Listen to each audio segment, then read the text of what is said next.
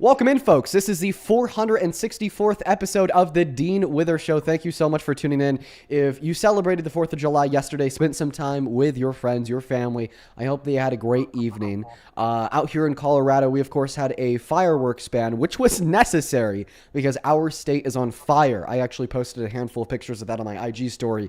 It's really bad. But to comp, a lot of cities in Colorado ended up doing laser shows. And considering the fact that the state's on fire right now and the air is full of smoke, the lasers kind of looked like this aurora borealis that covered the entirety of the sky. It was quite magnificent. But anyways, folks, it's good to see you all. If you're new here, you better lock in because you're in for a treat. Here we talk to Trump supporters for 4 hours a day, 7 days a week, trying to change their minds and convince them that they should stop supporting this a terrible administration because guess what? Trump is the worst president of your life, regardless if you're 8, 18, or 80. Every day, before we hop into that first debate of the day, we already do have the very first Trump supporter of the day connected, Tim.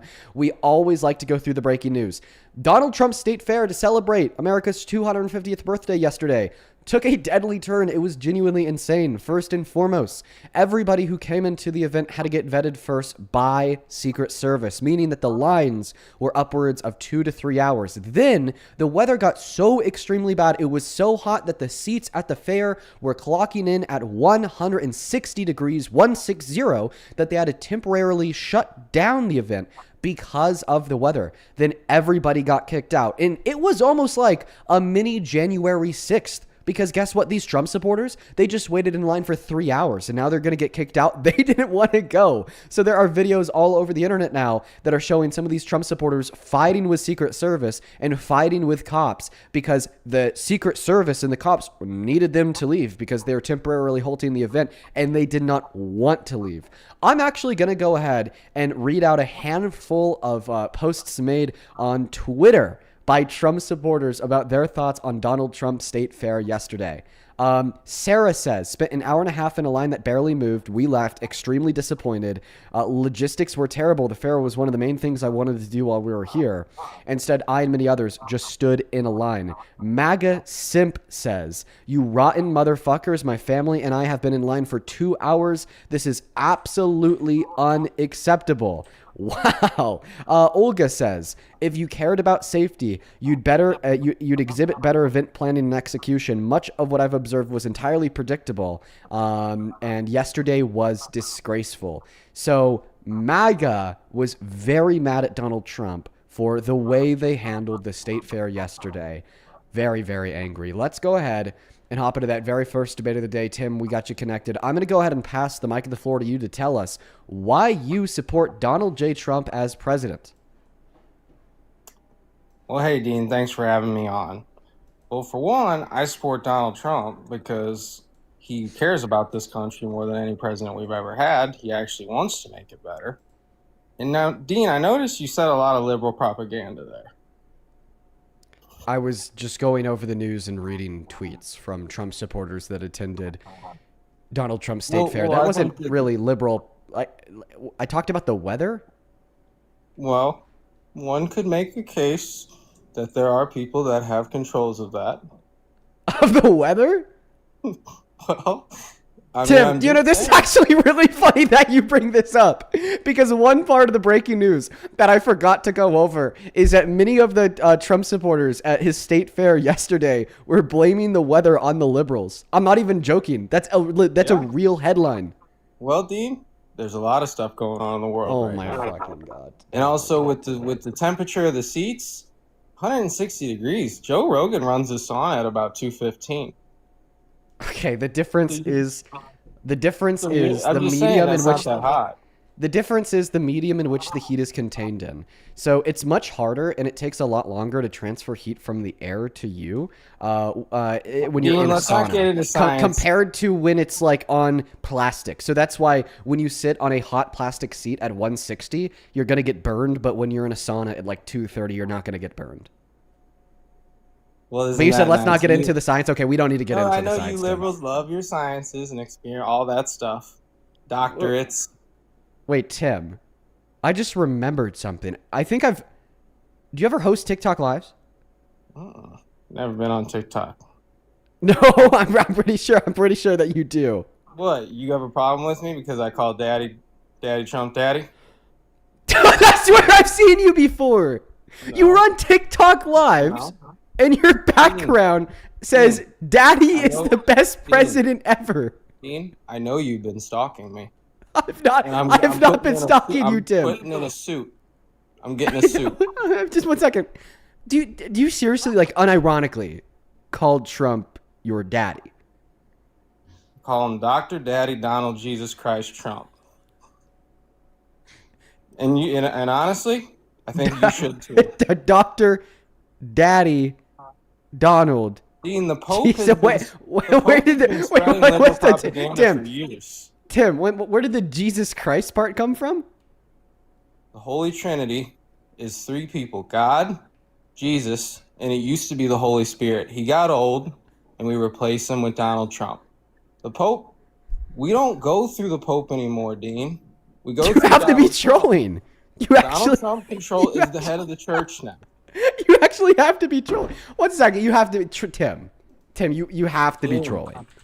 Yeah. Like wait. We need to take a look at this guy's page to see if like this is like a satirical bit. I say that we watch a couple of his videos to see if this is a satirical bit or Dean, don't if pull this me guy's up serious. like that. No, let's Dean, just you're watch. exposing me to your live stream. Donald Trump, I'm calling I'm on not you to make a satirical, national amendment today outlawing the ability of liberals to protest celebrating 4th of July, America's Would be 250. illegal. My neighbor wasn't celebrating, and I did call. Tim, are you a real person? I'm in the middle of this country. I'm 29 years old. I'm completely heterosexual, and I'm a good Republican man. Wait. Why did you feel a need to mention the quote unquote completely heterosexual part? I just wanted to put that out there. I am. Okay. And Wait, no, Tim, what? I just found another clip on your page. Daddy looks stronger This is from our debate. and Dean. sexier than ever. I absolutely would, Tim. That's because liberals have been Tim, saying you're that just daddy's you're looking just older talking than about you God. being completely heterosexual, Tim. What is the last? Just one question, Tim. What does the last statement in this post mean? What would you absolutely do, Tim? I would do whatever makes my president happy. That's exactly what I would do. Because I'm a paid. Tim, I listen. Even that has some very interesting insinuations. But what I want to focus on is that right before you said I absolutely would, you said Daddy looks stronger and sexier than ever. So tell me, Tim, how does this statement, quote unquote, Daddy looks stronger and sexier than ever relate to the liberals statement? keep I trying to say he's absolutely not looking would. good, and they keep making fun of his hand and his ankles because they swell up after he works out. So when you say I absolutely would in this sense, can I be honest about what the insinuation is there, Tim? The kids are using the term crack. What? I would let him crack. Oh, crack! Yeah, Tim, that's the insinuation. It is. Wait, do you you just said I care? would let, then I cut you off. No, continue with that statement, Tim. I'd let Daddy crack if I had to save the country. Of course I would. Alex Jones said he'd suck a golf ball through a garden hose if he had to. I'd do the same thing. You would have sex with Donald Trump to save the country. Dean, anybody who says they wouldn't doesn't have common sense. Donald Trump is sexuality. You know in Tiger King how he says that baby tigers make people erotic and they make people, it's an aphrodisiac? Donald Trump I don't. is an aphrodisiac. He walks into a room and everyone in that room wants to have sex with that man. Including you? Yes. Dean, including you. This is biology. I don't believe in science, but this I do believe in. Tim. This is human nature, Dean. Tim, it is not human nature to Yes, want to it suck is. Trump's It's cock, Tim. Republican human nature. Tim. Tim, dude. What? Tim. What? Tim, I gotta move on, dude. I gotta move on, dude. Dean, that's 2-0. I guess we could do a best out of 7. I'll be back up soon. Thank you. Oh my god, man. He has to be trolling. He has to be trolling. There's no other explanation. Backwoods 808, got the whole woods glitched out. Back. I don't know. Was he trolling? I don't know. We're just gonna. Wow, what a way to start the stream. We're just gonna move on to the next guest. Only hop inside of the queue if you happen to be an American adult that supports Donald J. Trump as president. Dude, we're looking for some debates. Believe it or not, I'm a serious political commentator, and we're here for some serious discussion. You know, I was just a little bit thrown off by the first guest of the night telling us that they support Trump as president because they'd suck his willy dry. Listen, hey, Caleb, welcome in. Do you support Trump? Yeah, bro. How old are you? 23. Okay, and what year were you born in? 2002. Okay, and what time is it? 5:32 p.m. Really? What state are you in? Chicago. Okay, bam. Thank you so much, ZCT, for the galaxy. First things first, Chicago's not a state. Second of all, it's 5:32 p.m. in Mountain Standard Time, and Chicago, Illinois is not Mountain Standard Time. That's either Central or EST. Don't know which one, but it's not MST. I'll tell you that much. Diana, thank you for the $5. Who says, Diana here, big yikes, is the closet in the room with us. We're not going to comment. Thank you so much for the $5 over on Super Chat, Frank. I appreciate you. Welcome in. Do you support Trump, Jeremy? Jeremy, you got 3 seconds to respond before I boot you. 6, 7. All right, we're going to go to ban Jeremy, folks. If you're inside of the queue, make sure that you are an American adult that supports Donald J. Trump as president. Today, we are looking for some Trump supporters to bring up on the live stream to have a couple of conversations with us. We got Haley loading in. Melanie, thank you for the $25 on Venmo. Says, I truly don't know how you haven't lost your mind doing some of these debates. Dude, you think I would, right? I think with enough Tims of the world joining the stream, I might just lose my mind. Thank you, Melanie, for the $25. Let's get 250 Melanie W's in that chat. Same thing to you, Natalie. Thank you for the $15. I appreciate you so very much. And I'm so happy to hear that. Thank you so much for the kind words, and I'm so happy to hear that. Thank you, Natalie, for the $15. And then Aiden, thank you for the $10 as well. He says, stay safe in the Colorado fires. I appreciate you, man. They are pretty bad out here. AJ, do you support Trump? Yes, sir. I do. How old are you? I am 18, sir. What year were you born in?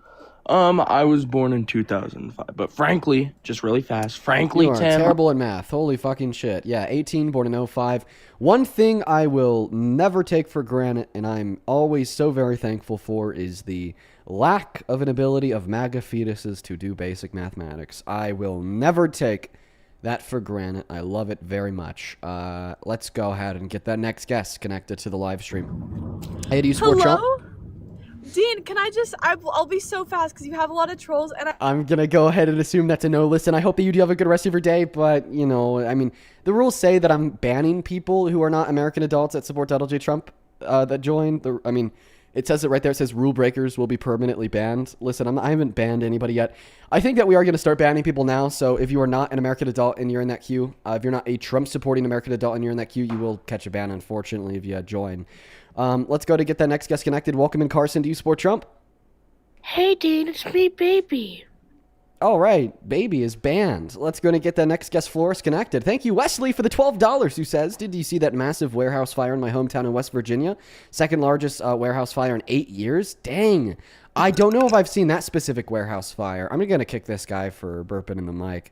But, I mean, I have seen a couple ones across the country. Joseph, thank you for the $10 as well, who says, I just went back and forth. Is Tim an A-grade troll, or is that a real human?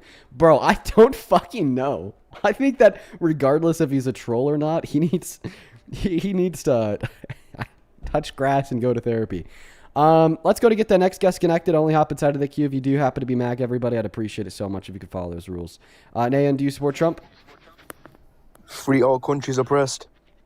I'm going to take that as a strong no. Hey, welcome in, No Name. Do you support Trump? Yeah. How old are you? 19, What year were you born in, dude? 2005, Okay. What month? February. Yeah, I don't think that you can be 19, born in '05. Get out of here, mate. Let's go to get the next guest connected. We got JOS connecting. Here we go, everybody. Only hop inside of the queue of your MAGA. Guys, I do apologize for all the trolls, everybody. I'm going to try my best to work through them to find y'all a debate. JOS, do you support Trump? Yeah. How old are you? 18. What year were you born in? 2008. What month? January. Hi, bro. And you happen to be a Trump supporter? Damn, man. Bad luck. But hey, listen. I'm here to help. Why do you support Trump as president, dude? Really? Thank you for the diamond gun. I appreciate you. Can I continue? Yeah, bro. Why do you support the very worst president of your life, Mr. Trump? Worst president? I don't know about that. I support his immigration policies. Sure. What specific ones? The enforcement of the borders and... I know, but what specific policies are you using to quote-unquote enforce the borders? Like, are you referring to his mass deportation? Yep. Okay, quick question. What is one positive outcome of mass deportation been that we have reaped in the last year and a half? I'd say less trafficking. Less trafficking of drugs, for instance? Humans as well. Humans as well. Do you have any evidence to support this claim? Nah, I'll be honest. Okay, so I'm you're just kind of saying open-minded, shit so if without you can evidence. change my mind. Well, yeah, I mean, I would hope that I could just change your mind by suggesting to you a better framework of thought. Instead of using a framework of thought where you just kind of believe anything regardless of what it is or how much evidence exists to suggest that it's true, I suggest a framework of thought that would first necessitate you possessing sufficient evidence for your beliefs, and due to the fact that you cannot grant evidence for your beliefs, you probably shouldn't hold that belief. Also, I don't believe that you're 18. Your bio says you're a Virgo. If you were born in January, you would not be a Virgo. This probably means that you're born later in the year, like early September to October. Isn't that when Virgos are born? I should know this. I'm a Virgo. Let's go to get that next guest connected. Only up inside of the queue if you happen to be MAGA. Only up inside of the queue if you happen to be MAGA. Everybody do follow the rules of the live stream.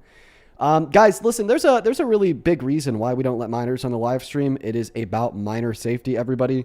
It is about minor safety, everybody. It is for your own good. Let's go to get that next guest connected. Only hop inside of the queue if you happen to be MAGA. If you want to support me, if you want to support these live streams, you can. With the link to the Venmo and the PayPal, you can find in the link tree in my bio on TikTok, pin message on YouTube, as well as handles at the top of the phone screen on TikTok too. It's just my name, Dean Withers, without the letter E, my last name Withers. Appreciate you for that, my gun, and Leslie, thank you for the galaxy. Bradley, welcome in. Do you support Trump? What's up, Dean? Yeah, I sure do, buddy. Okay, what time is it, please? We are Charlie Kirk. Charlie Kirk was a good band. All right, we're going to go to Ben. You move on to the next guest, guys. Do follow the rules of the live stream. I'd really appreciate that very, very much so. I'd really appreciate that very, very much so. Hey, welcome in. Do you support Trump? Jessica. Hey, Dean, you're a fucking nigger. All right, they were clearly a Trump supporter. We're obviously going to ban them for slurring, though. Hey, welcome in. Do you support Trump? Oh. Yep. How old are you? 18. What year were you born in? 2008. I don't believe you. Let's go to get that next guest connected. Only hop inside of the queue if you happen to be a Trump supporter that's at least 18 years old. Everybody, we got a bunch of trolls today, a bunch of racists too. That's MAGA, everyone. That's MAGA, everyone. John, do you support Trump? I do. How old are you? I'm 20. 20, yeah, sure. What year are you born in? May 17th, 2006. Okay. All right. Yeah, two people to thank. Then the floor are yours to tell us why you support the worst president of your life. Celestine and let's see here. Deanna. Thank you both for the $10 donations on PayPal. Let's get 100 Celestine and Deanna W. Celestine says, just want to say that you've grown so much. You are very helpful and inspiring. Thank you so much. Well, thank you so much, Celestine. That is very, very kind of you. Same thing to Deanna says, common man. Some of us have bad math skills and don't like new age annoying oranges. I appreciate you for the $10, Deanna. Go ahead and take it away, John. Tell us why you support the worst president of your life, Mr. Trump. All right. Well, first of all, I want to say I'm sorry for all these trolls because I see you and I'm here because I want to have like a respectable debate. And I see all these people and they're like trolling. And because for me, the reason I support him is because the family I was brought up in is a very Republican family, so they've always supported Trump. Yeah. So Okay. it's really that I don't know any better. So I'm really here for you to tell me why I shouldn't. You know what? Sure, we'll do this real quick. We'll do this real quick, man. First and foremost, can we agree that sometimes parents are wrong? Yeah, all the time. Yeah, literally, anybody could agree to that, especially, you know, when you are a kid, you think that your parents are always wrong. So if we could agree that sometimes your parents are wrong, well, then maybe they might be wrong about their political beliefs. So just because your parents are Republicans does not mean that it's infallibly, therefore, true that Donald Trump is a good president. Now, I mean, I can quickly ask you a few questions to see if I could give you compelling reason to not support him. The first question I'd ask you would be, would you still support Trump if he was a sexual predator? No, I would not, because I know there's been a lot of allegations against him. I'm pretty sure You just he haven't is. seen those allegations been proven, right? Yeah. Okay, well, here's a proof. I mean, because in America, it is innocent until proven guilty. Well, if you think it's innocent until proven guilty, and we have a jury verdict form saying that he's been proven guilty of sexually abusing or raping Miss Carroll by forcefully penetrating her vagina with his fingers, then you believe he is guilty. And Yeah, this pretty bad. unanimous ruling of a jury of 9 in this civil court that yielded this verdict form I'm showing you on screen right now, A, was right-leaning. They had a MAGA Republican on the jury. The victim, E. Jean Carroll, her legal representation, opted to eject that MAGA juror, thinking that they would rule against her because they supported Trump. The judge denied that motion to reject the juror, so they're actually biased for Trump. And then the verdict of that jury was upheld by 5 appeals courts, including the Supreme Court a week and a half ago. Yeah. Well, another reason mostly is why I'm with him is because the way I was raised, it's not really being homophobic, but it's being kind of the anti-trans. Okay. I mean, I think that we know MAGA Republicans do this a lot. It's just kind of let's start talking about trans people when you don't have a response to the other thing I just mentioned. But I would really appreciate it so much if you would just respond to the last thing I said. I asked you explicitly if you would still support Trump as president if you knew he was a sexual predator. No, I would not. And then I showed you the verdict form of a court that ruled he was a sexual predator. I explained to you the nature of that jury being biased, not against Trump, but rather for Trump. And then I explained how the ruling from that jury was upheld in 5 appeals courts, including the 6-3 leaning conservative Supreme Court. Do you think that's enough evidence to prove that Donald Trump is a sexual predator? I would, but I for myself, it's a lot of it's very overwhelming evidence. It's a lot pointing hugely against him. It's just, you know, for me, I can't really know. I think in the next upcoming election, I mean, he's not going to run anyways. Wow. Because it's 8 years. So, But yeah, so you just don't really know if he's guilty, even though court rule is guilt. Are you saying that he'd have to like admit to it in order for you to know it? Not necessarily, but it's also pretty bad because didn't he like write off a thing saying that he's pardoned for all things in the future? That's related to tax fraud. We could talk about that in a bit, but I just showed you the outcome of a court ruling that proved he was a sexual predator. Then your response is, well, I don't really know if that's accurate. So if he like admitted to it, would you believe it then? I mean, yeah, obviously. Here's him admitting to another form of sexual violence by barging into the dressing rooms of naked beauty pageant contestants to then sexually exploit them by looking at their naked bodies. To do that. So you have done that. Now, tell me I'll tell you the funniest is that I'll go backstage before a show. Yes. And everyone's getting dressed and ready and everything else. And, you know, no men are anywhere. And I'm allowed to go in because I'm the owner of the pageant, and therefore I'm inspecting it. You know, I'm inspecting. I want to make sure that like everything doctor. is good. You're there. Yeah, the dress. Is everyone okay? You know, they're standing there with no clothes. Is everybody okay? And you see these incredible-looking women. And so I sort of get away with things like that. So the first things first, I showed you the outcome of a court that ruled he was a sexual predator. I explained to you how that jury was biased for Trump and how that ruling was upheld by the 6-3 conservative-leaning Supreme Court. Then you said, I don't know if that's enough evidence. So then I said, hypothetically, if he admitted to sexual violence, would that be enough evidence? You said yes. So then I just played you a clip of him admitting to sexual violence from the Howard Stern radio show in 2005. Is that just violence or just like being really weird and creepy? Because like, did he go in there and touch them, or did he go in there and just look at them? He went in there and looked. I mean, it's pretty bad. It doesn't matter. It's pretty bad anyways. But it's mostly, I feel like in a little bit of an overruling feature to me is just like, you know, the kids, like when they're like really young and the parents, like if kids can, consent at 12 to being able to get a tattoo or consent to some other life-changing thing. They should be able to take, puberty and hormone blockers and go on, undergo gender reassignment surgery before 18. Yeah. Children, gender reassignment surgery, HRT, and puberty blockers have absolutely nothing to do with the argument that I'm making. Well, because the argument that I'm making is that you said you would not support Trump as president if he was a sexual predator. I give you the outcome of a court case that proves he's a sexual predator. You say, I doubt the outcome of that court case. So then I ask you if he admitted to it, then would you accept it? And then I play you a clip of him admitting to it. So can you please explain the disconnect between you stating that you would not support Trump as president if you knew he was a sexual predator, and then me proving that he's a sexual predator, and then you continuing to support him as president? All right. I mean, it's hard to say, like, you got me in a little bit like a situation here. Like, I respect you as an adult. I respect your opinions. And it's like, it is pretty bad. I would not support him if he's a sexual predator and that. But it's also, I feel like I would not that he was a sexual predator. Yes, you did. So yes. then you do. But then not it's also him. a fact that, Kamala and everything like that, her, a lot of stuff that she says, it's like, she wants to have like the affordable gender reassignment stuff. Like I don't know if it's just the way I was raised or listen, there's just one thing that we need to focus on here. You said it's true I've proved that Donald Trump is a sexual predator. Is it still true that you would stop supporting Trump if he was a sexual predator? I mean, yeah, I can't say no because then you're just gonna say that, Okay. What's MAGA your name? supporters all support. What's your John. name? Okay, check this out. I'm going to give you a very simple argument. Premise one of my argument.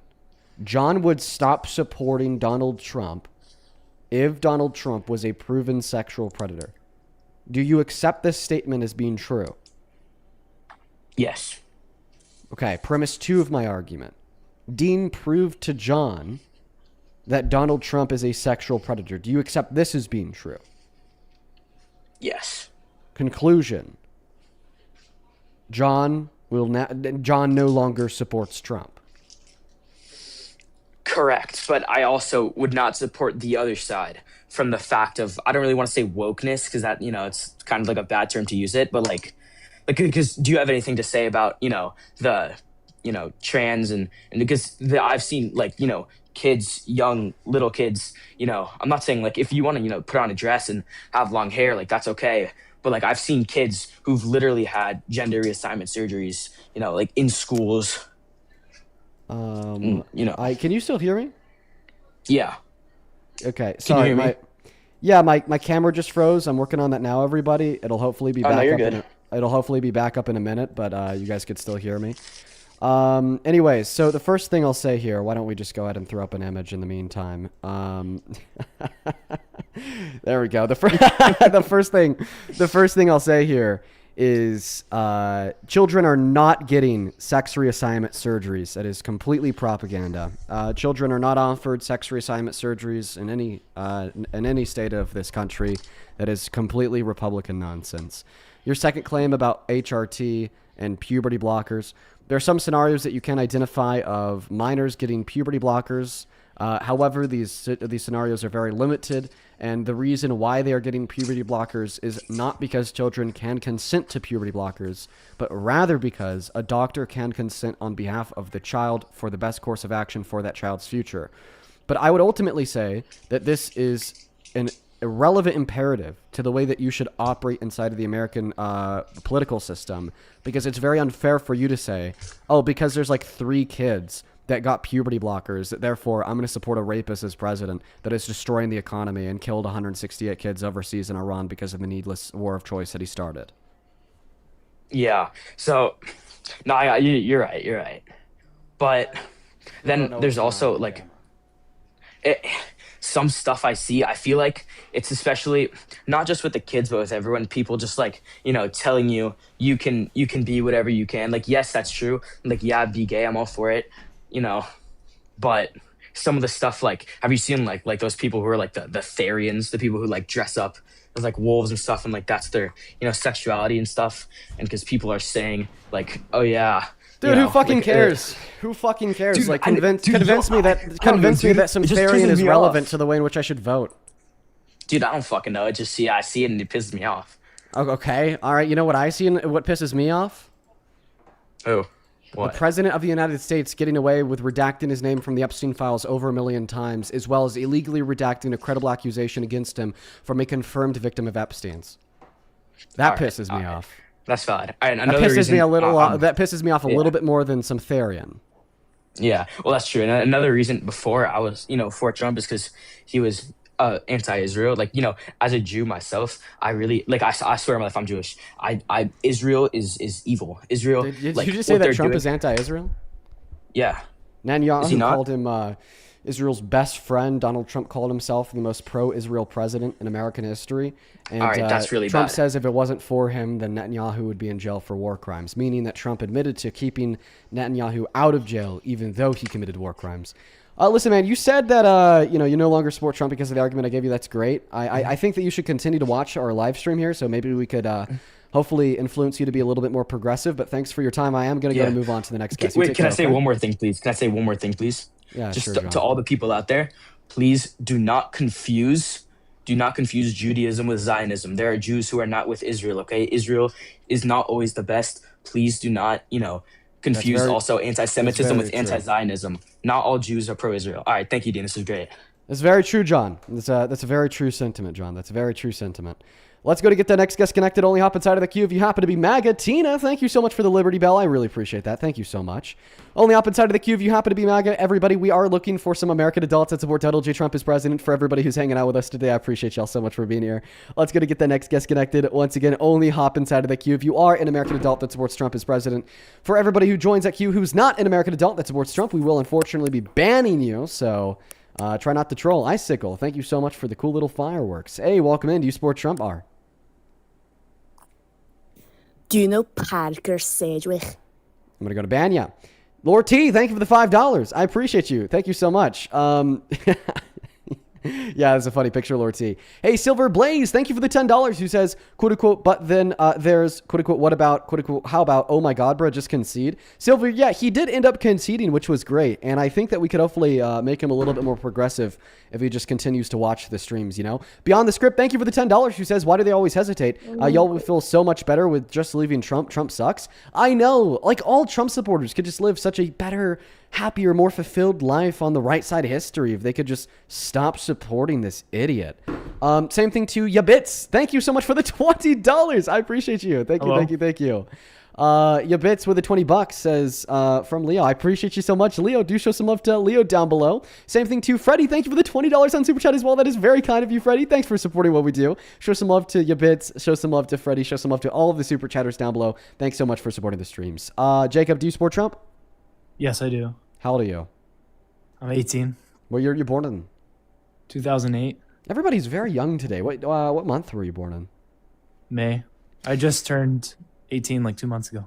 Okay, yeah, sounds good. I'm going to thank a couple people. Then the mic and the floor will be yours. Morgan, thank you for the $10. She says, sorry about the trolls, minors, and hateful idiots. As a 23-year-old agender autistic dork, thank you for what you do. Well, thank you, Morgan. You are awesome. Let's get 100 Morgan W. Same thing to Ashley. Thank you for the $10. Who says, sending vibes of appreciation, gratitude for your amazing platform. I'm a 57-year-old middle school teacher in the Bay Area who's been introduced to you in Parker by my 21-year-old college daughter. That's awesome. Thank you for all that you do. Well, thank you for all that you do as an educator. We need more of you. Thank you so much, Ashley. Taffy, thank you for the $20. Who says you are awesome. Keep changing the world in people's minds. I'm trying my best, Taffy. I hope that you enjoy the stream today. And thank you so much for the love and support. Same thing to Felicity. Thank you so much for the $10. Thank you for the kind words. As well as Jess, thank you for the $20. Who says, please remind your guests puberty blockers are completely reversible. If you stop taking them, the effects disappear. Yeah, this has been demonstrated to be true as long as the use of the puberty blockers follows the WPATH guidelines. Such as starting them after the start of 10 or 2 phase of puberty and only being on them for limited periods of times. It completely, negates any possible long-term negative outcomes, which is true. On PayPal, thank you, Osmar, for the $5. Sophia, thank you so much for the $10. She says, I love all of your surrounded videos and started watching your live streams. That's awesome. Shout out to you, Sophia. And with all that being said, we're caught up. Go ahead and take it away and tell us how the hell you support Trump as president, Mr. Jacob.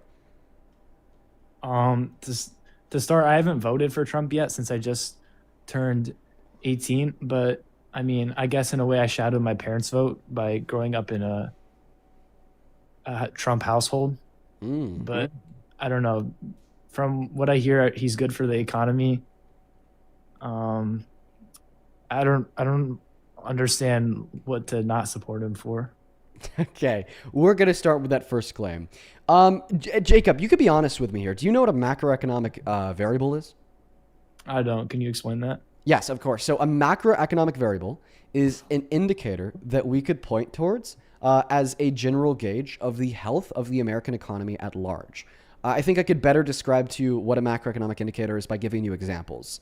An example of a macroeconomic indicator would be GDP growth, overall jobs reports, inflation, unemployment, employment, the value of the dollar, CPI, real median wages, investment into manufacturers. These variables are what we call macroeconomic variables because they help us gauge the health of the American economy at large. Unemployment rate is high, inflation is high, GDP growth is down. Okay, well then the American economy at large is probably not doing too good. So my question to you is, can you name one macroeconomic variable that's better off today than it was a year and a half ago at the end of the Biden-Harris administration? Not off the top of my head. None exists. Every indicator of the health of the American economy at large. If I search it up. There's not. Is worse off today than it was a year and a half ago. You want me to search it up? Feel free to. Donald Trump has been terrible for the American economy. In 2024 under Biden, we added 2.2 million jobs. In 2025 under Trump, guess how many jobs we added, Jacob? How many? 181,000 per the Bureau of Labor Statistics. In a fiscal year under Trump, we added less jobs than in a singular monthly average under Biden the year prior. We also had the most manufacturing bankruptcies in 15 years. Today, inflation has gone up by 1.5% because of his tariffs and his war in Iran. We saw the largest monthly increase in the price of gas since Vietnam in the 1960s, as well as the most layoffs and highest unemployment since the pandemic. The economy is suffering because of Trump. He's not good for the economy. That is a total lie, and the data proves it. All right, he signed the largest tax reform in history, though. That's so how is that? The Tax Cuts and Jobs Act, TCJA. Yeah, your only source for that claim is that Trump said it. And the Tax Cuts and Jobs Act itself, it wasn't a completely atrocious bill, but it also wasn't a good bill. So it did kind of help the average American, but 85% of the cuts in the bill went to members of the top 1%, and it cost us $1.9 trillion of debt-related spending and only generated an additional 0.03% GDP growth annually. So the ROI that we yielded off of those tax cuts was very limited, and it barely helped the average American and only increased income inequities between the average American and members of the top 1%. Meanwhile, his tax reform this term under the Big Beautiful Bill has only further disenfranchised the average American. The Center on Budget and Policy Priorities tells us that it reduces the purchasing power of the working class. The CBO tells us that it took healthcare away from 10 million low-income Americans and food stamps away from 3 million low-income Americans. And the CRBF tells us that it's projected to increase the price of energy for the average American household by $500 a year. Are you reading off your computer? No, I just happen to have all these facts memorized.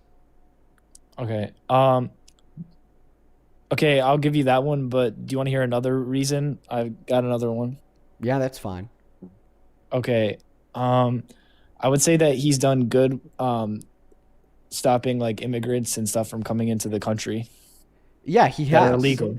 Yeah, he has. He's done really good at that. He's reduced undocumented entry by 92%. So what is he doing that is so effective in reducing all immigration, including undocumented entry? Well, I think I know what it is. Violating the natural, human, and constitutional rights of the immigrants who are already here. Of course, when we're systemically illegally deporting undocumented immigrants to a place in El Salvador where they are literally getting beaten and tortured, like Abrigo Garcia, people are going to be scared to enter. Of course, when we're telling ICE agents that they could arrest people in violation of their 4th and 14th Amendment rights, aka with no judicial warrant, based on the color of their skin, that's going to scare away new entry. When the administration is telling ICE that they could literally execute and murder citizens protesting for undocumented immigrants, new immigrants are going to be scared to enter. When Donald Trump is infringing on the 14th Amendment of our Constitution in a very illegal attempt to reclassify citizens as undocumented immigrants to be deported themselves, new immigrants are going to be scared to enter. But the means do not justify the ends, and if you think they do, then you are a fascist. Because I never believe that human rights violations are permissible, and I never believe believe that a systemic attack on people of color in the Constitution will ever be a good thing in this nation. Bro. Not one U.S. citizen was illegally deported. Okay, then explain Executive Order number 14160 that attempted to strip citizenship away from the citizen children born to undocumented immigrants on American soil, and then under subsection 4, directed and authorized the DHS to identify them for expedited removal. How about you just name one citizen that was deported then? I gave you one better. US. I pointed you towards a direct executive order from the president that explicitly calls for the deportation of citizens. Of U.S. citizens? Yes. Or illegal citizens? U.S. citizens. Okay. Okay. And also, I feel like other countries, they see him like as a fierce leader rather than Biden, who is kind of like older and weaker in a sense. And that's why Putin gave over $500,000 a month to MAGA idiots like Tim Pool, Benny Johnson, and Dave Ruman to push pro-Trump, anti-Kamala Harris, and pro-Kremlin, anti-Ukraine propaganda to help get Trump elected in 2024. Putin wanted Trump elected, so I don't think you could turn around and tell us that he would have been the stronger, more adversarial leader that put his foot on the neck of these global dictators. But you still haven't responded to the order that I gave you from Trump, where Trump attempted to direct the Department of Homeland Security to literally deport citizens from this country. How is it not better that he's making good connections with Russia, which is a very strong country? Okay. Yeah. Guess what? Putin interfering with our elections to help him get elected is not a good connection. This just means that our president is a lapdog to a dictator who is costing the world millions of lives. Regardless if it is the 40,000 Russian lives that he's throwing at the front lines to die monthly because their new war strategies attempt to overwhelm and waste Ukrainian militant technology, ammunition, bombs, and drones, or, the illegal colonialization of the Ukrainian land. We should never want a president that's going to serve as a lapdog to that idiot. But you still have not responded once again to the order what do you that want I me to gave respond you. to so bad? I've already told you 3 times. Executive Order number 14160, where Trump attempted to illegally reclassify citizens as undocumented immigrants to then have those citizens deported in violation of their constitutional rights. 1421? 14160.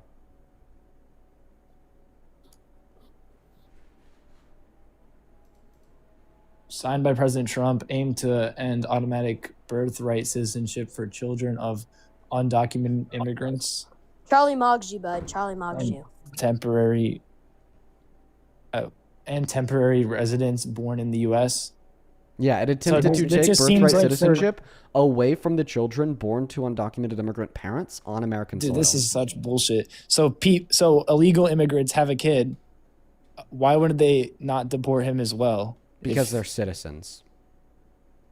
Okay, well, if their parents are going to get deported for not being citizens, then what is he supposed to do? Would you rather him just go to an adoption center or what?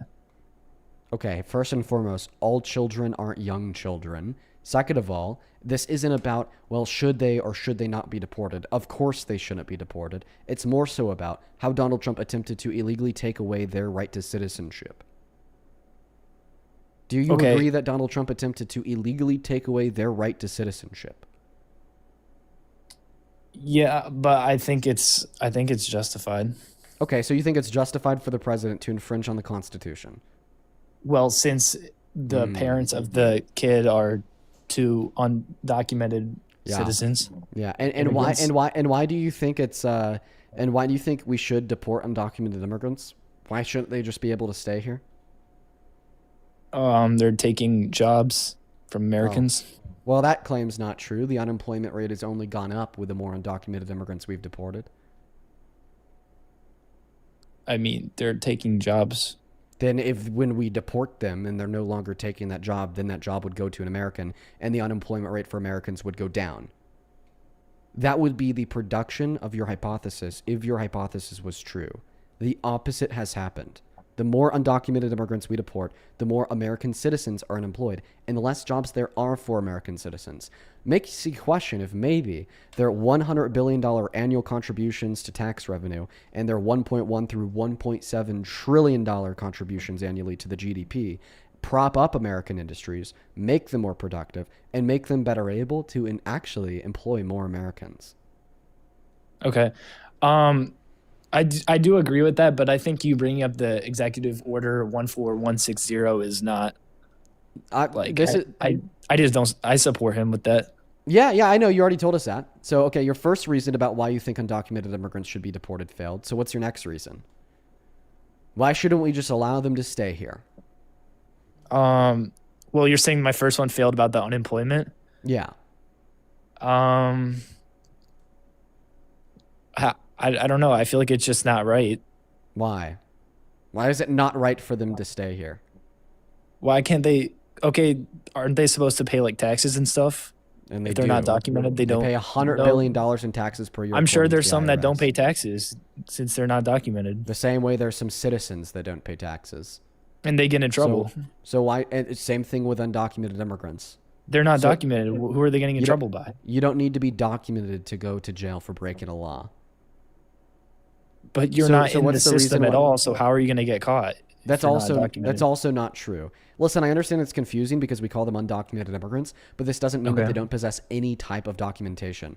Undocumented immigrants can be documented in the sense that they have ID cards. Undocumented immigrants can be documented in the sense that they're working on an ITIN. Undocumented immigrants can be documented in the sense that they're actively receiving limited social safety nets available to them in 10 over 50 states. They can be documented in the sense, that they have like an expired visa or an expired green card. They can be documented in the sense that they've started the process to apply for amnesty. These are various different types of documentation that undocumented immigrants can have. I'm just asking to name one reason why we should deport undocumented immigrants from this country. I just think it's not right. Like But I'm asking you why. I've already asked you that, and you have yet to expand on it. Why is it not right to let them stay here? I don't have a reason. It's not right. Okay, so the argument is we should deport them because it's not right for them to stay here, and that is the most explanatory power you could give behind your view. Therefore, my argument that we shouldn't deport them because it's not right, and we should allow them to stay here, is just as valid as yours. So how do we tell who's right and who's wrong? If the foundation for both of our claims is, quote unquote, I can't explain it, but it's just not right. You stumped me, bro. I don't know. I don't agree, but I really get your point. Okay, and if I've completely stumped your view just by pointing out that seemingly the only explanation that you have for your view is that you just personally don't think that it's right for them to stay here with no further explanation of the reasons why, doesn't this make you think that maybe you should attempt to explore the reasons why, concern yourself with fact and logic, and maybe stop holding to political perspective that impact the real lives of other people just like you and I, based on your intuitional whims and emotions? It's not emotions. It's just like the household I grew up in and my beliefs. Yeah, and I'm saying that your beliefs are informed by emotions, because if they were rather informed by fact, then you'd be able to give an explanation for quote unquote it's not right. But instead you can't, which tells me the only foundation that underpins the claim it's not right are your unexplainable emotions. Okay, I mean, I'm not that emotional at anything. Anxiety pen. So then what fact underpins your claim that it's not right to allow them to stay here? What explanation can you give for that? I said I don't have one. Okay, so then that's an emotional belief. Okay, why can't you just like shoot someone? Like, why can't you murder somebody? Because it's wrong to murder somebody, and the reason that's why the it's same wrong. reason. It's just wrong. It's just that's what. Well, see, the thing is I could give an explanation about why it's wrong. Maybe I'm a deontologist, and I believe that negative rights exist, aka an entitlement to one's own life, and because you're infringing on this right to life of the person that you're murdering, it's therefore wrong. See, that's like an explanation about why it's wrong to murder somebody, because I'm not an emotional thinker. I'm a logical thinker. I can explain what I believe in and why. Okay. And I'm also pro-life. Let me guess, because quote unquote, it's not right to end the life of the fetus. That's correct. And there's no other like further explanation you could give insofar as why you think it's wrong. I think it's morally wrong. Yeah, that's probably why. Why would you want to end a human being's life? Okay, so so your explanation of why you think it's wrong is a question about why it would not be wrong. Okay, why would it be right? Yeah, exactly. So your justification that abortion is wrong is the question, why would it not be wrong? Because you're killing a baby. You're killing the fetus. And why is killing the fetus wrong to do? Because you're killing you're killing a being. You're killing a life. Okay. Yeah, okay. So are you a vegan? No. Oh, okay. So you don't think it's always wrong to end a life? Human rights and animal rights are different, bro. Why are you bringing that up? You never said it was wrong because you're killing a human life. You said it was wrong because, quote unquote, you're killing a life. Well, now you get it's a human life. Now you get it's a human life. So you think that being a human and being alive is what makes you morally valuable and deserving of the right to life? Yes, you said that very well. Good job. Do you know what it means to be brain dead? Do you know what it means to be brain dead? No. To be brain dead is to permanently and irreversibly lack all cognitive function. The only relevant difference between a brain dead patient and a dead body is that technically the brain dead patient is being kept biologically alive on a cellular level by artificial means of life support. But they're still, therefore, technically human and alive. Do you think that doctors are mass murderers for pulling the plugs on brain dead patients in the hospital? Yes, because there's cases of people that are brain dead that come back miraculously. No, there's not a singular case of somebody that's brain dead coming back. Yes, there's people that have been declared brain dead and then have come back to life. That because they weren't actually brain dead. It was a misdiagnosis. Yes, which means that there were misdiagnoses. Right, which means they weren't actually brain dead. So when I ask you if it's wrong for a doctor to pull the plug on somebody who actually is brain dead, and then you tell me, well, it's wrong because what if they aren't brain dead? Well, it's actually kind of pre-assumed in my question that they are. So if we know a patient is truly brain dead, what does this have to do with abortion? Because you explain to me the reasons why you think it's wrong to kill the fetus are because they're human and alive. Another entity that shares those two same traits would be a patient that is legitimately brain dead, but clearly we don't think that it's murder to pull the plug on a brain dead patient. Therefore, we don't think it's true in all scenarios that it's murder to kill a human that is biologically alive. Therefore, stating that because the fetus is biologically alive and human, therefore it's wrong to kill it is an insufficient explanation of why you think it's wrong to kill it, or else you would also find it wrong to kill brain dead patients. You talk too fast, man. But all right, yeah, I guess. K-Man Dean mode. Dean asks, why wrong to kill fetus? You say because fetus human. Why are you trying to be rude, bro? No, bro, this actually just is very fast. Hey, bro, this actually is not me trying to be rude. Listen, I understand why I could come off as rude. Like, I started to pull out Caveman Dean to be an asshole, but like low-key, I continue to pull it out because it's actually beneficial. Being an asshole. That is no, bro, it's actually not, though, because it actually makes our conversation more productive because I use smaller words and I speak less words, meaning that it's much easier for you to understand. You weren't using any harder saying. words. You were just talking very fast. Okay, check this down. I'll break it down. Okay, and once again, I'm not trying to be an asshole with Caveman Dean. It just actually helps the productivity of our dialogue, okay? All right, whatever. All right. Say it. You say wrong to kill fetus because fetus human and alive. What that mean? You think if something human and alive, then wrong to kill it. This is your moral principle that leads you to the conclusion that fetus wrong to kill. Dean tests moral principle by finding another scenario of human that alive that you don't think wrong to kill. A scenario of a human that alive that you don't think wrong to kill is brain dead patient.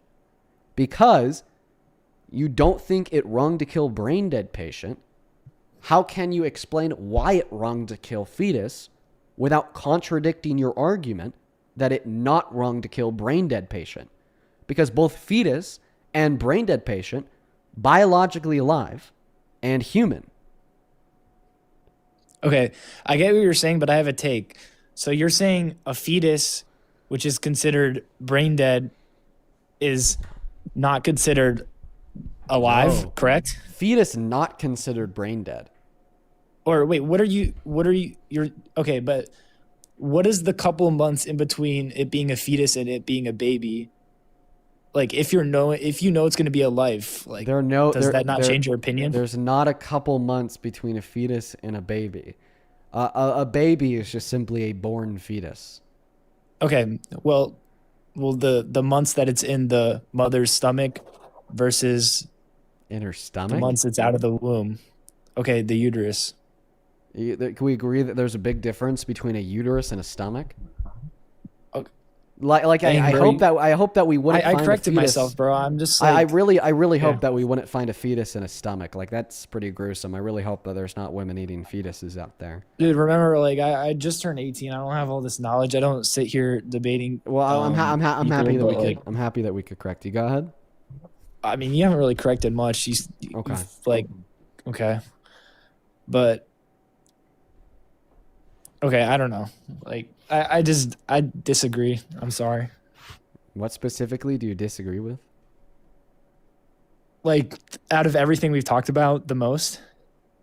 No, specifically in reference to the counter argument I gave to your position on abortion. I don't know. I just think it's all bullshit. Like, whatever you're bringing up. So, Jacob, the claim, quote unquote, it's all bullshit, is not a sufficient counter argument to anything that I've said. It's just I don't want to acknowledge it. Like, I don't. You don't I want to don't acknowledge agree. truth? I just. It's not true. So, what specifically did I say that's false? I don't remember. I'm not So emotional. by the way. if you don't remember what I said, I remember saying I'm then emotional. how do you know I'm that not what I emotional. said was false? It's just not what I morally agree with, which makes it false to me. But how do you know when you don't remember what I said? You saying that you don't remember something is you saying that you don't know something. I think the whole Let thing. me ask you a question here, Jacob. If I don't know what's Yeah. inside of your refrigerator, could I justifiably conclude that the food inside of your refrigerator is rotten and spoiled? No. No, because I don't know what's in your refrigerator. So when you tell me that you don't know what I said, but you know it's false, how can you justifiably conclude that it's false when you don't know what it was? I guess. I mean, I don't even know. Like, what does this have to do with the refrigerator, bro? Don't worry, dude. If you don't, I'm gonna move on to the next guest here, Jacob. All I right, hope that you wait. continue to tune Hold into up. our live stream. So hopefully we could educate you more with the more that you watch. I mean, it kind of just it kind of just became bullying at some point. Everybody, I'm not here to bully. I'm here to educate. We're gonna move on to the next guest. Only hop inside of that queue if you happen to be an American adult that supports Trump as president. I'd really appreciate it so very much if you guys could please do your very best to follow the rules of the live stream. The rules of the live stream are in the middle of the phone screen. You just have to be an American adult that supports Trump as president, please. And thank you. Do follow those rules, everybody, please. And thank you. Do follow those rules. Welcome in. Do you support Trump? I Dana, I from the do Galaxy. to a point. Okay, Maya. Well, let's quickly see what that point is. If the election was held tomorrow between Trump and Harris, who'd you vote for? Well, if I could vote for neither, I probably would. But I wanted to talk to you more about ICE. Like I want to educate myself as well as give you my beliefs and hear what you have to say about those. So, are you like a supporter of ICE?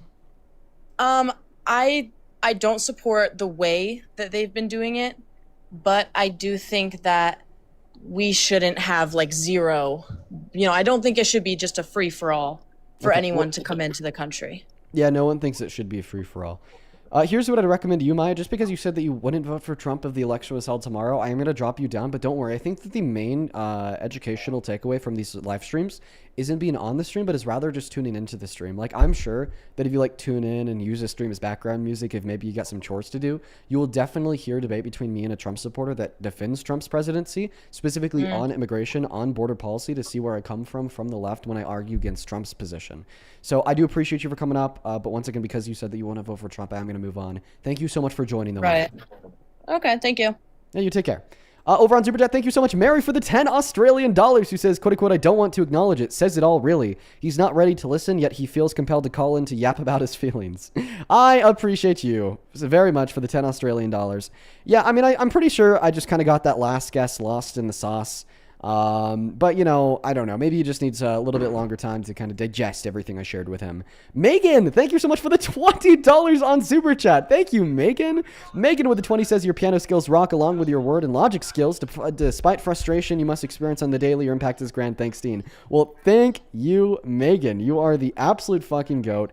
I really appreciate you. Let's get 200 Megan W's. Genuinely, thank you so much. Hey, welcome in, Lil. Do you support Trump? Alrighty, Lil's not here on Venmo. Jesus Christ. Riley! Riley, thank you for the $100 donation. God damn. That is so much money. Thank you so much for the support. That is RILEY. Let's get 1,000 Riley W's down below in that comment section for such an incredibly kind donation. Genuinely, that's nuts. Riley with a $100 says, had to make a Venmo account just to do this, but wanted to share my great appreciation for you, Dean. You are an amazing person and you make life in America easier every day. They do these debates and bring these issues to surface. Thank you so much, dude. Riley, you're a fucking patriot. Okay, thank you so much for your kind words and the $100 donation. I am beyond grateful for you, and I genuinely do not deserve a penny of that. Please show some massive love to Riley down below in that chat, not just for her kind donation, but also for their incredibly kind message. Thank you so much. As well as Autumn, thank you for the $11, who says you missed my last 3 donos, so I'm reporting you to the DNC to get your membership revoked. Yo, my bad, Autumn. I'll probably see them as I go through them right now and thank others, but thank you for the $11. And I appreciate you for the Galaxies Wall on TikTok. Thank you. Hey, welcome in. Do you support Trump? Hello? Apparently they're not here, guys. Only hop inside of the queue if you are here for debate, guys. Skylar, thank you for the $5 on Venmo. Camden, thank you for the 5. And Veronica, thank you for the 5. And Nina, thank you for the 5. I appreciate you guys. And then Miss Autumn, thank you for the $30, who says, appreciate you for educating people and standing up for those of us who don't have a voice to stand up for ourselves. Autumn, well, thank you so very much for your support. I hope that you enjoyed the stream today. Thank you for the $30. Let's get another 300 Autumn W's. That is very kind of you. Same thing to Wesley. Thank you for the $12, who says, question 1, did you see the Westmore's Jubilee video? I saw that it released, but I haven't watched it yet. And about question number 2, I agree with you. Ossoff is pretty good. I'm sure that we'll see him, AOC, maybe Pete Buttigieg, probably Kamala Harris, and Gavin Newsom running in the primaries. Welcome in, EOL. Do you support Trump? I do. Left Coast, appreciate you for the minigun. I appreciate that. Hey, how old are you? I'm 23. Okay, sure. What year are you born in? 2003. I was born on May 2nd. Okay, yeah, sounds good. I have like 2 more people to thank on Venmo and a couple people to thank on PayPal. Then the mic of the floor will be yours. Joseph, this came in 27 minutes ago. Thank you for the $20. Who says, I remember a while back when you had them on the brink, you used to give people a second to think about your response while you thank donors or whatever. I thought that was a good strat that could be brought back. You know, Joseph, I actually agree with you, man. Allowing them to think for a second about what they want to respond to my questions before I ask them for the response was a pretty good strategy. I should bring that back. Thank you for the $20. And we have one more person on Venmo, Miss Kirsten. That is Kristin. This came in 27 minutes ago as well. Thank you, dude. This is ridiculous. Thank you so much for the $200 donation. Kristen, that's way too much fucking money. I'm sorry. I told this. Wow. Thank you. Fucking dude. Holy cow. Thank you so much. Oh my goodness. Dude, to the moon and back with every bone in my body. I'm so very grateful for your love and support. Thank you so much. I don't understand why you'd ever want to support me to such an insane degree, but just know that I'm genuinely so appreciative for you. I want to see so much love for the GOAT Kirsten in that chat for at least the next 10 minutes with a $200 donation. Holy fuck, dude. Huge shout out to Kirsten down below. Wow. Yeah, hey, listen, we still have a couple people to thank on PayPal. I'm actually just going to weave those thank yous into this next debate so we could pass the guests the mic. But genuinely, Kirsten and Riley, guys, thank you so much for the love and support. Show some massive love to the donors down below. I'm fucking blown away. Take it away. Tell us how the hell you still support Trump. Well, I think he's the best president ever. Lucerian, thank you for the well diving. Better than the guy that freed the slaves? W well. What'd you say? Better than the guy that freed the slaves? I mean, well, that was pretty good. I'll say that, like. What has Donald Trump done better than the guy that freed the slaves? I would say just like, I don't know. You know, he did put a lot of thought into the whole IVF transfer thing for a lot of people, you know, trying to give that back to the insurance companies. That was really good. By the way, think everyone deserves. Never happened. Okay, I understand that, but it has to go through a lot of hands before it can actually happen. So you gotta. It was dead on arrival, and the Trump administration has already admitted that. So you're saying that Donald Trump, the rapist sexual predator who's been blocking the release of the Epstein files and attacking women's access to health care by banning abortion, being a member of the party that wants to ban all contraceptives, is the best president in history because for like 3 weeks he virtue signaled about making IVF free, then never actually did it after he was elected. Dean, listen. We're gonna have No, to break down I'm gonna be clear here. I'm gonna be very clear here. I don't think it's me who needs to listen. I think it's you. You don't even know who this is. I was trying to say hi to you, Dinsey. Chloe. I remember you. Oh, he remembers me, guys. Yeah, she's okay. Well, at least this way I know that you're not a troll. From you, Dean. You know, I was thinking that maybe you are a troll based upon that insidious and insane statement that you made that you think he's the best president in the history of this country. Now that I know who you are, I know that you're not a troll. So why don't you go ahead and respond to the counter argument I gave you, Chloe? Yeah, I just don't think he's a sexual predator. That's my counter argument. Do you believe the victims of Epstein? Absolutely. Do you believe all of their allegations against Epstein? Absolutely. So you believe Jane Doe number 4's allegation against Epstein that he trafficked her to Trump? Yeah, where's the credible evidence for that? Which file is it in? Yeah, this is going to be in the e-files. Just go on Google, type in Jane Doe number 4 allegation against Trump. You'll find that NPR reported on this, as well as every other mainstream media outlet around 3 months ago. Can you explain to me what the allegation was, like, in detail? Yeah. So in 2019, with Epstein's original arrest, they, of course, conducted interviews with many of his victims. And Jane Doe number 4 was a woman who conducted 3 in-person interviews with the FBI. During these 3 in-person interviews with the FBI, she laid out a lot of sexual abuse that took place against her from Epstein. But in one of these interviews, she laid out how she was trafficked from the big E to the big T, and enumerated specifically what had happened after she was trafficked. It's quite graphic. And Jane Doe number 4 later went on in 2022 to actually win millions of dollars in a settlement from Epstein's estate, meaning that we know she's a victim of Epstein. So earlier you said you believe the accusations made against Epstein from the victims of Epstein.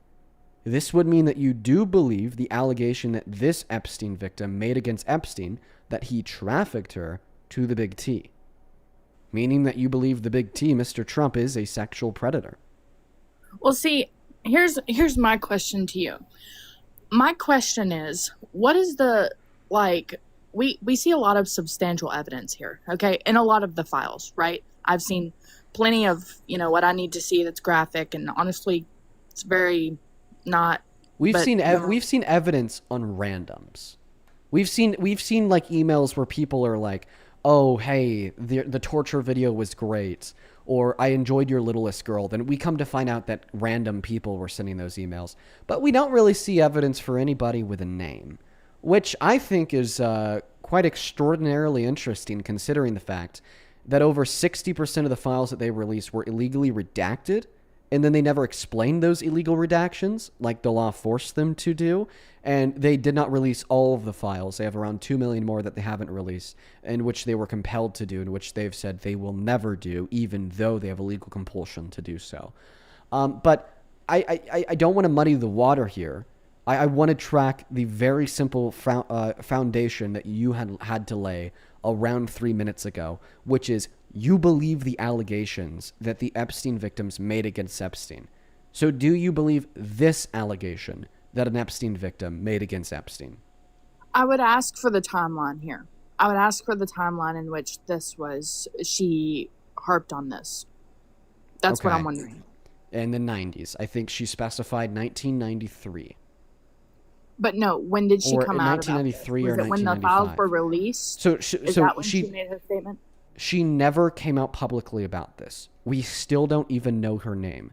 She had 3 in-person confidential interviews about it with the FBI in 2019. This was behind closed doors with FBI agents in person. And the only reason why we know about it is because the Democrats in Congress called Donald Trump out for illegally redacting this file after an independent journalist had put it together by looking at, puzzle pieces within the other files. And then the DOJ unredacted the file because the law compelled them to. And then we got our hands on the allegation. Okay. So what I really want to get down to the nitty gritty with this is I'm going to ask you, Dean, how did this, let's just say Traff, how exactly did that take place? I'm not trying to deny here, but I'm just wondering, because if we look at if we look at the credible evidence from Donald Trump and his flight logs, there was nothing compelling in there, like nothing You're saying that there's no evidence that he made. went to the island. Correct. And I actually agree with you. I agree that there's no evidence Trump went to the island because he didn't need to go to the island to get it off. You forget that Epstein was his goddamn neighbor. Okay? And specifically, the allegation is that he took her to a hotel room. So you think that That's what she said. So just to, I want to ask you real quick, do you double down on what you said earlier that you believe the allegations made against Epstein by victims of Epstein? Yeah, I say 110% that I would believe more so what happened to these girls at the hands of Epstein than I do Trump, only because of the political. Oh, okay. Do you agree that this is an Epstein victim? Once again, the evidence that she's an Epstein victim is that the Epstein estate paid her millions of dollars after Epstein died for sexual abuse. Do you agree that she is an Epstein victim? I would agree, yes, but I think they're also Thank you for the shiesty. galaxy flower. Okay, so you agree that she's an Epstein victim. Do you agree that when she says she was trafficked by the Big E to the Big T, that is an allegation against Epstein, that he trafficked her? Well, that would also be an allegation against Trump too. Yes. So yes. you know, But is it I would also say that but is it an allegation against Epstein as well? Absolutely, and that Okay. is my claim. Okay. So That was my claim, yeah.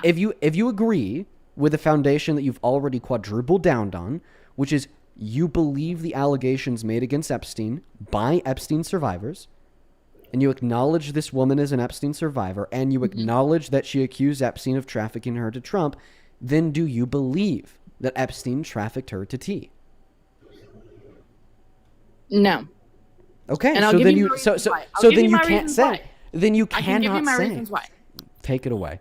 Because they're, like you said, I stood on the foundation in which, you know, she made those allegations against E. But I also think there were a lot of shysty things going on. Because if you look at the credible evidence that we have, in which Jeffrey Epstein was against Donald Trump for a very long time, and also in the sense that there were victims who sat there on live television and told everyone and their mother that Donald Trump didn't do anything to them, and also the fact that Donald Trump did indeed report him to the FBI. And I know that people think, hey, you know, what's going on there? Do you think he just got angry at him and was like, I'm going to throw you under the bus for all of this stuff, and we're just going to walk away from it? You know what I'm saying? Do you understand what I'm saying? I could perfectly I'm not trying to explain everything that you just said, Chloe. Okay, go ahead. Okay, so the first thing that you said was that there's evidence that Epstein was mad at Trump before he self-unalived, correct? I mean, sort of. You could tell that they were, you know, they weren't Yeah, friends you could tell on that his- they were on the outs. This is actually not contradictory to the notion that Donald Trump abused people with E. The reason why is, look at it from this perspective. We have two men who are abusing people together. One of those two men goes on to be president, and then under his administration, the law enforcement does the job of law enforcement and arrests the other man for his sexual abuse. And then that second man, who's also actively participating in that sexual abuse, who is now president, condemns the first man and distances himself from him completely and acts like he never knew him. Yeah, that second man, he's going to be fucking pissed. And he's not going to like that first man that is now president in the slightest. So the data that Epstein was mad at Trump before Epstein self-unalive is not contrary nor contradictory to the hypothesis that Trump did very bad things with Epstein. So that's not a counter-argument against the credible accusation from Jane Doe number 4. Now, the second thing that you said was, well, if this was true, if he was abusing people with Epstein, well, then why did he report him to the FBI? That's simply false. Donald Trump placed a phone call to a local sheriff in Florida after Epstein was originally arrested in 2006. And he said, oh, thank you so much for catching Epstein. And in fact, you should also look into Ghislaine Maxwell because she was doing it too and everybody knows. And fun fact, this exposes Donald Trump as a liar about Epstein already because he's been telling us since his arrest in 2019 that he never had any clue what Epstein or Epstein's associates were ever doing. Okay, but now we're uncovering this phone call that he placed after Epstein's original arrest, saying that he knew everything that Epstein did. So, in fact, this, if anything, further indicates Donald Trump's guilt because now we know with certainty that Donald Trump has lied about the nature of his relationship with Epstein. Are you done? What was the third thing you said? You brought up the report to the FBI. You brought up the relationship I meant being to on say the the outs. police. I'm sorry. I did not mean to say the FBI. And what was the third point that you made? That was a slippy. I don't really know. Oh, okay. Okay. Well, then there's my perfect explanation of the points that you brought up, attempting to debunk any possible misconduct between Trump and Epstein. The points that you made do not debunk any possible misconduct between Trump and Epstein. So yeah, like I was saying, when you the third point was about the victims. You said that there's been other victims of Epstein's that have come out and said that they never saw Donald Trump do anything with Epstein, and Donald Trump never did anything to them. Correct. I believe them. I do. I believe them. Because in order for Donald Trump to be involved with Epstein, this doesn't mean that Donald Trump had to rape all of the same individuals that Epstein did. Like, imagine your friend was on trial for the murder of another person. Do you think a viable defense would be to put you on the stand and say because your friend never murdered you, therefore your friend never murdered anybody else? Absolutely not. So we can't say that because he never raped Veronica, that therefore he never raped anybody else. Virginia, sorry. Because he never raped Virginia, therefore he never raped anybody else. Yeah. I mean, if you think about the broad spectrum of things, obviously, like if you're talking about, the large amount of victims who came out and said, he didn't do anything. It was only one. It was only Virginia. No, I mean, that's in the files, though. Yeah? It's not in the files. She said that before she unalived. Well, who was the one in the files in which they redacted? They're what? Which who redacted? I don't know. I don't know the nature of the question that you're asking me. There was no victim in the files that said Donald Trump was innocent. There was a victim before the files were released that said Donald Trump was innocent. A victim made a claim or something, and they redacted the name. That way, she couldn't come out and say like, "Hey, he didn't do anything." Do you not know what I'm talking about? I don't know what you're talking about, but it seems irrelevant to your claim. No. Multiple victims said that Listen, Donald Trump was not involved. I was just trying to figure out if that's who you were talking about or not. That's all. Okay, I'm gonna give you the last nuke here about Donald Trump's sexual violence because now we've gone through the credible accusation against Trump and Epstein by a survivor of Epstein's. We've gone through how, according to your logic, that you believe the accusations made against Epstein by Epstein survivors. You should believe this credible accusation, and then I debunked the 3 reasons you gave insofar as why you don't believe the credible accusation. What does this mean? That at this point in time, you should go ahead and concede that Donald Trump engaged in sexual violence directed towards Epstein victims. But there's even more evidence. Donald Trump sent a letter to Jeffrey Epstein in 2005 depicting the naked body of an outline of a girl with a statement, "May every new day be another wonderful secret for you."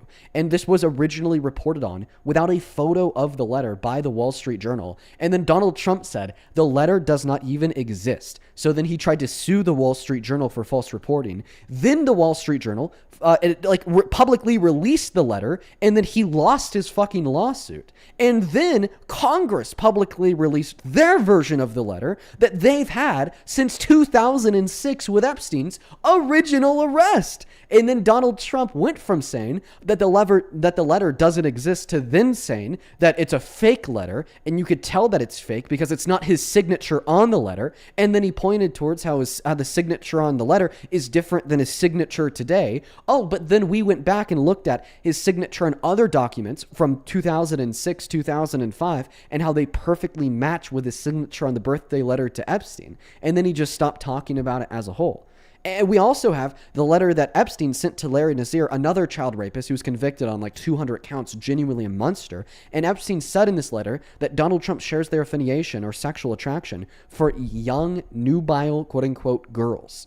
And then we have all of the other proven instances of sexual misconduct and abuse and rape engaged by Trump, such as the civil court that ruled he forcefully penetrated a woman's vagina with his fingers, raped her in a dressing room, E. Jean Carroll, or in 2005 when he said he could just grab women by their vaginas without asking, which is what the court ruled he did to E. Jean Carroll, or the clip of him on the Howard Stern radio show where he's talking about how he would just barge into the dressing rooms of naked women and girls at the beauty pageants he owned to sexually exploit them by unconsensually looking at their naked bodies, which doesn't only prove a pattern of sexual violence because of his admittance to it in 2005 in the court that ruled he raped a woman in 2023, but more specifically, a pattern of sexual violence in dressing rooms because both of these instances, the court that ruled his guilt and what he admitted to, happened in dressing rooms. And then you have all the weird clips of him saying that the one thing he has in common with his daughter is sex. He'd date his daughter if she wasn't his daughter. You have him hitting on a 10-year-old girl going up the escalator in 1992, saying that he'd be dating her in 10 years. You have him saying that he'd have a threesome with his sons not even 4 days ago. He's a sexual predator. Okay, first of all, that was a beautiful steamroll. Love it. Number one, you know how I feel about E. Jean Carroll. I don't believe her at all. Number two, the threesome thing was taken way out of context. If you look at all of the context surrounding that, he wasn't referencing anything sexually. And I will say that confidently. We have to agree here that that's stretched out to the fullest extent. That's like taken so out of context. That was ridiculous. And if you want to play that clip, that would be amazing because it sounds ridiculous coming out of anyone's mouth. I'm writing down what you say as you go. Continue to speak. Ooh, do we get a whiteboard? Yeah. Okay, cool. So yeah, I can repeat the other points that I made. I brought up the birthday letter from 2005 and all of his lies about it. Objectively, if you look at that, I mean, he could be talking about anyone. It would be embarrassing, if you sent somebody a birthday letter like that, and obviously they came out as a predator, or just in the simple sense that... I don't think you know what the birthday letter is. This is the letter that Trump sent to Epstein in 2005, wishing him a happy birthday and telling him to continue to enjoy his wonderful, beautiful secrets. And he drew the outline of a body of a woman or a girl, and they were naked. Okay, that could be anyone. He could be shisty in his relationship. He could be a cheater. If you're looking at that objectively, I don't understand. You don't that know. could be anyone. What does that statement mean? Do you understand what I'm saying? Like, that No, could I be don't a understand what grown you're saying. adult woman. He could be cheating on his little girl toy. I mean, these are types of things. Like, if you were to give me substantial evidence, that's fine. But a birthday letter is not going to do anything for anybody, considering the fact that it's a drawing. Like, that's just not... The context within just doesn't make any sense. Okay. Now, can you In respond reference to to your him claim. hitting on a 10-year-old girl in the 90s walking up the escalator, telling the 10-year-old girl that he'd be dating her in 10 years, meaning that he's sexualizing this 10-year-old girl? I would say that sexualizing is a very strong word. I would say it's not appropriate at all. I don't think he should be saying any of that. He has the mouth of, a teenage boy most of the time, but I really don't think that that's an okay thing at all, and I definitely rebuke that, and my support for him would shoot way low, for sure in that context, but... Okay. Why don't you go ahead and describe to us why you doubt the outcome of the court that ruled he raped a woman? Yeah, the E. Jean Carroll case, I think she's 110% lying. The reasons I have for that, number one, would be if you look at the case, you look at the timeline within, waiting for the amount of time in which you can report this, it being, within the time frame in which he's trying to run for presidency, with there being no substantial evidence in terms of DNA, because he did refuse it, I will say that, but it wouldn't have made a difference anyways because it was so long ago, even though they did find DNA on the dress. I would also say that her evidence in terms of her testimonials and the people she had around her, she only told like 2 people in her surrounding personal life. I don't think that's good either. I just don't believe her. I really don't. The fact that she grifted off of it, I don't believe her either. Like, it's just all so weird. Okay, and then what's your response to him admitting to sexual violence by barging into the dressing rooms of naked beauty pageant contestants? See, and I hear that shit every day from you. That clip does nothing for anybody, bro. It really does not. Like, we can sit here and argue about that all day, Dean, but that we're just gonna sit here and argue because that clip is so overplayed and overused, and we get nothing from it every time, except for the fact that he sat there and he was just blah blah blah blah blah. You know what I'm saying? There's just no evidence in that. And what's your response to the letter that Epstein sent to Larry Nazir, another child rapist, saying that Trump shares their affiliation for young sexually attractive girls? Yeah, that's actually something I've never seen. I really want to see that before I respond. If you could pull that up for me, or I can go look it up. You won't kick me. You know, those types of things. That would be cool. I think that I have a photo of it saved. Let's see.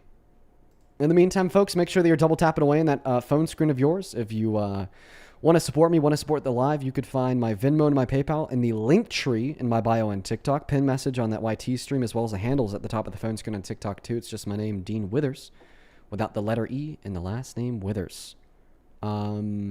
Great way to ask a message, ask a question, or to get a message across. Well, while also supporting the stream. Where can I ask is you a it? question, Dean? Yeah, real sure. quick. Have you missed talking to me? Yes or no? No.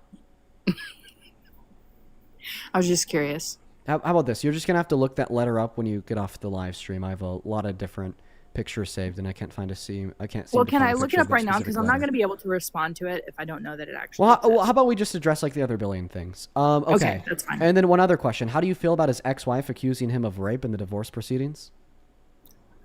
I mean, what was the evidence for that? Oh, she just said it during the divorce proceedings that he brutally raped her while they were together, and this was years before he considered running for public office. I mean, I don't know. You know, we live in a society today, even, 4 years ago, in which women were all like, fuck the patriarchy, fuck men, and, I can't form a solid opinion on that. I promise you I'm not one of those people that'll just believe anything. So hate me if you want to, but that's just how I roll. Okay. And then once again, what is a quick response to the credible accusation made by a survivor of Epstein's against Trump stating to the FBI in 3 confidential sit-down interviews that Epstein trafficked her to T? Well, that one we came back to. I just don't know exactly the evidence surrounding that in terms of Trump. I definitely believe that Epstein was doing some shiesty shit, but I don't really know. I don't really know about that one. Okay. I would like to Can break you that agree down that more you said with that you do believe for the sure. accusations made against Epstein by confirmed survivors of Epstein? Against Epstein? Yes, absolutely. And we agreed that this is an accusation against Epstein? Correct. But you don't believe it? To a certain extent, yeah. Okay. Well, Can because you there are agree 2 that's parties contradictory? involved. There are 2 parties involved. And? So, if you were to break it down logically, an accusation against Epstein and an accusation against Trump are 2 totally different things. Yeah. Did Yeah, she? but the accusation against Epstein is that Epstein trafficked her to somebody else. Let me ask you really quick. Specifically Trump. What were the details in which? Just really quick. So if you believe all the accusations against Epstein, well, then you thereby believe the accusation against Trump because it's a package deal. Well, I'm going to ask you what were the details in which she described when she was referencing Trump in that situation. I don't know what I can't say on TikTok that Epstein took her to a hotel room where T was also there, and then she was made to get on her knees and do things to his male member, and she bit his male member, and then she was hit by him. Okay, give me 1 second, really quick. Just give me 1 second. Don't kick me, Dean. I'm trying to have a great conversation. Give me 1 sec.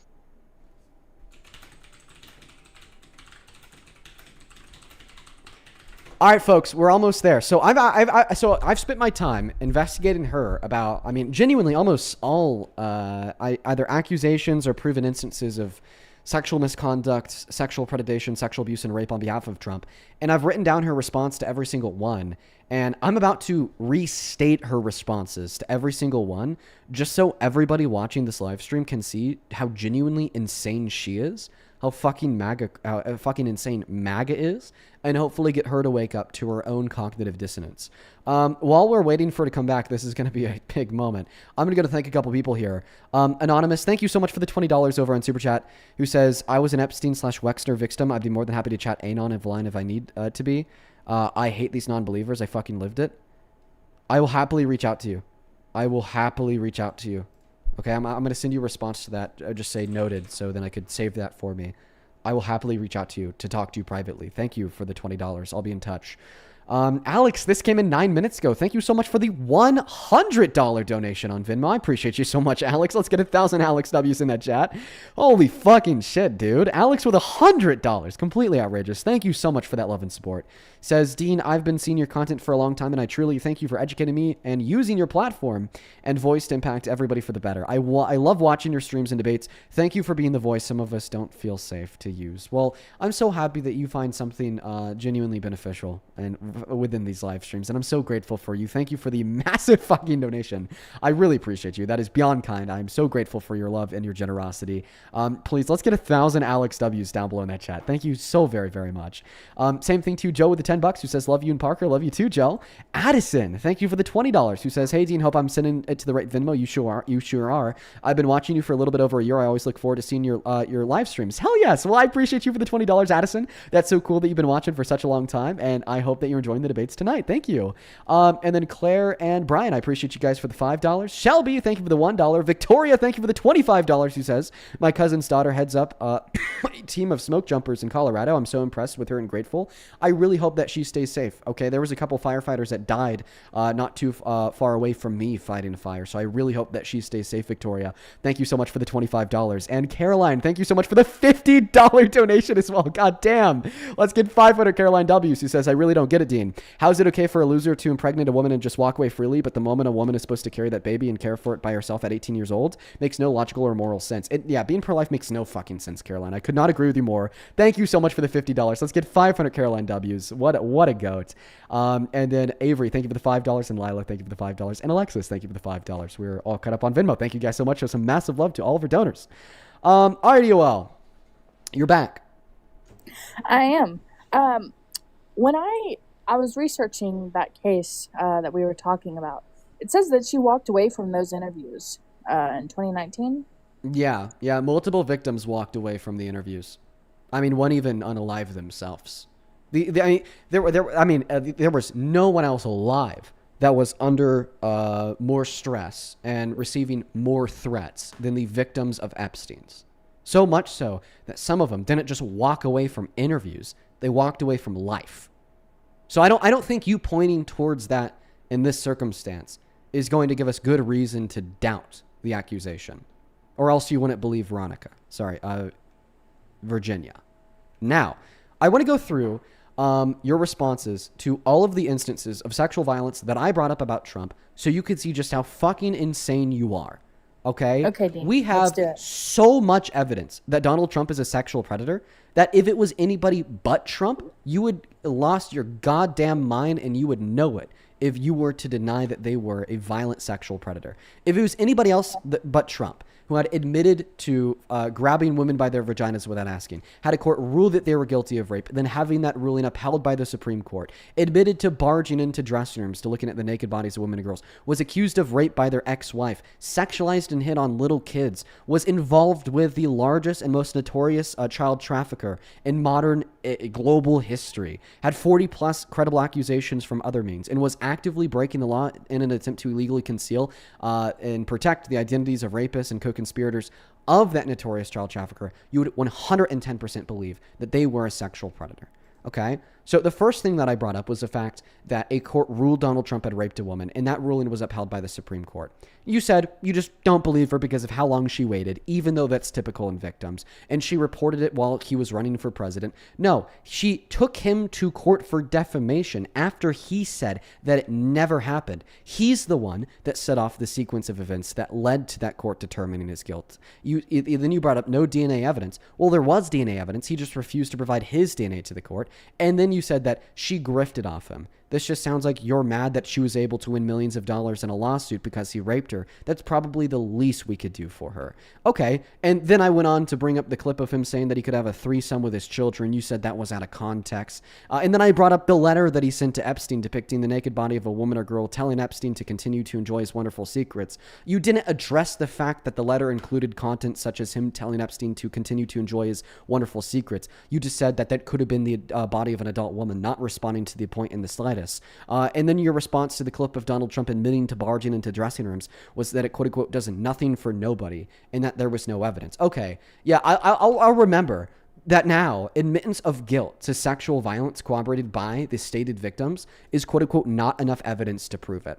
That's fucking insane. If it was anybody else, if they came up to you and admitted that they raped a woman at a party last night, you asked that woman if she was raped by this man at the party last night, and she said yes, you'd believe it, case closed. But apparently, when Donald Trump admits to sexual violence at his beauty pageant shows, and then when we asked all of the beauty pageant contestants, and everybody who remembers it happening to them said that it happened to them, particularly in the dressing rooms, all of a sudden it doesn't matter, it's no evidence. You're saying that just because it's Trump, and you're a member of his cult. I bring up his ex-wife accusing him of rape in the divorce proceedings years ago. You just say, oh, women empowerment, they accuse men for fun. I don't believe it because there's no evidence. Well, I don't think that you think there ever could be enough evidence to prove sexual violence if you don't think a direct admittance of guilt or the findings of a court corroborated by the Supreme Court is enough evidence. We then went on to the accusation from a survivor in the files, and you then restate that you don't believe it because there wasn't enough evidence, but then you state that you do believe the allegations made against Epstein by Epstein survivors, and this is an allegation made against Epstein by an Epstein survivor, and you just conveniently don't account for that contradiction.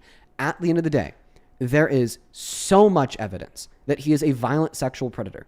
And I just explained why your weak rebuttals to the points individualistically are poor, honestly pathetic attempts to run frontline defense for this sexual predator.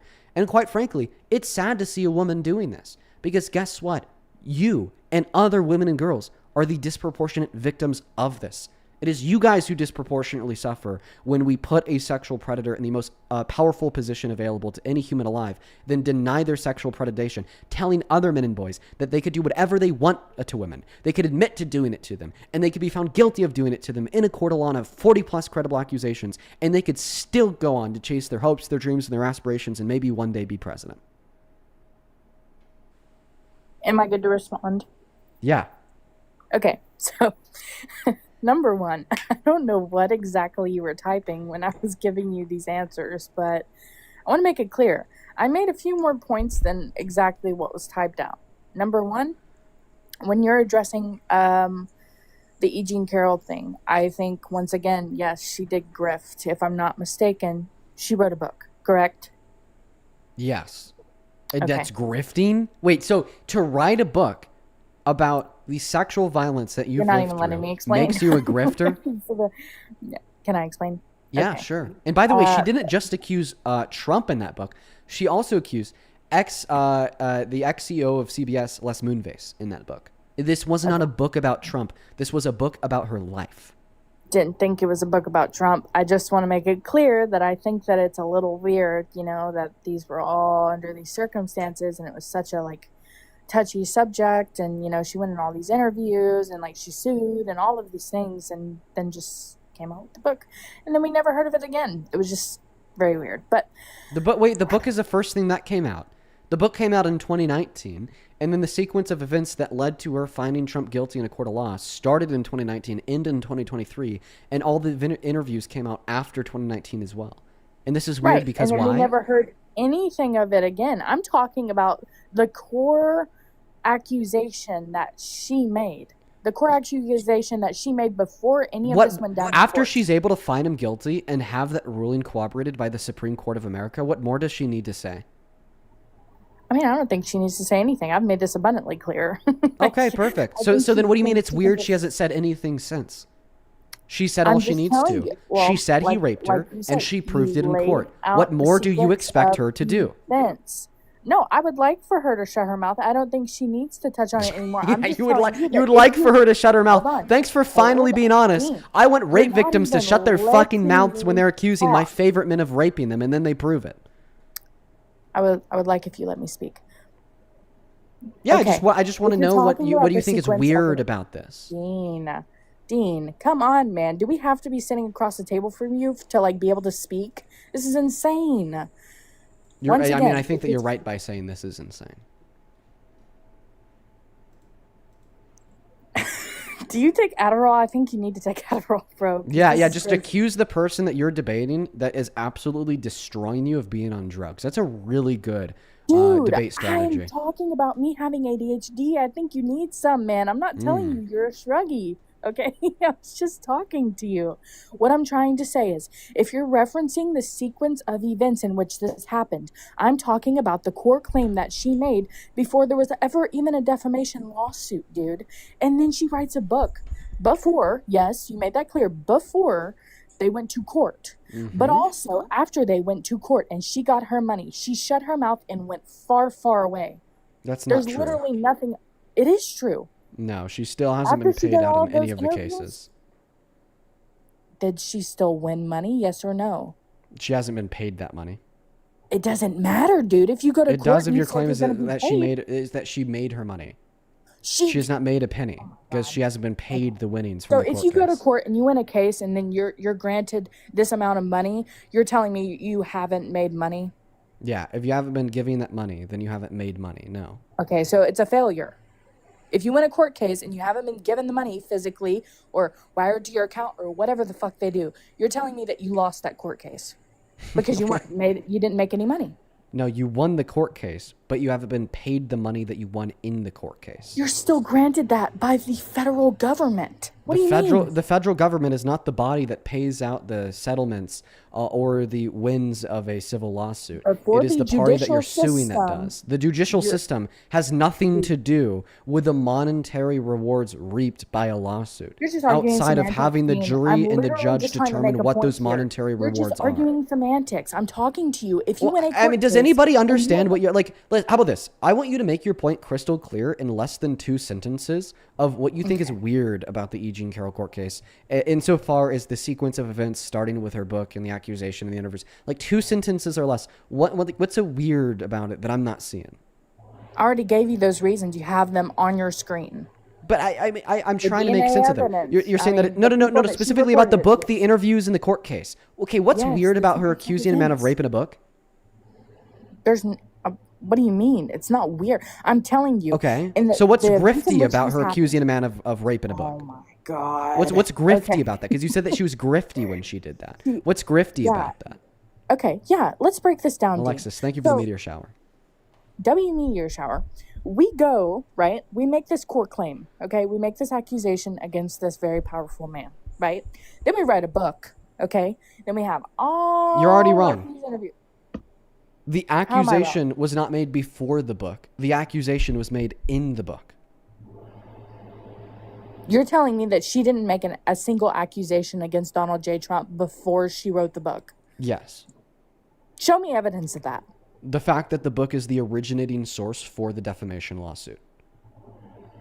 So you're telling me she didn't report this to anybody before she wrote the book? Yes.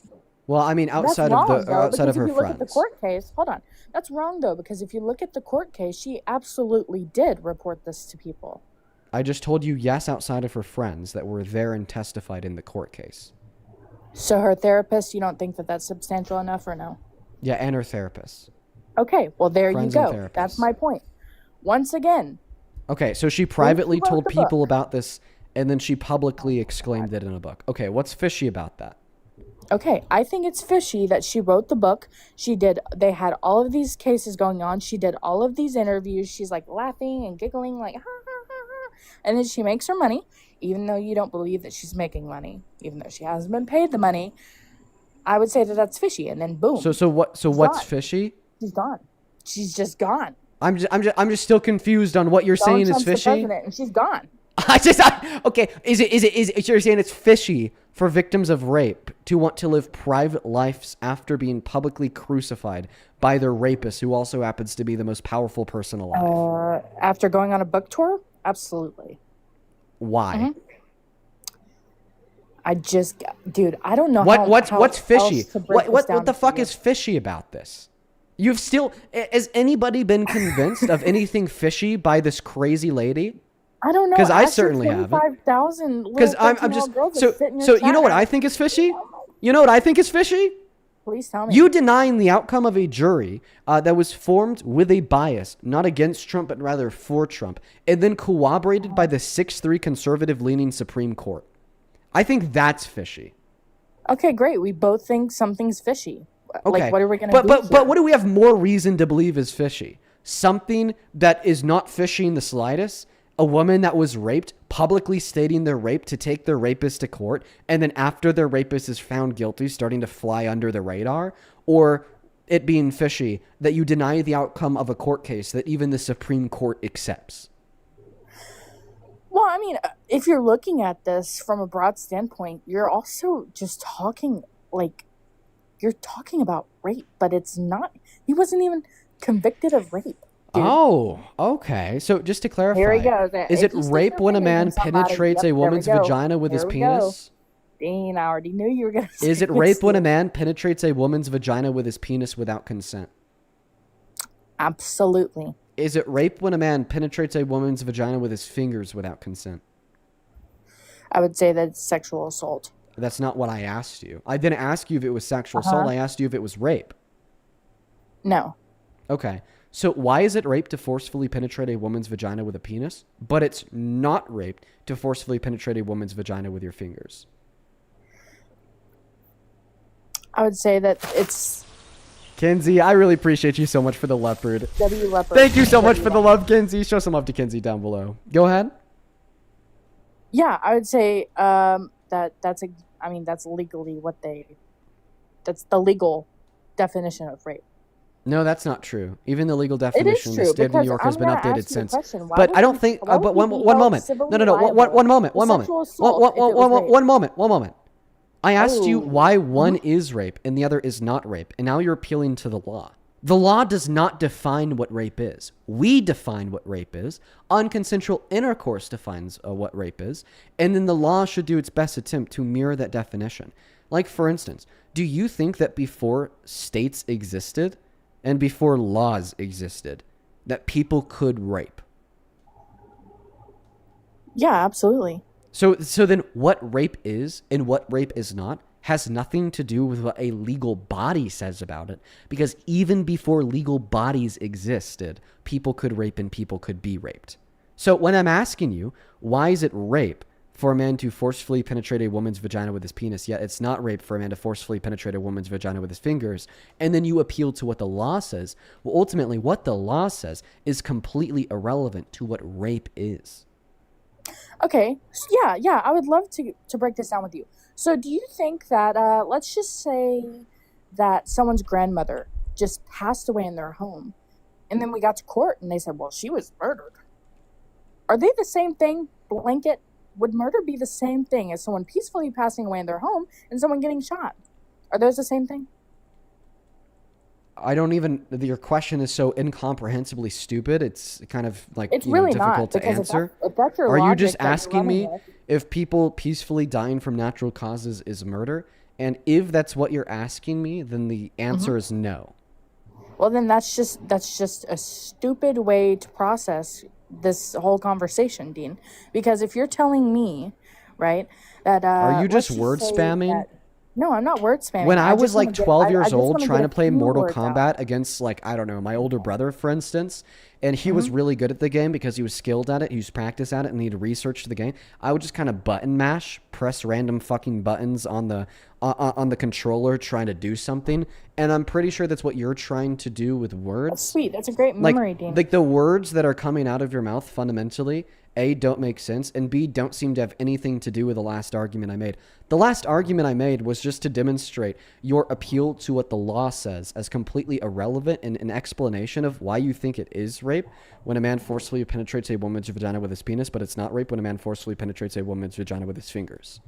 Okay, I can just do this personally then. If a man forcefully penetrated me with his fingers, I wouldn't claim it rape. Yeah, So if because you you want a don't think it's subjective rape. standpoint- But the question is, why do you not think it's rape? Because I just don't. I don't think that there's a possibility for conception. Metal, thank you so I much for don't the think galaxy. that there's. I just don't think that it's rape. I Okay, think if because we there's start not a possibility disintegrating- for hold on. conception. I don't think that if we So start if desensitizing rape, a man that it's were to going rape do a anything woman, beneficial for us. so if a man were to rape a woman, but that man has a vasectomy and that the woman's infertile, there's no possibility of conception occurring. Or if a man rapes a young girl who hasn't started puberty yet, there's no possibility of conception. So are a lot of instances of child rape and the rape of older women who have undergone menopause not actually rape because there's no possibility of conception? Well, I think that's just disingenuous considering I just gave You're you the three one that said reasons this as was a to why. symmetry breaker. 3 reasons as to why. What were the You already second asked- two You've asked reasons? me twice. You've What asked were me the 2 second two times reasons? now. What were the Hold second on. two reasons? First of all, the law. Second of all, But the law, just you've don't already think agreed that the law has subjectively that nothing it's to do my- with determining what is and is not rape, because In we your agreed that before the law. opinion, Dean. No, this In is in your your. opinion. This is in both of our opinions. In your opinion. This What I'm isn't your trying to tell opinion you is- too. What I'm I trying to said, tell you is once you've again- already shared that. How about this? If the law allows for marriage between old men and very young girls, aka child marriage, and the law states that any and all sex within marriage is not rape, this means that by the law, it would not be rape if a 50-year-old man were to marry a 6-year-old and then have sex with her.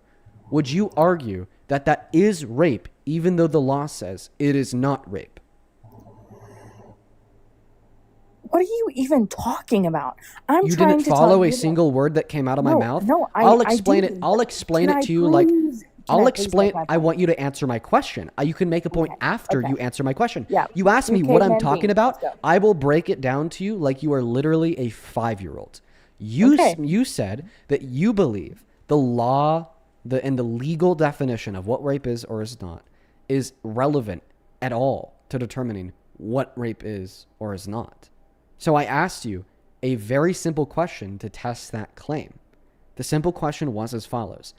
If the law permits child marriage, aka child marriage was legal and 50-year-old men could marry 6-year-old girls, and the law stated that any sex in marriage is not rape, which it did for a long time, this would mean in this nation, when we would look at a 50-year-old marrying a 6-year-old girl and having sex with her, by the law, that's not rape because A, they're legally married, and B, rape can occur in marriage. And the question is, would you say that that 50-year-old man having sex with his 6-year-old wife was rape, even though the law says it's not? Or would you agree with the law and conclude that you don't think it was rape when this 50-year-old man had sex with a 6-year-old wife? Because if you would respond with the first answer, that that was rape even though the law says it wasn't, then you reject your previous claim that the law is relevant to determining what rape is or what rape is not. So answer the question. This hypothetical 50-year-old man with a 6-year-old wife, completely. is When you that break it rape down- regardless of what the law says? Or Dean, is it I or is it hear- not rape depending on what the law says? Okay.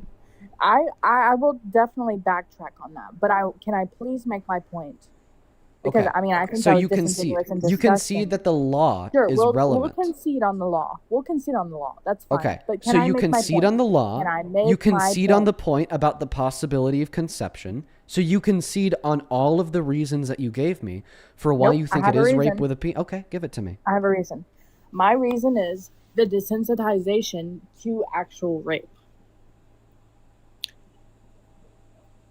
Can you expand on this new reason? Yeah, I don't absolutely. understand. So I would say, well, first of all, I want to know your stipulations on it. Okay, do you think that it's solely the penetration of the vaginal canal that you define as rape, regardless No. of if it's a penis or if it's okay? What would you consider rape? I would consider rape the penetration either of a sexual organ or with a sexual organ of any part of an individual's body. But when we're referencing women, it would just be the vaginal canal, correct?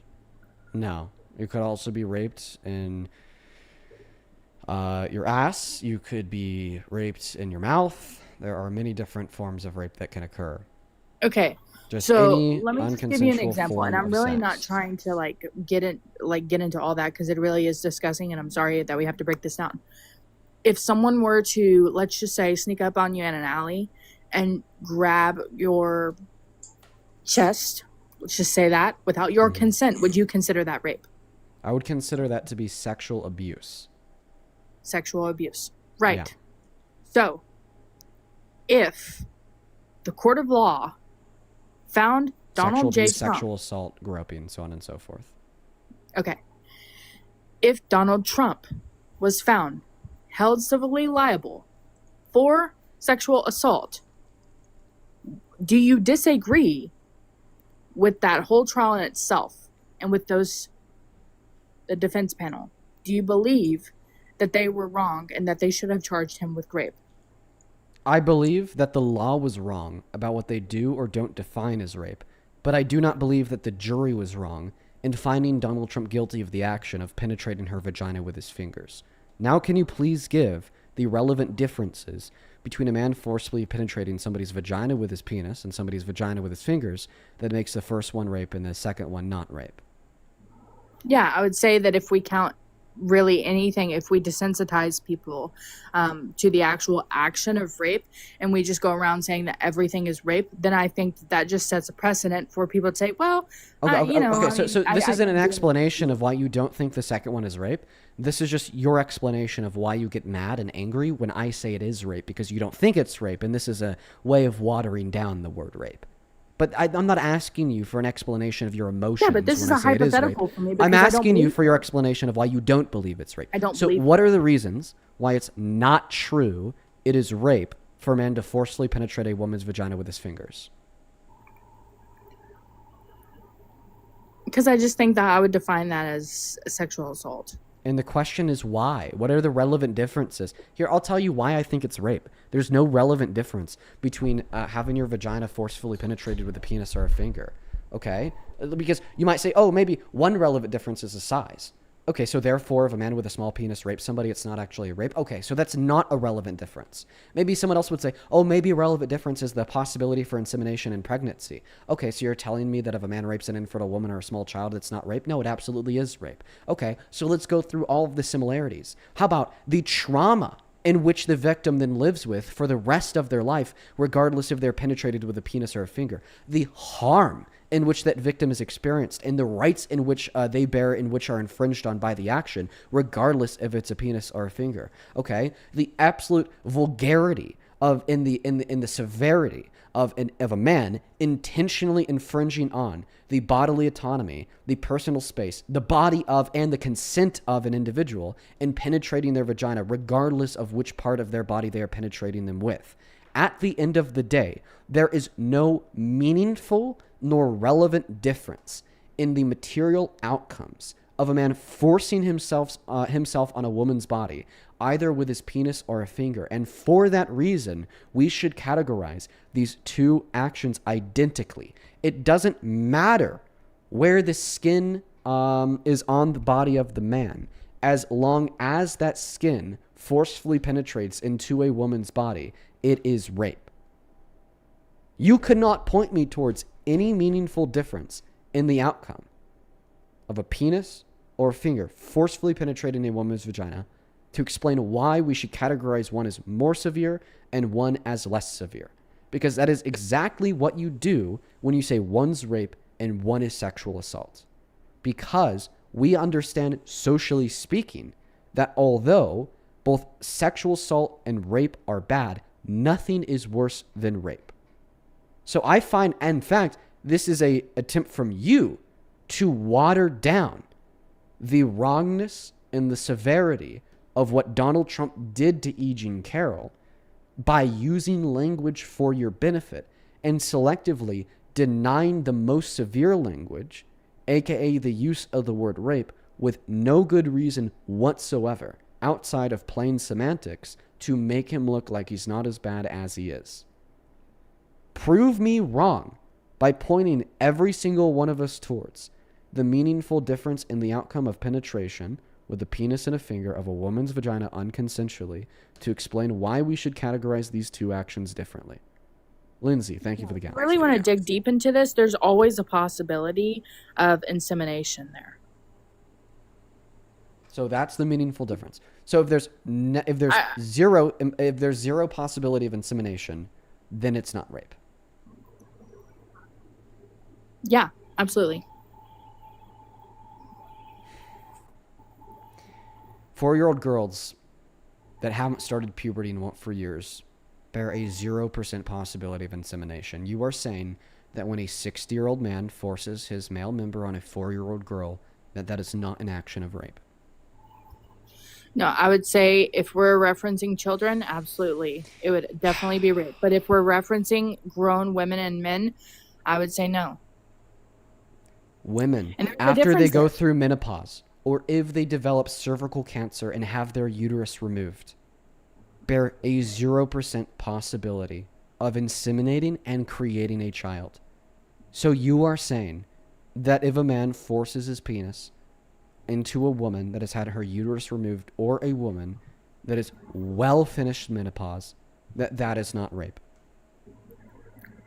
Without those stipulations, I still...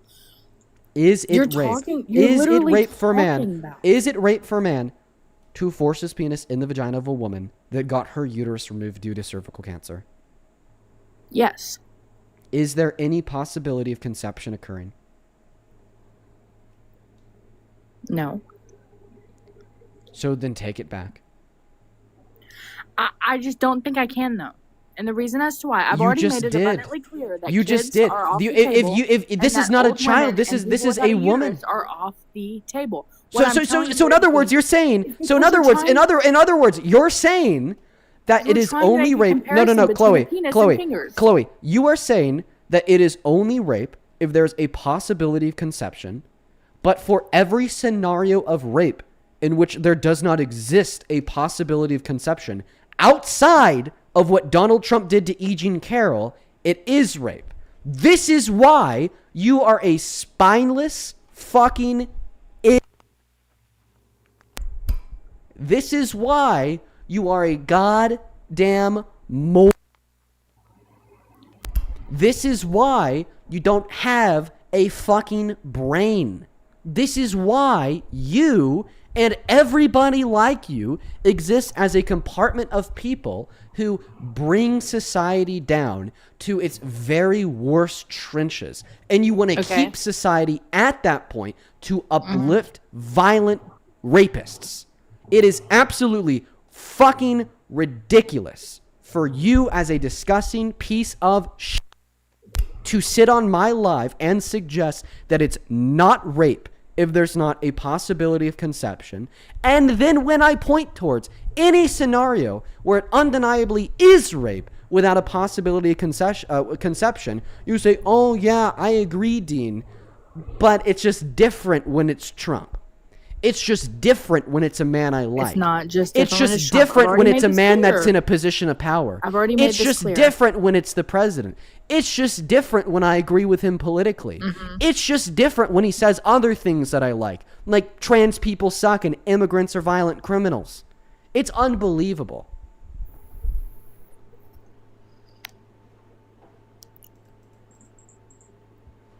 You're silent because there's nothing to say and you know it. Well, I don't know how to really respond to that. Like I wouldn't woe is know me. how to respond to that either if I was I've you, already because made there it is no abundantly response. clear how I feel about that, Dean. I've already made it abundantly clear how I feel. Thank you, Mima, for the gift. I don't think that it is right at all to have any type of sexual relations with a child when they are young, when they're old. It's a child, especially for a grown man or anyone. I don't think that should be happening at all, Dean. You should know this. I'm a human being with empathetic feels in my heart. It should not be happening. That is a no-go. Full throttle. You're trying to use that against me to make me seem like a bad person. But what I'm telling you is, Dean, is that there is a clear difference between fingers and a penis. And what is that clear difference?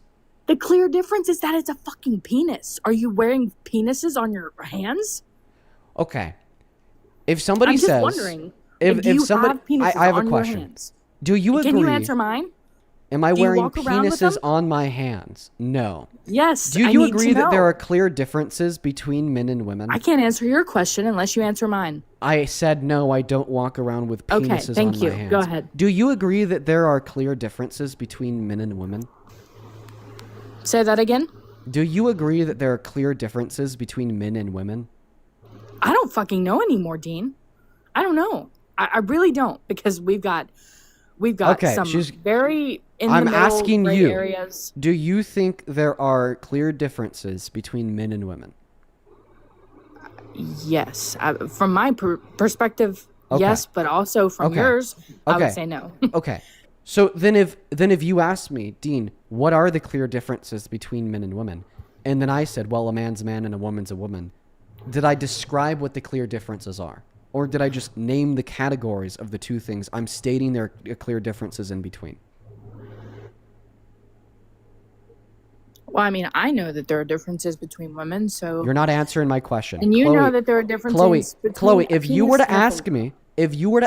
me, what are the clear differences between men and women, and then I said the clear differences are the fact that a man's a man and the woman's a woman, did I state the clear differences, or did I just rename the categories? Lindsay, thank you for the galaxy. We named the categories, but these. But but could you agree that I didn't state the clear differences? Okay. Would you like me to describe the difference between a penis and a Chloe, finger? do you agree that I didn't state the clear differences? Sure, Dean. Whatever. Okay, perfect. So then neither did you. So when I'm asking you, what are the clear differences between forced penetration of a penis and forced penetration of a finger? And then you just say, well, the penis is a penis and a finger is a finger. No, you're not naming the clear differences. You're just restating the categories. Okay, sure. I'll name you the differences. The penis is a sexual organ in which resides on the male body, right? The male body.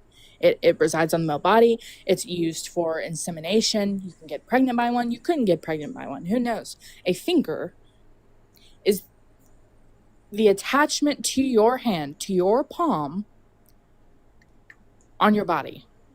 I don't know what else to describe a finger as. Couldn't tell you. I could look up the So what are the definition, clear whatever. differences between these two things that makes it rape in one case but not the other? You idiot. Oh my god. One's a sexual organ and one's not. How about that? That's the clear difference. One is a sexual organ, one is not a sexual organ. That's an objective difference. Okay, Like, I have a I question don't know for what you. else to tell you. Big trigger warning for all the audience. We had to talk about this the other day too when another very I'm shitty not vile talking to you person about children, Dean. was I'm not making doing- the same suggestion. And unfortunately, I try to do everything I can to avoid bringing this up because it is genuinely so disgusting to mention, to even think about. So huge trigger warning to all of the audience. If you have small kids around, honestly, they probably shouldn't have listened to most of this conversation, but definitely redirect their attention now. She left because she knew exactly what I was about to ask her.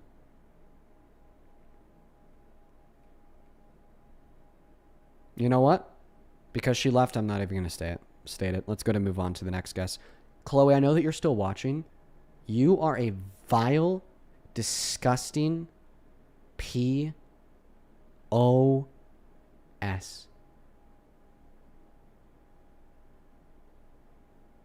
You are so incredibly gross and unfucking believable.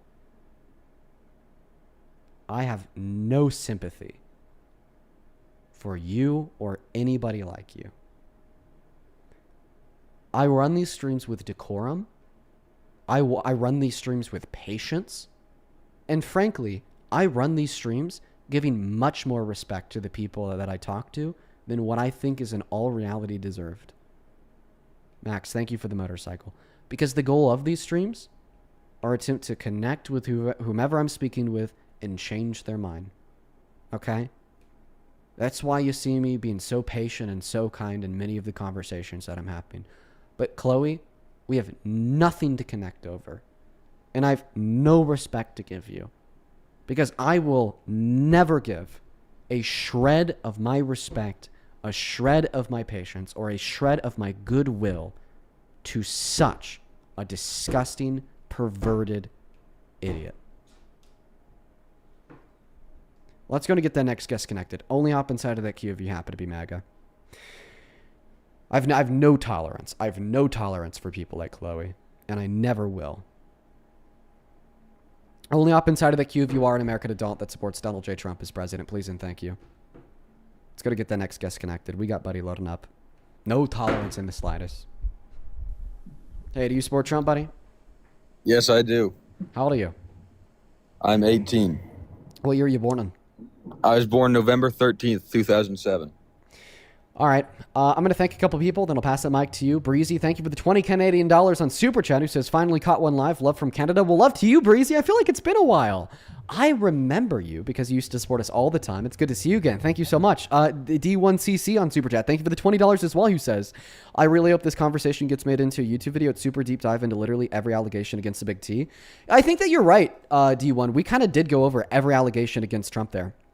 I should definitely post that, just going over all accounts of why he's a sexual predator.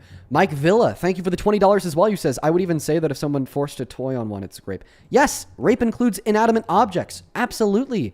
This came in a while ago. I really hope that you're still here. Miss Sandra, thank you so much for the 100 euros on Super Chat. I want to see 1,000 Sandra W's down below. Thank you so very much, Sandra.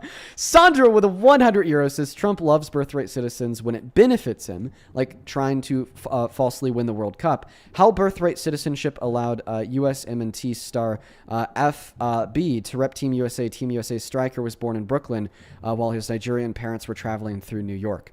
No, I think that's actually a really good scenario of how Donald Trump is willing to completely dump his ideological underpinnings that he espouses on a daily basis in the instance that he thinks it's conducive towards his own benefit. And it is super fucking gross. Thank you so much for the 100 euro Sandra as well as the Absolute Truth Nuke. Same thing to you, Slushy Soldier. Thank you so much for the $100 on Super Chat as well. Huge shout out to Slushy down below that chat. Thank you so much. Let's get 1,000 Slushy W's. Thank you so very much. That is so much money. I am beyond grateful for you. Thank you so very much. Show some massive love to Slushy down below who says, Dean, you're a goat. Love your lives. You are the goat, Slushy. Thank you so much for the love and support. You are so very awesome. Thank you, thank you, thank you. Same thing to Full Band. Thank you for the $20 over on Super Chat. And Marianne with the $20 says, thank you for defending the women. It means so much more. It means so much to me. Well, thank you, Marianne, for the love and support. Space and Jordan, I appreciate you guys for the $10 each. Jordan says that last guest was absolutely revolting. I couldn't agree more. Diswee with the $20 says, hey, Dean, I fly back to Florida tomorrow. Got to wake up at 4 a.m. Hope the stream's been good. Have a safe flight, Diswee. You got to be up early, man. Thank you for the $20. And then Moosh with the 20 euros says, these people are so fucking stupid. It genuinely is baffling and disturbing at the same time. No, it is ridiculous. It is so fucking ridiculous. And, you know, frankly, there's a sense of me where it's like, I think it's a good thing that we're raising awareness just how stupid a lot of these Trump supporters are, because it exposes exactly what we are up against. Thank you so much for that love and support. Over on PayPal, thank you, Sophia, for the $10. I appreciate you. Emily and Emma, I appreciate you guys for the $5.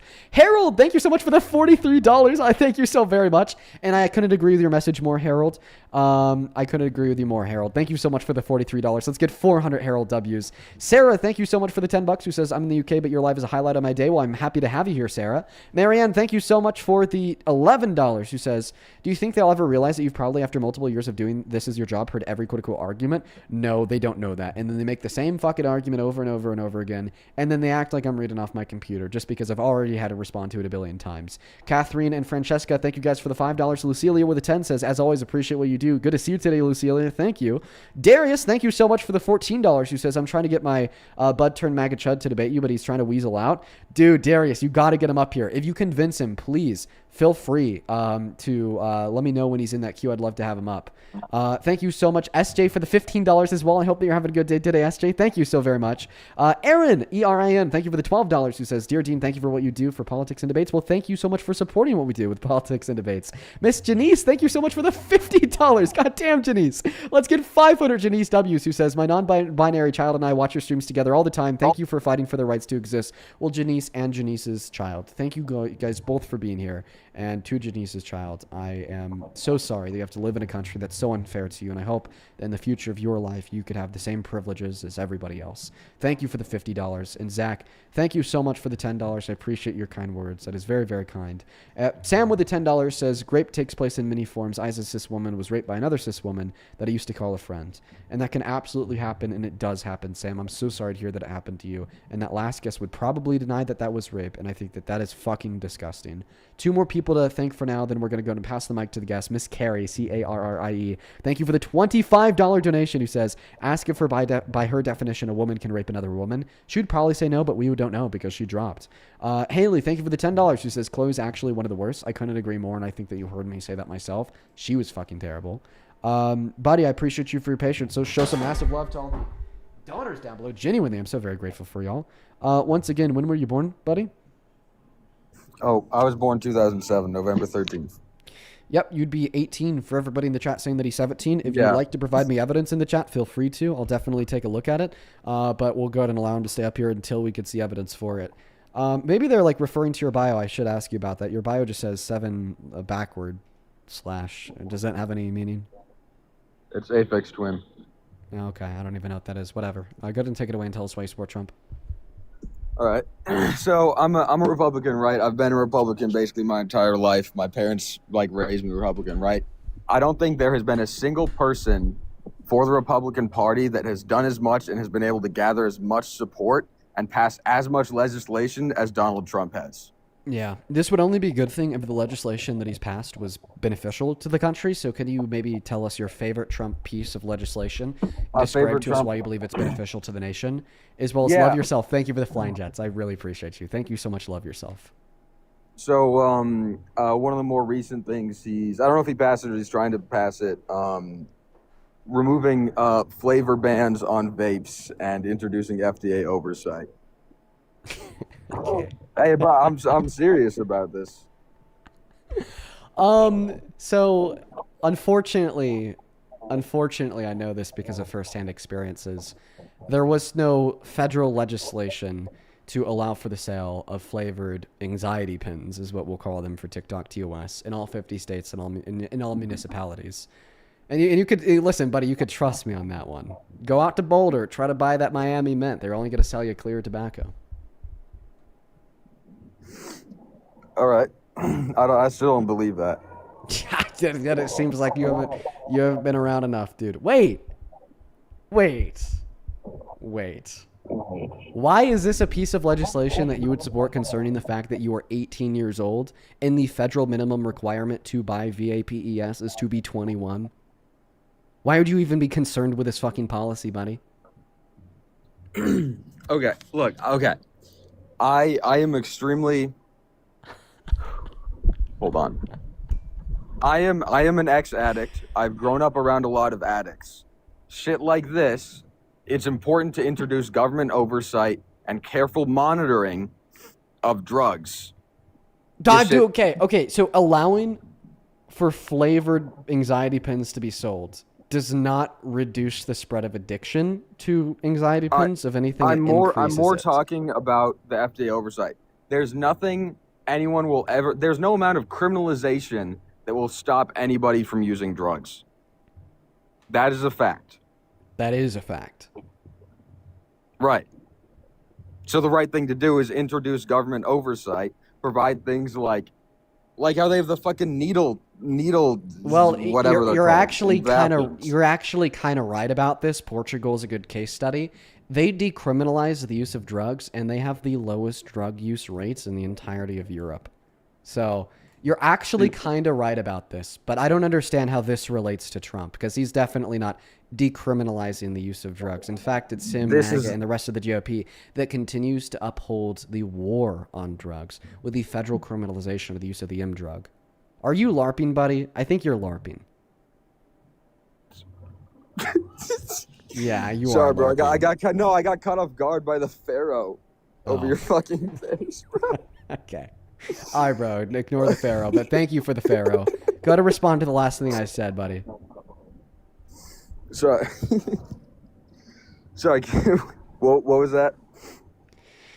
You said that maybe it's a good thing to criminalize drugs and then just introduce government oversight of the drugs to reduce drug use and to make it safer to save lives. That's actually not a completely false claim to make.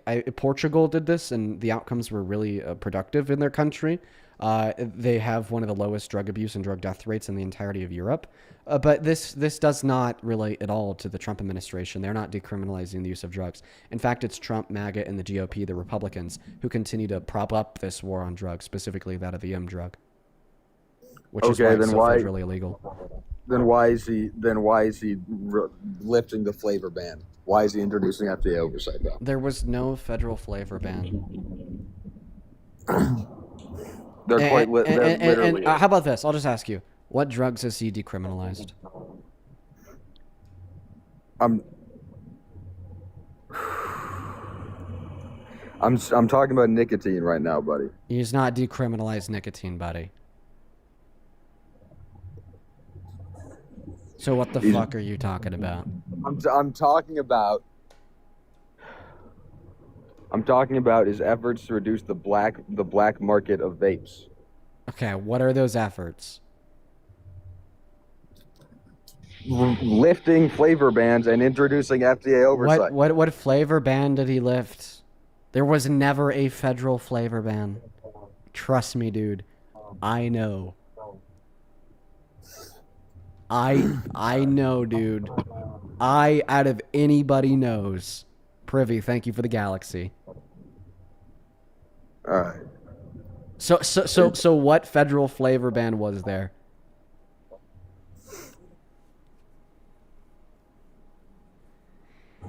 I'm thinking of state bans. Dude, he's not a state legislator. He is a federal legislator.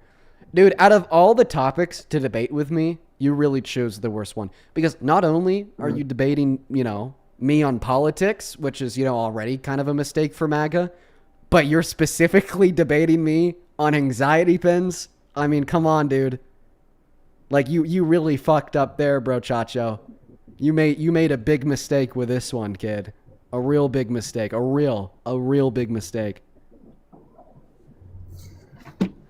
All right. Whatever, bro. Yeah, bro, hit me with that whatever. Hit me with that non-response. Hey, thank you for the whale diving. And he's gone. Let's go and get that next guest connected to the live stream. Only up inside of the queue. If you happen to be here for a debate, please and thank you. Do make sure that you are following the rules of the live stream. You got to be 18 plus, American and MAGA in order to join. Let's go to get that next guest connected. Oh my God. WH1E, do you support Trump? They're not here. Dude, this came in 9 minutes ago on Venmo. Miss Millie, thank you so much for the $200 donation on Venmo. Holy fuck. Show some love to Millie down below in that chat for the $200 donation. My God. Thank you so very much for that love and support. Show some massive love to the GOAT Millie down below. That's fucking crazy. And her message is even crazier. Okay, first and foremost, this is not me saying this. This is me just repeating what Millie said. Millie with the $200 from the bottom of my heart. I don't deserve a goddamn penny of that. Thank you so very much for the love and support. You are the GOAT. Millie says, I am so sorry I'm not that great with TikTok and accidentally gave that BITCH a gift. Thank you for fighting against all of the rape apologists. Millie sent Chloe a gift. I remember that. She was like, oh, thanks, Millie. Turns out it was an accident. And then she turns around and sends me $200 on Venmo. First and foremost, that is ridiculously fucking kind of you. Thank you so much. Show some love to Millie down below in that chat. I really appreciate you. And by the way, Millie, don't trip. I still got 35% of that. I don't think the Trump supporters realize that I get 35% of any and all gifts that they send to the Trump supporting guests. I'm profiting off of the MAGA incels and the chuds watching, donating their not so hard earned money to the MAGA incels and the chuds debating on the stream. Thank you once again for the $200. That is genuinely insane. Please show some love to Millie down below in that chat. I am beyond grateful for you. Thank you so much, Millie. Chase, do you support Trump? Nope, but you're the GOAT. I mean, gotta kick you and ban you because you're a fetus, but I will tell you, I will tell you, you happen to be a very based fetus. So shout out to you. Trump Hey, didn't rape anybody. Based off metallurgical physics, he doesn't exist. You're a nigger, Dean. Nigger. All right, so they very clearly are a Trump supporter because they're spamming the N-word. That's how MAGA does it. A lot of them are very racist. This is maybe one of the reasons why we saw white supremacists marching the Capitol and a bunch of Trump supporters coming to their defense, but clearly we're going to ban him for his use of slurs. Over on Super Chat, thank you, Rolf, for the $50 who says sending positive Norwegian frequencies from Brooklyn. Shout out to you, Rolf. It's good to see you today. Thank you for the $50. Let's get 500 Rolf W's down below in that chat. I'm very, very grateful for you. Thank you so much. And then Atari, thank you for the $10 over on Super Chat as well. And thank you for the kind word. Show some love to Atari down below while we are looking for that next Trump supporter to come up here and give us a debate. Please only hop inside of the queue if you do happen to be MAGA. For everybody watching at home, hit that little share button at the bottom right-hand corner of that phone screen of yours. Privy, thank you for the galaxy.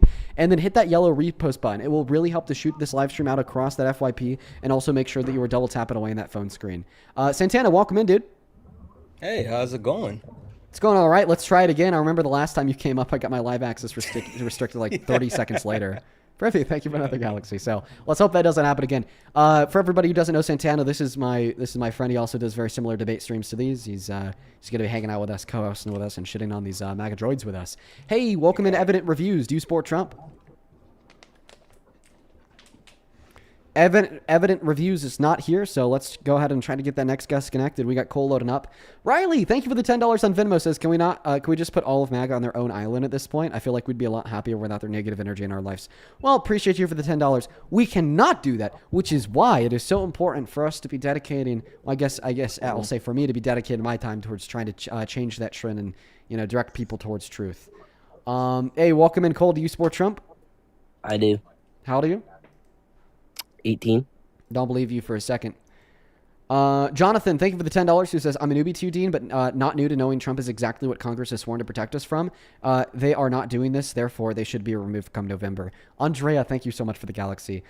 First and foremost, Jonathan, thank you for the $10. Second of all, I actually agree with you that every congressman and woman who's complacent with the Trump regime and their very illegal and tyrannical actions needs to go in November. There's just no room for complacent letter writers in Congress anymore. And I'm even talking about the old school establishment Democrats. You need to get them out and get new, younger voices in that are willing to actually take a stand. Privy, thank you for another galaxy, dude. Norm66, do you support Trump? I do. How old are you? I am freshly 17, but... Thanks for being honest. The first rule, of course, is to be 18 plus, so I do got to ban you. Let's go to get the next guest Mayo connected. Thank you, Jameson, for the $15, who says, I'm hoping this is the right Venmo, but I love your lives. It sure is. To you and everybody watching, remember to take mental health breaks, especially after conversations with people such as Chloe. Thank you for making all SA survivors feel validated and not letting those people invalidate SA. Well, thank you, Jameson, for the $15, and I couldn't agree with you more.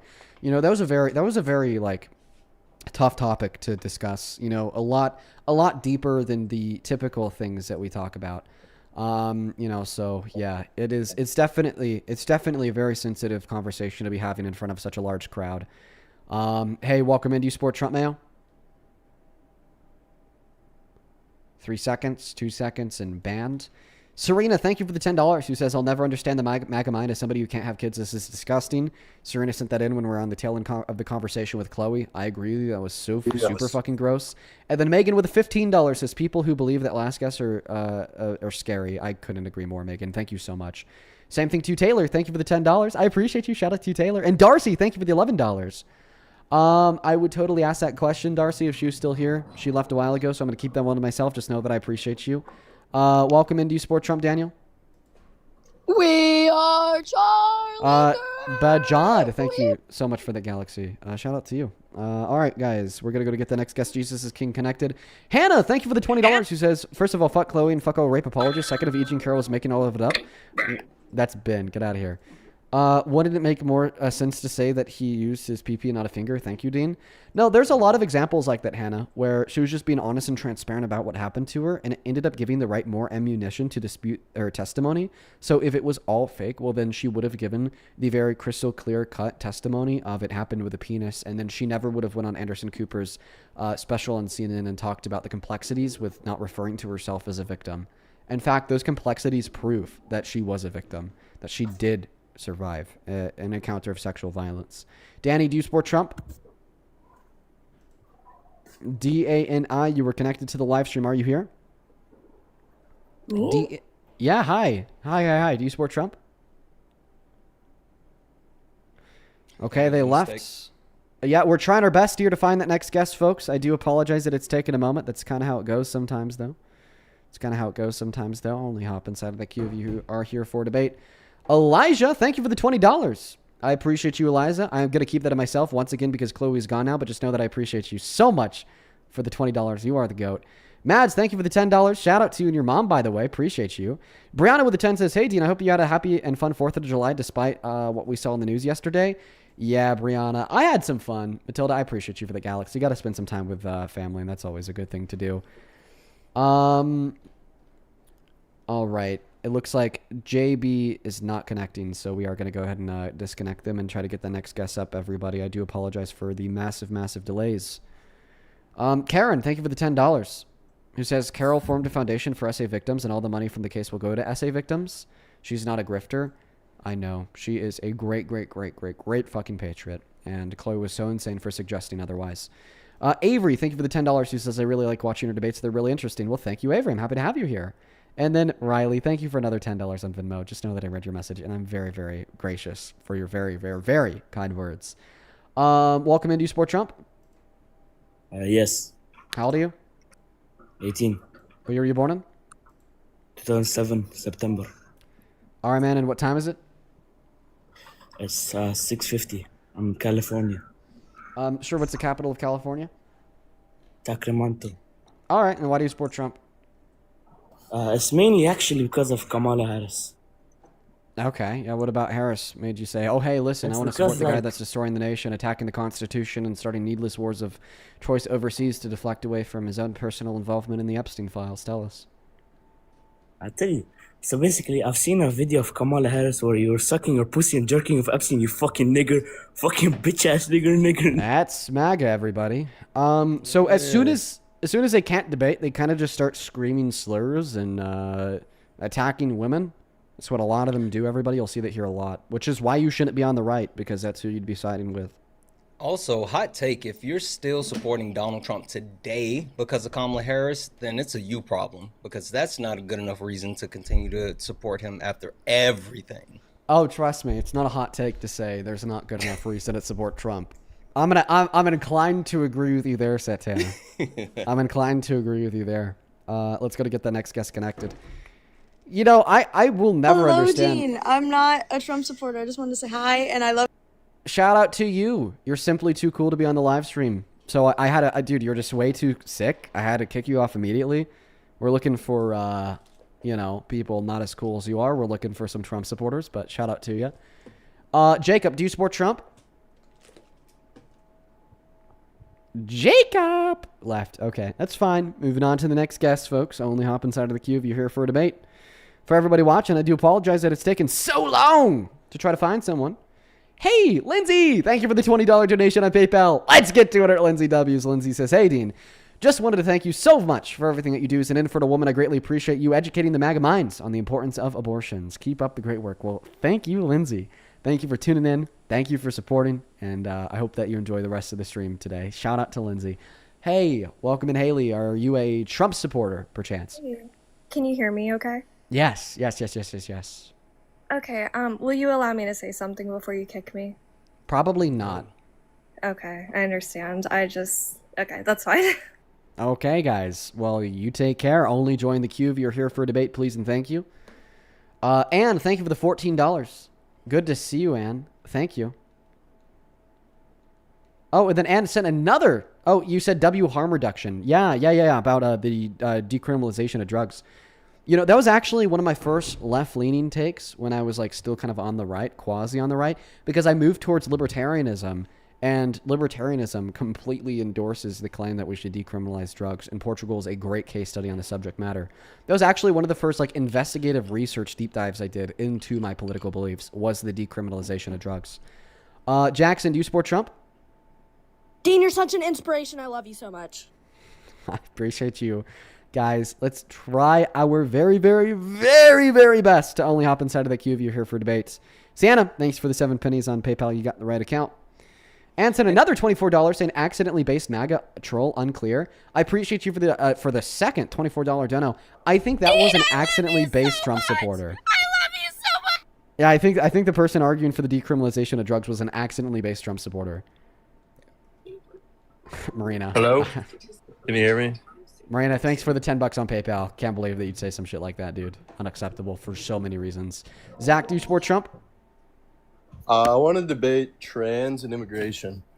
All right. Well, that's interesting. Can you answer the question that I asked you, perchance? I'm on the way out, but I want to debate trans and immigration. So if the election was held tomorrow between Trump and Harris, who'd you vote for?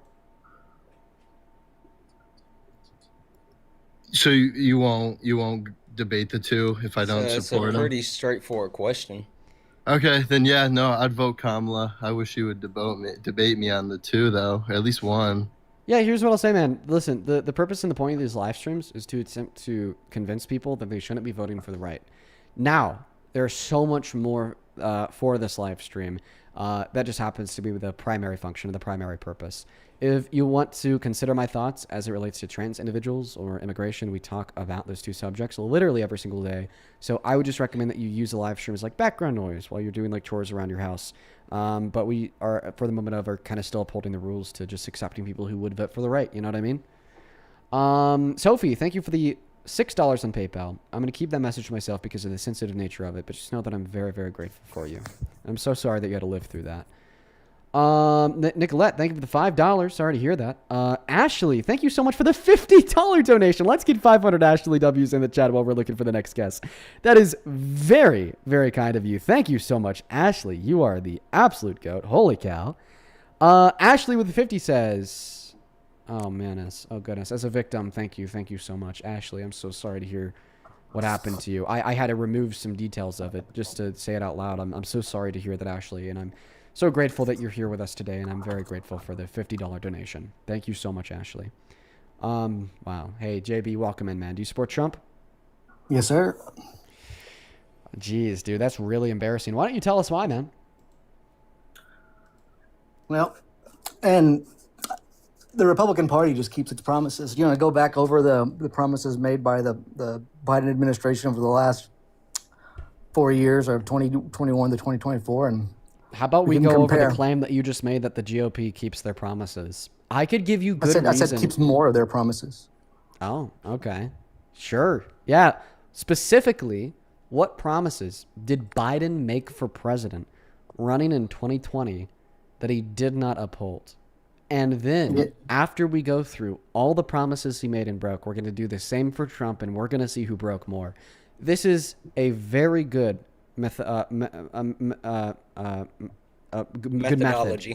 methodology for determining if you're right or if you're wrong. Why don't you start?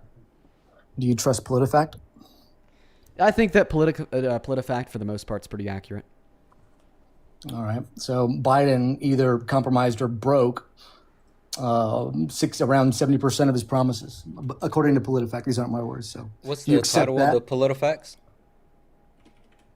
And I don't care about promises that were compromised, because that's what a good president has to do. I care about promises that were broken. Mm-hmm. Yeah, like $15 an hour, raising the federal minimum wage to $15 an hour, talking about student loan forgiveness. Guys, we've got making public college tuition free for families under a specific income, creating a public health insurance option, 7 days of guaranteed sick pay. I can keep going. Yeah, why don't you?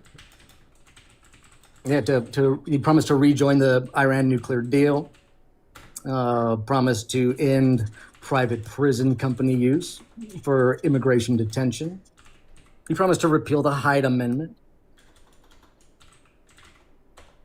I just want to call out that he lied about the PolitiFacts as well.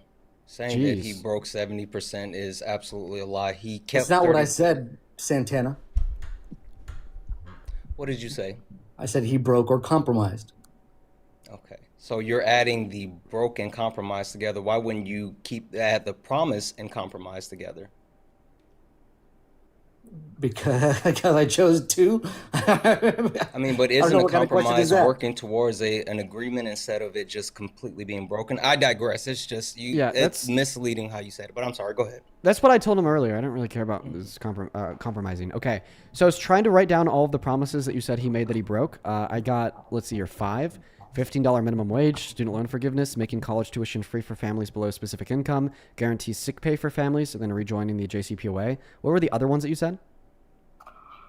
Oh, did you get a public college tuition free for families under a specific income? Let's see, 7 days of sick pay.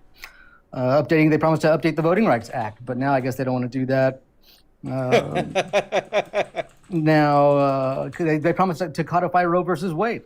They promised to require all candidates to release their tax returns. So no, I already know that you're a fucking liar. He is. I'm looking through all of the actual broken promises. I don't even see these. I already know that you're a fucking liar. And the reason why I know that you're a fucking liar is because you just said that when Biden was running for president, he promised to recodify Roe v. Wade. Roe v. Wade wasn't even overturned yet. So what were the other ones? So I got the update the Voting Rights Act. What were the other ones? I got rejoin the JCPOA, guarantee 7 days sick pay for families. What was the one about tax returns? For federal candidate to release their tax returns. Okay, well, any more? Yeah, hang on. I went to get my water.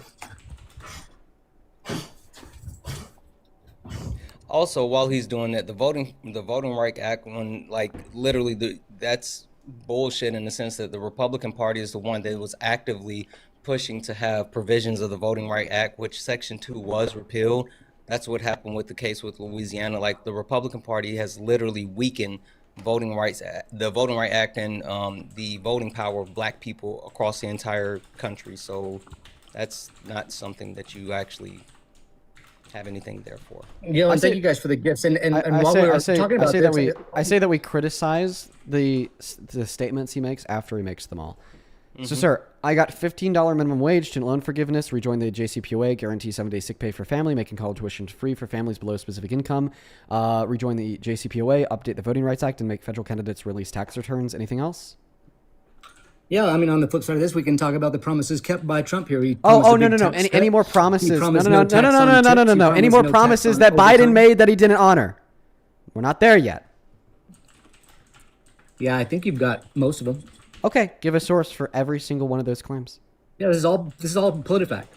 Okay, sure. What's the article? You'll find it. Just promises kept. Biden. So what's the title of the article?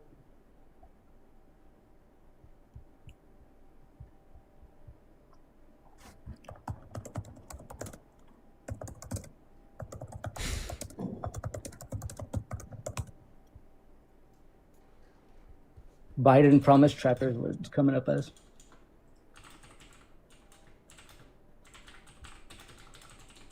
So you're saying that the title of the article is Biden promise tracker? About some of the victories and promises kept by Trump. Are you saying, one moment, are you saying that Biden promised, are you saying that the title of the article by PolitiFact that demonstrates Biden promised all of these things is called quote unquote Biden promise tracker?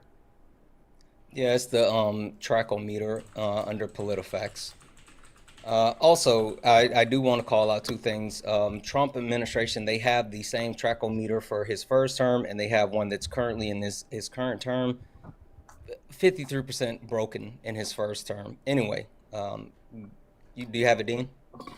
Yeah, I'm just, okay. So now on the Biden promise tracker, could you please point me towards the specific instances where Biden said these things and the context in which he said these things? Like, we're basically going to have to go through like the transcript of like the individual speeches that he made and identify if he said that these are things that he generally supported for the future of our country, or if he promised these things as explicit policies he was going to implement if he won the White House. Is it reasonably possible to believe that these are some of the things that he'd be promising? I don't care about reasonable possibility. I care about probability, which is why I'm asking you to demonstrate the specific statements made by Biden so we could verify your claim. So what you're asking me to do, to go find these video clips of him making these promises on the campaign trail and as a president? Yes. And then come and report back to you? Yes. Videos or transcripts work.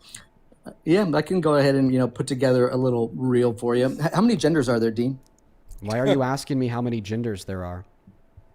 Yeah, well, I mean, because if we want to come back to that debate, I guess I've got some homework to do, but now we can move on to this. So now you want to debate about how many genders there are?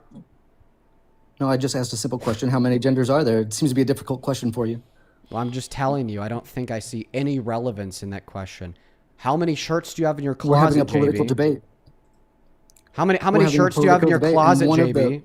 Hey, wait 1 second. JB, how many shirts do you have in your closet, JB? They won't denounce the extremists on their side and answer a simple question like how many genders are there?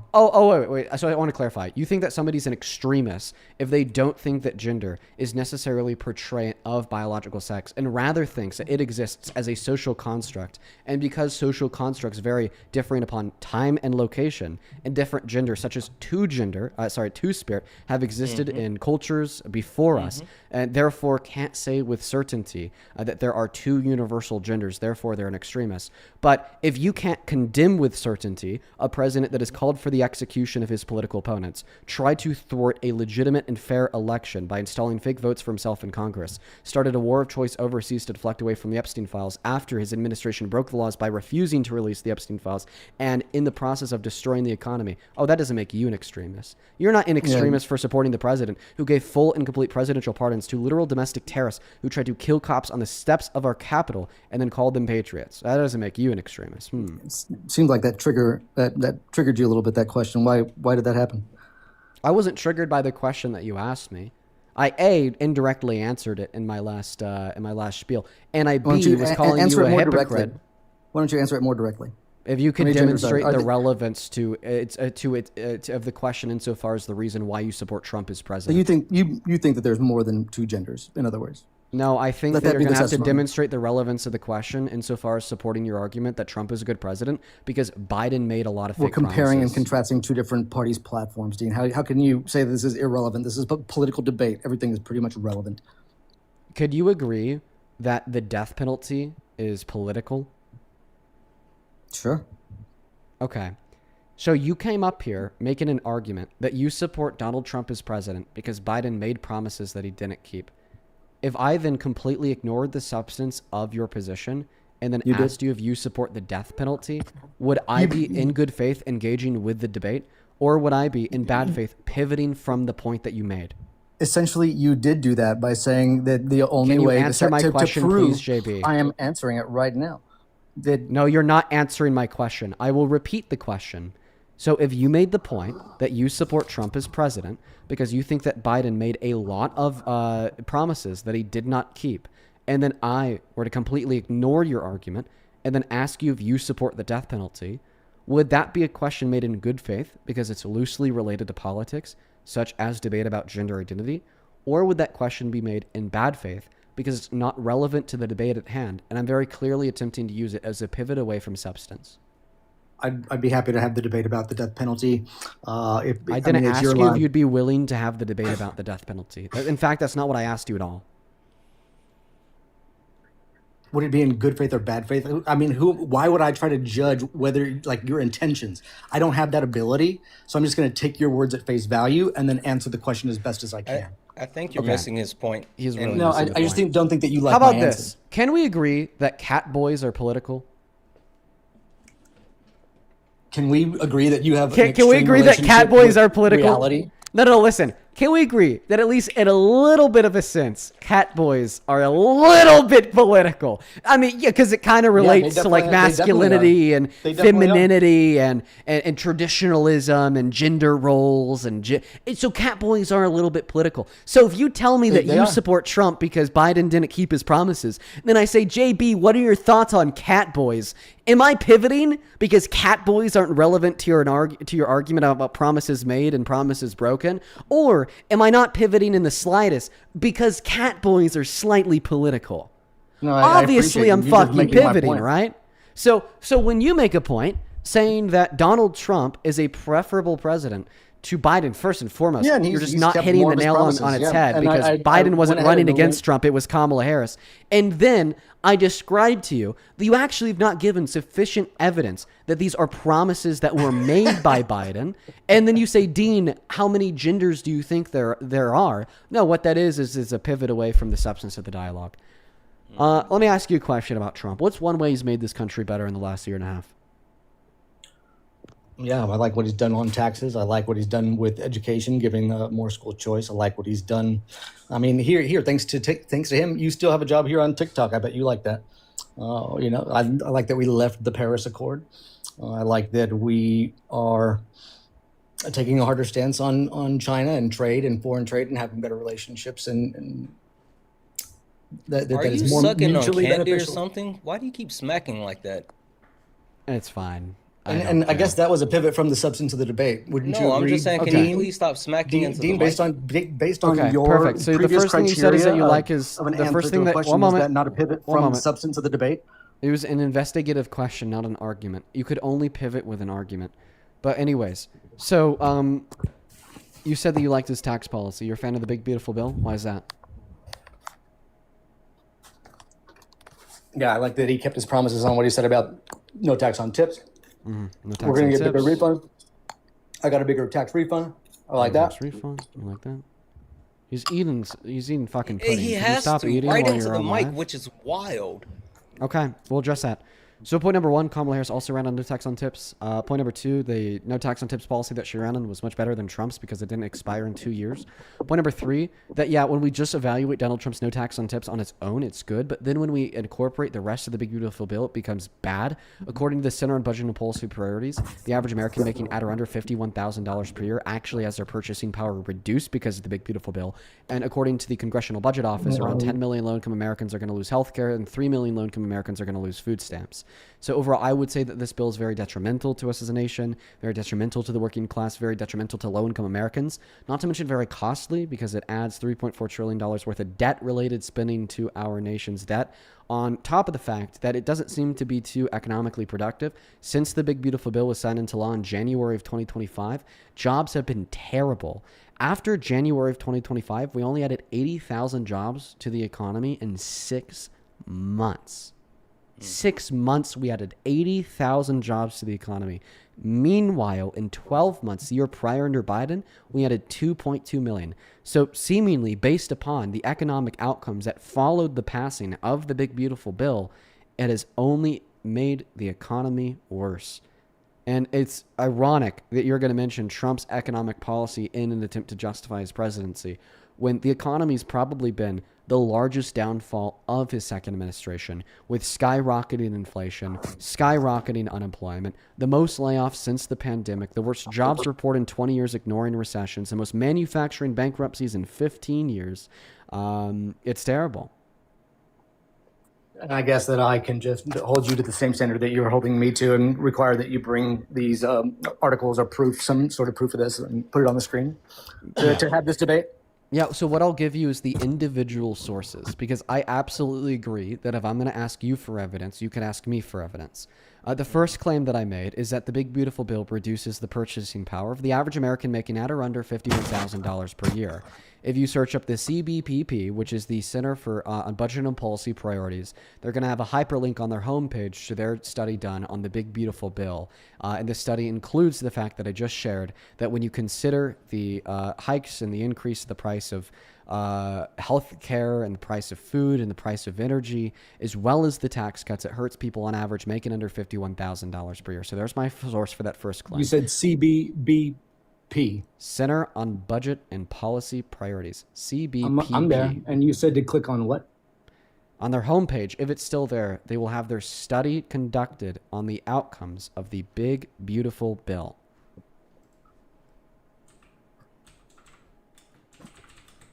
On the homepage. What do you know? It's not there. Okay. Then that means they probably took it all off that its was homepage. just- Wouldn't that make sense? Or you just lied. One or the other happened, right? No. Why would I lie about a study conducted by the CBPP? To try to win an argument on TikTok. Okay. Why would I do that? Because that's your job. If you go on CBP's website and you search up by the numbers, harmful Republican mega bill will take health coverage away from millions of people and raise families' costs. Republican mega bill. That specifically goes over the amount of people that are going to be losing health care in the next 10 years as onset by the bill, and that was one of the claims that I made. Yeah, maybe you would find it and put it on the screen. I just told you what to look up. You can And go on hopefully Google what- and quote unquote hopefully look what up you tell us it is CBPP, it corresponds with what it actually is. By the numbers, harmful Republican mega bill will take healthcare coverage away from millions of people and raise families' costs. It goes over how roughly 15 million people will lose health coverage and become uninsured by 2034 because of Medicaid and the ACA marketplace cuts and the Republican mega bill. It also shares the CBO estimate that 10 million people will become uninsured due to Medicaid and ACA marketplace cuts in the law. Yeah, I guess that your proposal, I'm imagining for healthcare is a single payer, government does everything. We're not talking about what my raise- proposal of healthcare is. We're talking about what the outcomes of the big beautiful bill are. And we're talking about this in the healthcare Can you acknowledge being that I specific, wasn't correct? lying about the CBPP conducting a study on the outcomes of the big beautiful bill? I don't know. You or the haven't fact that reasonably it's- proven. No, not At this quite moment yet. in time, I've shared with you the contents of the study word for word, as well as I've given you the explicit and direct reference to the study by the name of the publisher and the name of the publishment from the publisher 2 times. Would you like me to repeat it for a 3rd time so you could type it into your Google search bar? No, I already did. I already looked for it, and I didn't find it immediately, so I stopped wasting my time. Okay, so then I'll show it to you. How about that? How about that? Does that work? Me showing it to you? Yeah, I asked you that twice before, Okay. but I guess you didn't Yeah, hear me. I'll hold your hand through this one. I'll hold your hand this time. By the numbers, harmful Republican mega bill will take health coverage away from millions of people and raise families' costs. The law cuts $1.1 trillion from Medicaid in the ACA marketplace, according to the CBO estimates. Major cuts includes a provision that takes Medicaid away from people who are eligible for the ACA Medicaid expansion but can't show that they meet a work requirement. Other red tape that will block people from enrolling in health coverage that they're eligible for, and provisions will take away health coverage across all major programs for most categories of immigrants living lawfully in the U.S. Roughly 15 million people will lose health coverage and become uninsured by 2034 because of the Medicaid and ACA marketplace cuts in the Republican mega bill. CBO estimates that 10 million people will become uninsured due to ACA Medicaid marketplace cuts in the law.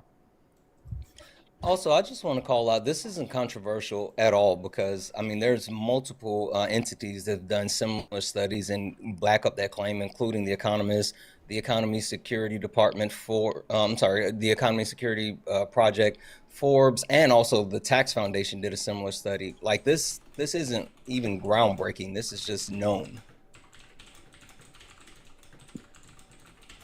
Yeah, we like cutbacks. We like to spend less money. Okay, so can you admit that you were wrong? No, I'll admit that for once, maybe you said a fact that was supported by what was on the screen. Okay, so you'll admit that you were wrong when you said that I was lying about my source. Can you admit that you were wrong? Yeah, I could say that you did not lie about this one. Yeah. Good. So then, what's your response? Yeah, see, because us on the Republican side, we have a decent relationship with the truth and reality. Unlike really, you have a decent relationship with the truth and reality. Just like you had a hard time answering the 2 genders question because I guess if you had a decent relationship with truth and reality, then you'd actually be able to give a response to the argument I just provided about why the big beautiful bill is bad for American healthcare coverage, instead of just mentioning how many genders there are. And in fact, this is a prime example about why the right does not have a decent relationship with truth and reality. Because when you can't respond to the pressing matters that exist in reality, as proven by the truthful study I just cited about how many people are going to lose healthcare coverage because of Donald Trump's economic policy, well, then all of a sudden we're back to gender. So why don't you go ahead and give a cohesive address and response to the study I just provided you with that demonstrates that the big beautiful bill is harmful because it takes people's health insurance away from them when we already have 51,000 low-income Americans die in this country annually because of lack of access to health insurance. How about you respond to that? Yeah, all this proves is that Democrats love to whine about things and then not talk about solutions, because I did ask you about what would solve healthcare, and you didn't want to have that debate, because you just want to talk about how things are because worse. The purpose and the point of the argument I'm making is to demonstrate that the outcomes of Donald Trump's policy are bad. You are attempting to deflect away from my argument that demonstrates the outcome of Donald Trump's policy as being bad by then saying, Dean, I don't have an argument against your claim that the outcome of this policy that I support is bad. So, rather, let's just talk about something else. Because you do understand the debate topic, what is Dean's solution to healthcare in America, is different than the debate topic, are the outcomes of Donald Trump's policy bad for America? And he left. Okay, and my camera went black. What the hell's going on? Also, I would say that if he's unable to engage in like just a basic debate around economics, there's no way that he'll be able to debate a concept such as gender, which is literally a social construct. When you talk about gender is in our society versus gender in indigenous society, or heck, there's even some Judaism. Portions of Judaism where there's multiple genders there as well. So like pretending as if he can just skate past something like economics that's readily available and pretty much agreed upon versus actual, societal type argument. I don't. He wasn't equipped for that period. And we have Rage Out Dean. Oh yeah, guys. Okay, so I made a mistake. I made a mistake. So I went to my dad's house for the 4th of July, and packing to go to my dad's house, I took one of like the bricks for like a charger that I usually use to keep my camera perpetually charged during my streams. So the camera just died. So it needs like maybe it needs like maybe 5 minutes of being plugged in order for it to bank enough battery power to then turn back on. So unfortunately we're gonna be using this screen overlay just for this is so bad. Just for like the next like couple minutes. I will say I do need to load in the next Trump supporter in order for us to even in order for me to be able to even get out of my chair to go get the brick to plug the camera in. So we may be rocking with this just for a little bit longer than 5 minutes. So we could also account for some time for me to go find the next Trump supporter. But as soon as we're able to get the next Trump supporter up here, I'm going to go find that brick, plug my camera in, and then it'll just take a couple minutes. You know what? In fact, Santana, do you have access to the queue? Yep, I'm actually looking through it right now. Yeah, do you want to go quickly try to find a Trump supporter while I... Yeah, I got you. Go ahead. Go plug my camera in. Okay, everybody, I'll be right back. While I'm gone, Santana's going to be looking for a Trump supporter to bring up here. BRB. Let's see here.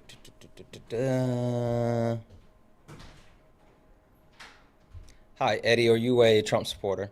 Oh, Eddie is gone. Hey, guys, while Dean is doing that and we're looking to load someone else in, keep tapping the screen. Let's get the likes up to... You guys are already at 8.4 million. Let's get it to 10 million. Hi, Kay. Are you a Trump supporter?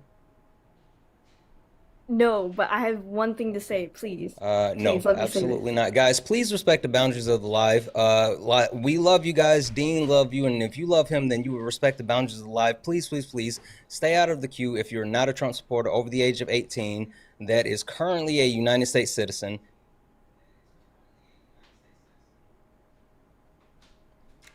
Hi, Zach. Are you a Trump supporter?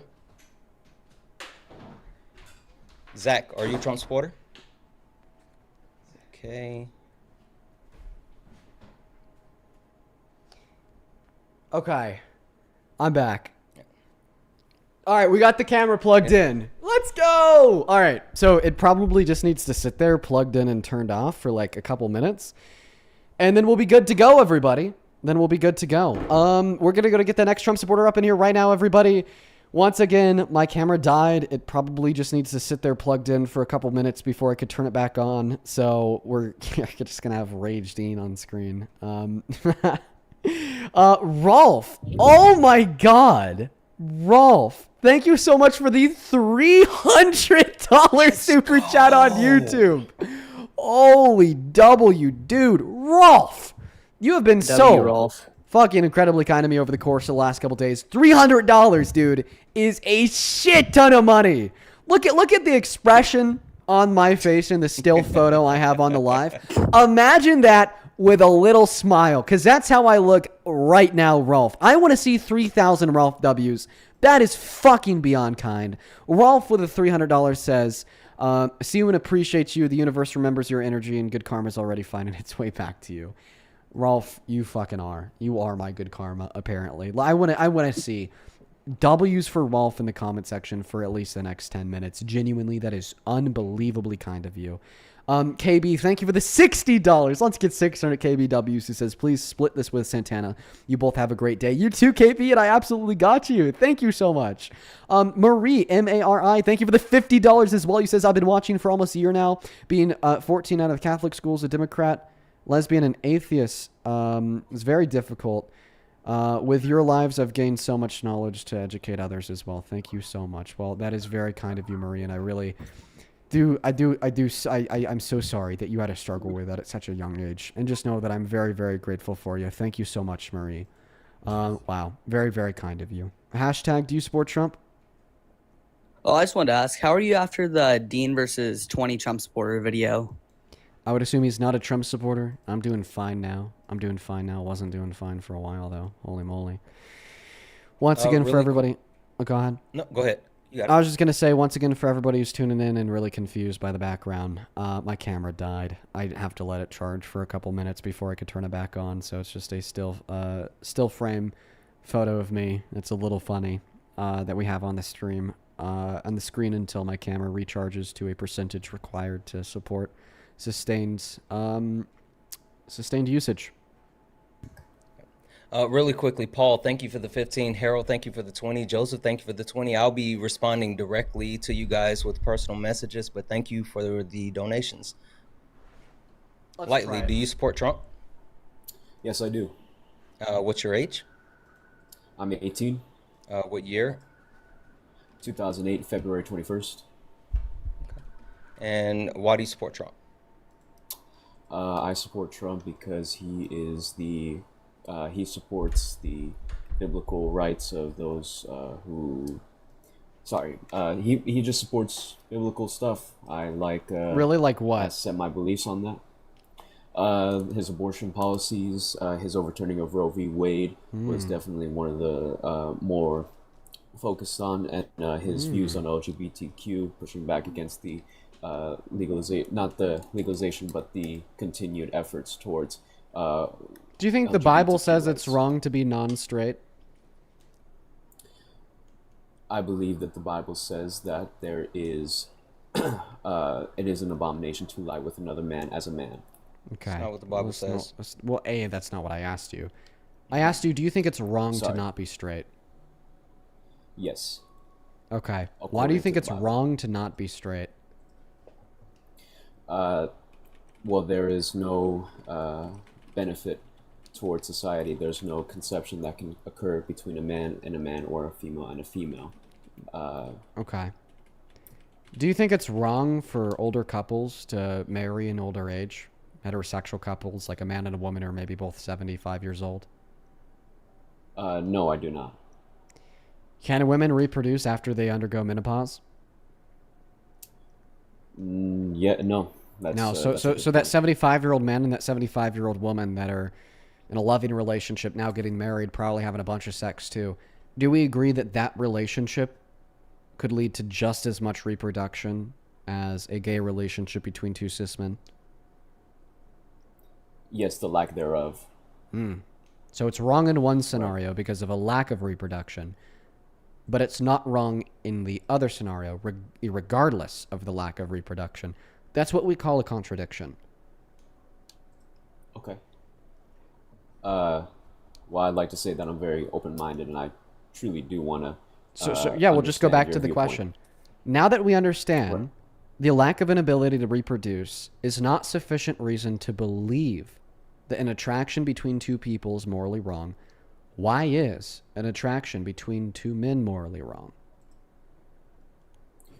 Once again, it is the foundation of my belief, as sought out in the Bible. Where in the Bible does it say that it's wrong for a dude to be attracted to a dude? Leviticus 22. Okay, Leviticus 22. Leviticus 18:22.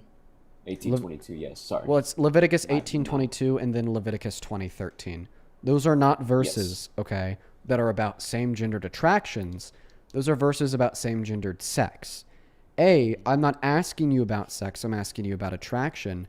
And B, hopefully you don't follow Leviticus, because Leviticus 45 verses 44 through 46 says that slavery is okay. So in order to argue that it's wrong to be non-straight because of Leviticus, you also have to argue that it's okay to enslave others because of Leviticus. Lightly, are you advocating for slavery? No, sir, I'm not advocating for slavery. Okay. So then you don't practice the law of Leviticus.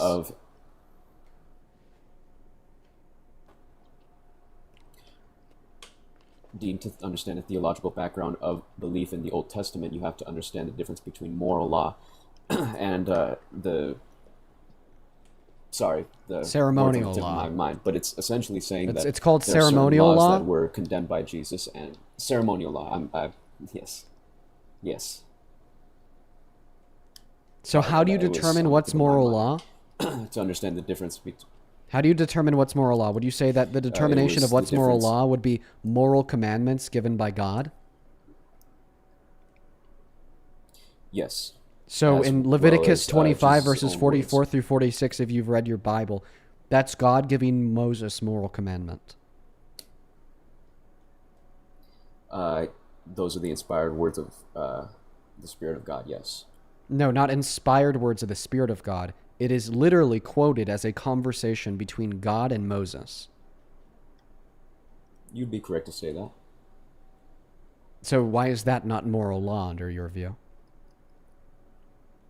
It is moral law. So then you think that if the moral law, it's applicable today if it's moral law. What I'm saying is not moral therefore law, it's it's the applicable slavery. today. Why? It's the slavery stuff. Because Listen, you're listen. claiming Here's that I here's what believe I'm saying. slavery, yes. I think that you, hopefully as a Christian, should just kind of. I'm just gonna be honest. Ignore Leviticus and then come up with some justification for why you ignore Leviticus. I think that's good to do. I think that there's very immoral scripture and all mainstream religious scripture. This is going to include the Bible. This is going to include the Quran. This is going to include the text of the Torah. I really applaud and have a lot of love in my heart for benevolent Christians, benevolent Jewish individuals, and benevolent Muslims that practice their religions in a very benevolent way and have some explanation of why they do not abide by and or follow particular verses or texts found within their respective religious scripture that may come off as seemingly immoral. But what I am saying is you cannot get everybody in the chat. I understand that Santana has his hand up and he's waiting to make a point. I'm in the middle of a point myself, everybody. So to get back to what I was saying, my point is that you cannot conjure up and or create an argument to conclude that we should ignore particular scripture in Leviticus, such as when it says slavery is okay, that does not also include you ignoring other scripture found within Leviticus, such as the condemnation of homosexual intercourse. Because in both Leviticus 18:20, where it says homosexual intercourse is wrong, and Leviticus 25, where it says slavery is okay, it is God giving moral commandment to Moses. Understood. So what's the symmetry breaker? What argument can you give to me to demonstrate why we should follow and we should abide by Leviticus 18 and Leviticus 20 when it says gay sex bad, that would not also apply to Leviticus 25 in the explanation of the moral practice of slavery? And as soon as you respond to this question, I'll pass the mic to Santana. You got me stumped, Dean, in all honesty, and I think it'll take me into reflection of my own faith. I know there is an answer, and there's a more concise answer, but it will definitely cause me to spring forth more studying in my personal time. And that's good. That's good. I really like that answer from you, because I think when we see people, maybe such as yourself and what I would describe to be true of yourself, to practice Christianity in a very belligerent way, and it's really harmful to others. It's used as a tool of discrimination and a weapon of hate from my perspective. It's usually because there's not too much in-depth exploration of your underlying theological biases, or, the statements of fact found within the Bible and how they relate to your overall worldview, leading you to what I would perceive as very bigoted conclusions, such as the prevalent and mass discrimination and condemnation of gay people. So I appreciate that answer from you. Satana, why don't you go ahead? Yeah. No, I now I'm kind of backing off my point. Hey, Lightly, you did say that you were open to changing your mind, and Dean was like, you shouldn't listen to or follow Leviticus. I actually have something that'll help you. It's propaganda.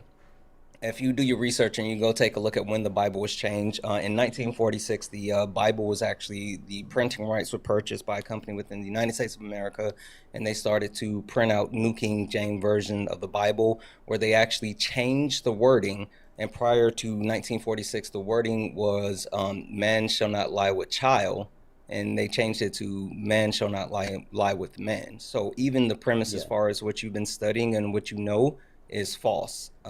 That's a great reason why you shouldn't use that or follow that. Well, to your point, Santana, I really do appreciate your input. But however, I heavily disagree with that, as you can trace it back to the Hebrew manuscripts as found in the original text that the Bible was derived from. It was not. And it says man nothing with about man. homosexuality. No, it literally doesn't. Yes, it quite What are you literally referring does. to?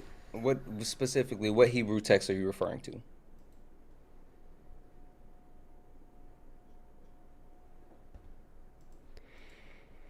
And then after this, I'm just going to make it a little bit more macroscopic, not specifically about a debate related towards honestly, where I am is kind of original moot text because of his Scripture. concession before you finished. Like, that made my point moot. I just Yeah. said it so we can go look into it. So you can move on if you want to. Yeah, I'm more than welcome to move on. Dean, Well, I don't want next up and coming. Before we, I just want to take it out to a little bit of a more macroscopic level. The first point that I want to make here is, let's just quickly assume that the Bible does condemn being gay. Okay. So why does the condemnation of an action in the Bible mean that therefore we should systemically limit and prohibit individuals from engaging in that action in our country via our legal system? Do you agree that the Bible condemns telling a lie? Yes. Should it be illegal to lie to your children about the existence of Santa Claus? No. However, No, it shouldn't. the propagation of lying is not a good thing. Okay. So would you support Donald Trump if he wanted to make it illegal to tell your children that Santa Claus exists? No, because I believe that to be propagating Christian nationalism, which in its own right holds its very, very many and vast problems. Okay, so then you agree that it's vastly problematic to argue that we should ban gay marriage or restrict individuals to be gay or provide them less social opportunity because that would amount to a variant of Christian nationalism. Yes. So earlier when you told us the reason why you support Trump is because you think he's engaging in very legitimate steps to restrict gay marriage or the rights of gay people, well, you now understand why you actually condemned that as a very dangerous version of Christian nationalism. Yes, I believe I understand your point. Awesome. And the last thing I'll give agree to you with that. here is I think the notion that it's wrong to be gay is incompatible with Christianity. Could I tell you why? Mm-hmm. Sure. I think if it's wrong to be gay, then Christianity is false. The reason why I think that is because God is described as a perfect creator. A perfect creator. Right. Yes, I could agree with that. A perfect creator and an absolutely perfectly moral creator. So my question would be, how could a perfectly moral creator create an imperfectly immoral being? Being gay is not a conscious decision made from free will. Being gay is rather hard-coded into one's biology. We see very clear biological predispositions for homosexuality, such as the nerve lining between the two hemispheres of your brain. It's a little bit bigger for gay men than straight men on average. Varying traits of the AI-NH3 subsection of the hypothalamus, differing dendritic densities, levels of neurohormones such as FSH, or even different associations along the genetic code found within the XQ23 chromosome.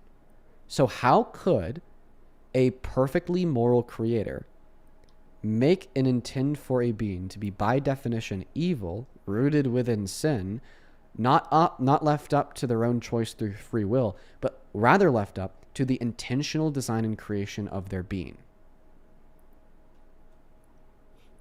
It's a great point, Dean. Just before I do respond to that, I want to say that this up-and-coming primary election will be the first one that I will be able to vote in, and I truly do want to be open-minded and completely research before I do. I understand that you were also a Trump supporter in a sense until you were quote-unquote educated, and I am very much open to the idea of this. However, currently, as I have joined this queue, I currently do support Trump. Now, to the theological background of my belief set, and as you say, the idea that if being gay was wrong, then it would be against Christianity, or Christianity would be false. Yes. I'm sure you would be familiar with the scripture that David wrote, that I was born into sin and shapen in iniquity. The idea that someone is born gay is something that is understandable to the degree that is understood by humans, and therefore when you have people saying, you know, it's a choice, it's not a creation thing, I do agree more on the left side, as that is respected, that it is not a choice. People are inherently born, in that sense, gay. However, that does not make it right. Just because you were born a certain way does not make a certain thing right. What I'm saying is that it can't make it wrong. You're saying it can't make it wrong. Yes, that is precisely what I'm saying. I'm saying it can't make it wrong. The two necessary criteria for what defines something as being wrong per the Christian theology are it being A, a choice, and B, a bad choice. AKA, it is either deprived of God's nature or it is in violation of God's moral commandment. You can't describe an action as being, well, you could only describe something as being wrong if what is wrong is an action. And of course, the way in which somebody is born is not an action. And if God is a perfectly moral designer, he cannot have an imperfect, immoral designee. Right. Isn't the notion of the creation... Listen, do you think that God could intentionally create something in which is evil? No. Because he's all good, right? An all good being could not intentionally create something in which is evil, because that would be contrary to their essential nature of being all good. Okay, do you agree that evil is a synonym for wrong? Something is evil if it's deprived of God's nature. Something is evil if it infringes on God's moral law. Something is wrong if it's deprived of God's nature. Yeah. Something is wrong as if it infringes on God's moral law. Yeah, so if you agree that God couldn't intentionally create something that's evil, well, then you agree that God couldn't intentionally create something that's wrong. Well, you are arguing that God is intentionally creating something that's evil or wrong by saying that people are born gay and that God intentionally created them to be gay. Like, if you accept that people are born gay, or I guess at the minimum that being gay is not a choice, then you either reject that being gay is wrong, or you reject that Christianity is true. Those are your only two options.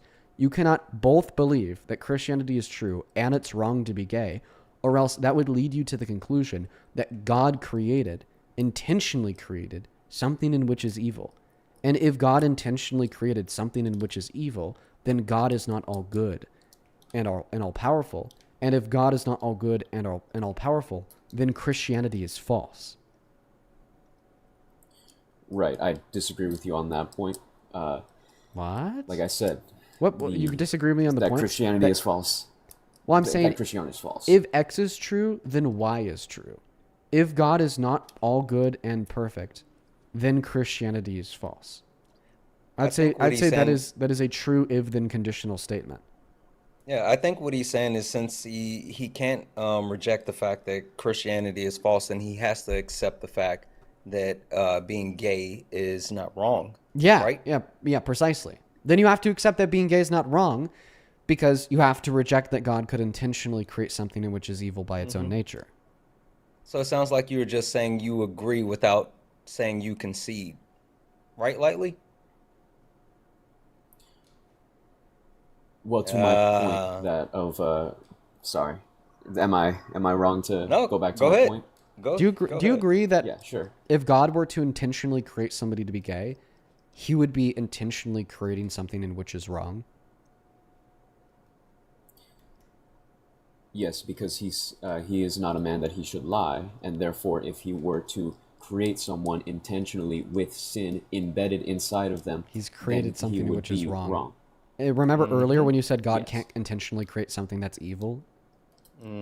And that Yes. evil is a synonym for wrong, so God can't create something that is intentionally wrong. Therefore, it's not true that being gay is wrong, because God intentionally created people to be gay.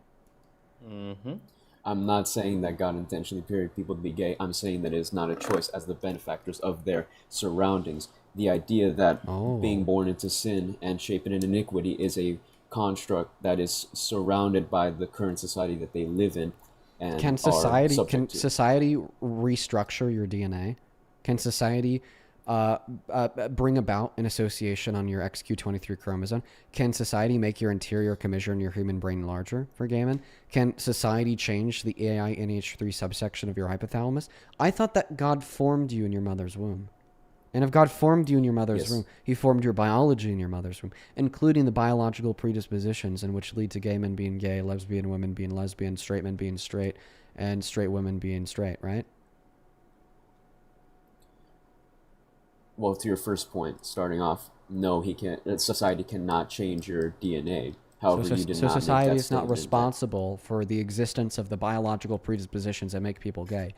If society is not The responsible biological for the biological predispositions predispositions that are make people according to gay, anatomy. then God is. Then God is. That's your point? Yeah, That God is responsible for the way that you were formed in your mother's womb. That is my point. Yes. Okay. Do you agree? Sorry. Call me slow, but could you just restate what I'm agreeing to? That God is responsible for the way that you were formed in your mother's womb. He's responsible for your innate biology. Yes. And it is that innate biology that leads to people being gay. No. Okay, well, that's what the science says. So why do you dispute the science? I dispute the science because of the nature of God. Okay. That's what God would do simply. Cognitive dissonance. So you're just saying that the science is wrong when the science says, oh, man.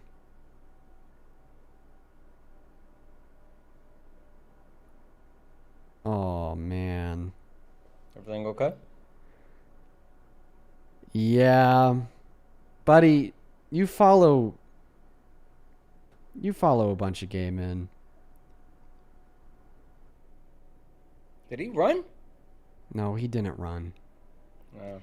He left. Man, that's really sad. I will say this. The one thing that I feel like Republicans do is like suppress the idea that, or promote the idea that for some reason being a part of the queer community is wrong, when literally, I mean, the queer community, they're not like a monolith, and so they can have different ideology. And for some reason, like condemning and like sitting here just saying they're wrong while also like suppressing who you are as a person, like that has to be such a tough life. I mean, like, dude, I don't even understand what they're doing. That guy didn't know that his following was public. Like he was straight up following like MLM communities. Like one of the accounts that he followed was named MLM community, and like the purpose and the point of the page was like so like gay men could find each other. Yeah.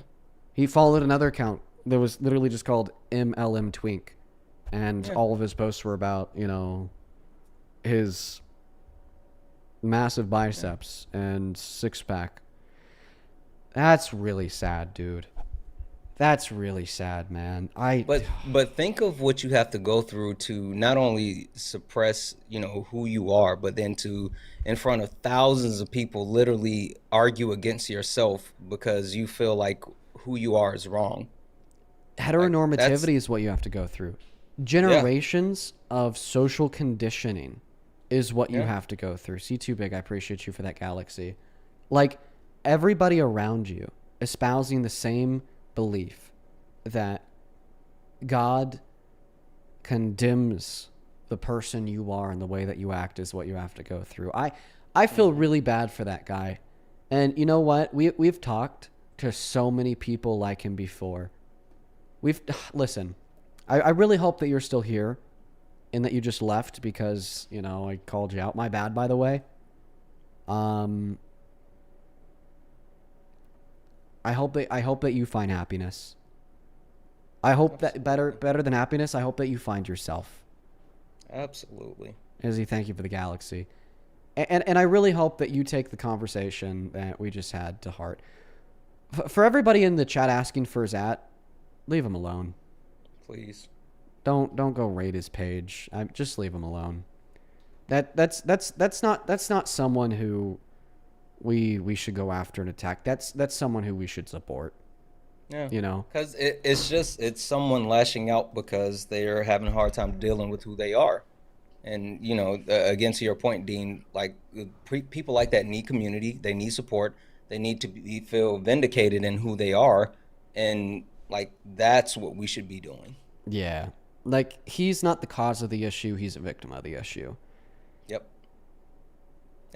We're gonna go to get the next guest up in here. Man, that is really sad. Only hop inside of the queue if you happen to be an American adult that supports Donald J. Trump as president. We're looking for some debates. Damn, I really hope that he took, you know, a lot of the points that he made. Hi, G. Lizzie, thank you so much for the fireworks. I appreciate you. Just bro, let me once again, if you're still here, let me save you like the next 30 years of your life. Mm-hmm. You're not gonna change. You will never be able to make yourself stop being attracted to men. Mm-hmm. Okay? You're never going to change. And instead of wasting the next 30 years of your life trying to convince yourself otherwise because of the social community that you live in, allow that to be time you rather spend being the most truly authentic version of yourself possible, flourishing, and experiencing true happiness. And also, just to add on that, there's nothing wrong with who you are. So, like, it's okay. You're the who you are is perfectly fine. It's quote unquote normal. So, to Dean's point, just like you should spend time figuring out who you are. Yeah. Yeah, man. That makes me feel bad. Hey, John, do you support Trump? John, you're muted. You got like 2 seconds to unmute before I ban you. Dino. Bands! Let's go to get the next guest connected. Only up inside of the queue if you are here for a debate, everybody. Me and Santana are just looking for some Trump supporters. Over on Super Chat, thank you, Jasmine, for the $20, who says, Dean, me and my sister Bella love you so much. Can you please say hi, say Robbie, get back with Jasmine? Well, I won't say that. I don't. It's a setup.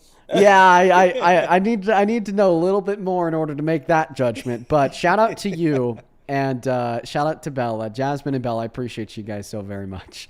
FamCam, thank you for the $50 over on Super Chat as well. I really appreciate you, FamCam. Let's get 500 FamCam W's. Who says, I've had similar issues with my cameras in the past. I recommend looking into a ghost battery available for the camera. It's a quote-unquote battery adapter that plugs into the wall.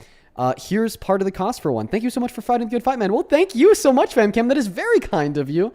Yeah, my current system is a little bit more archaic than a ghost battery.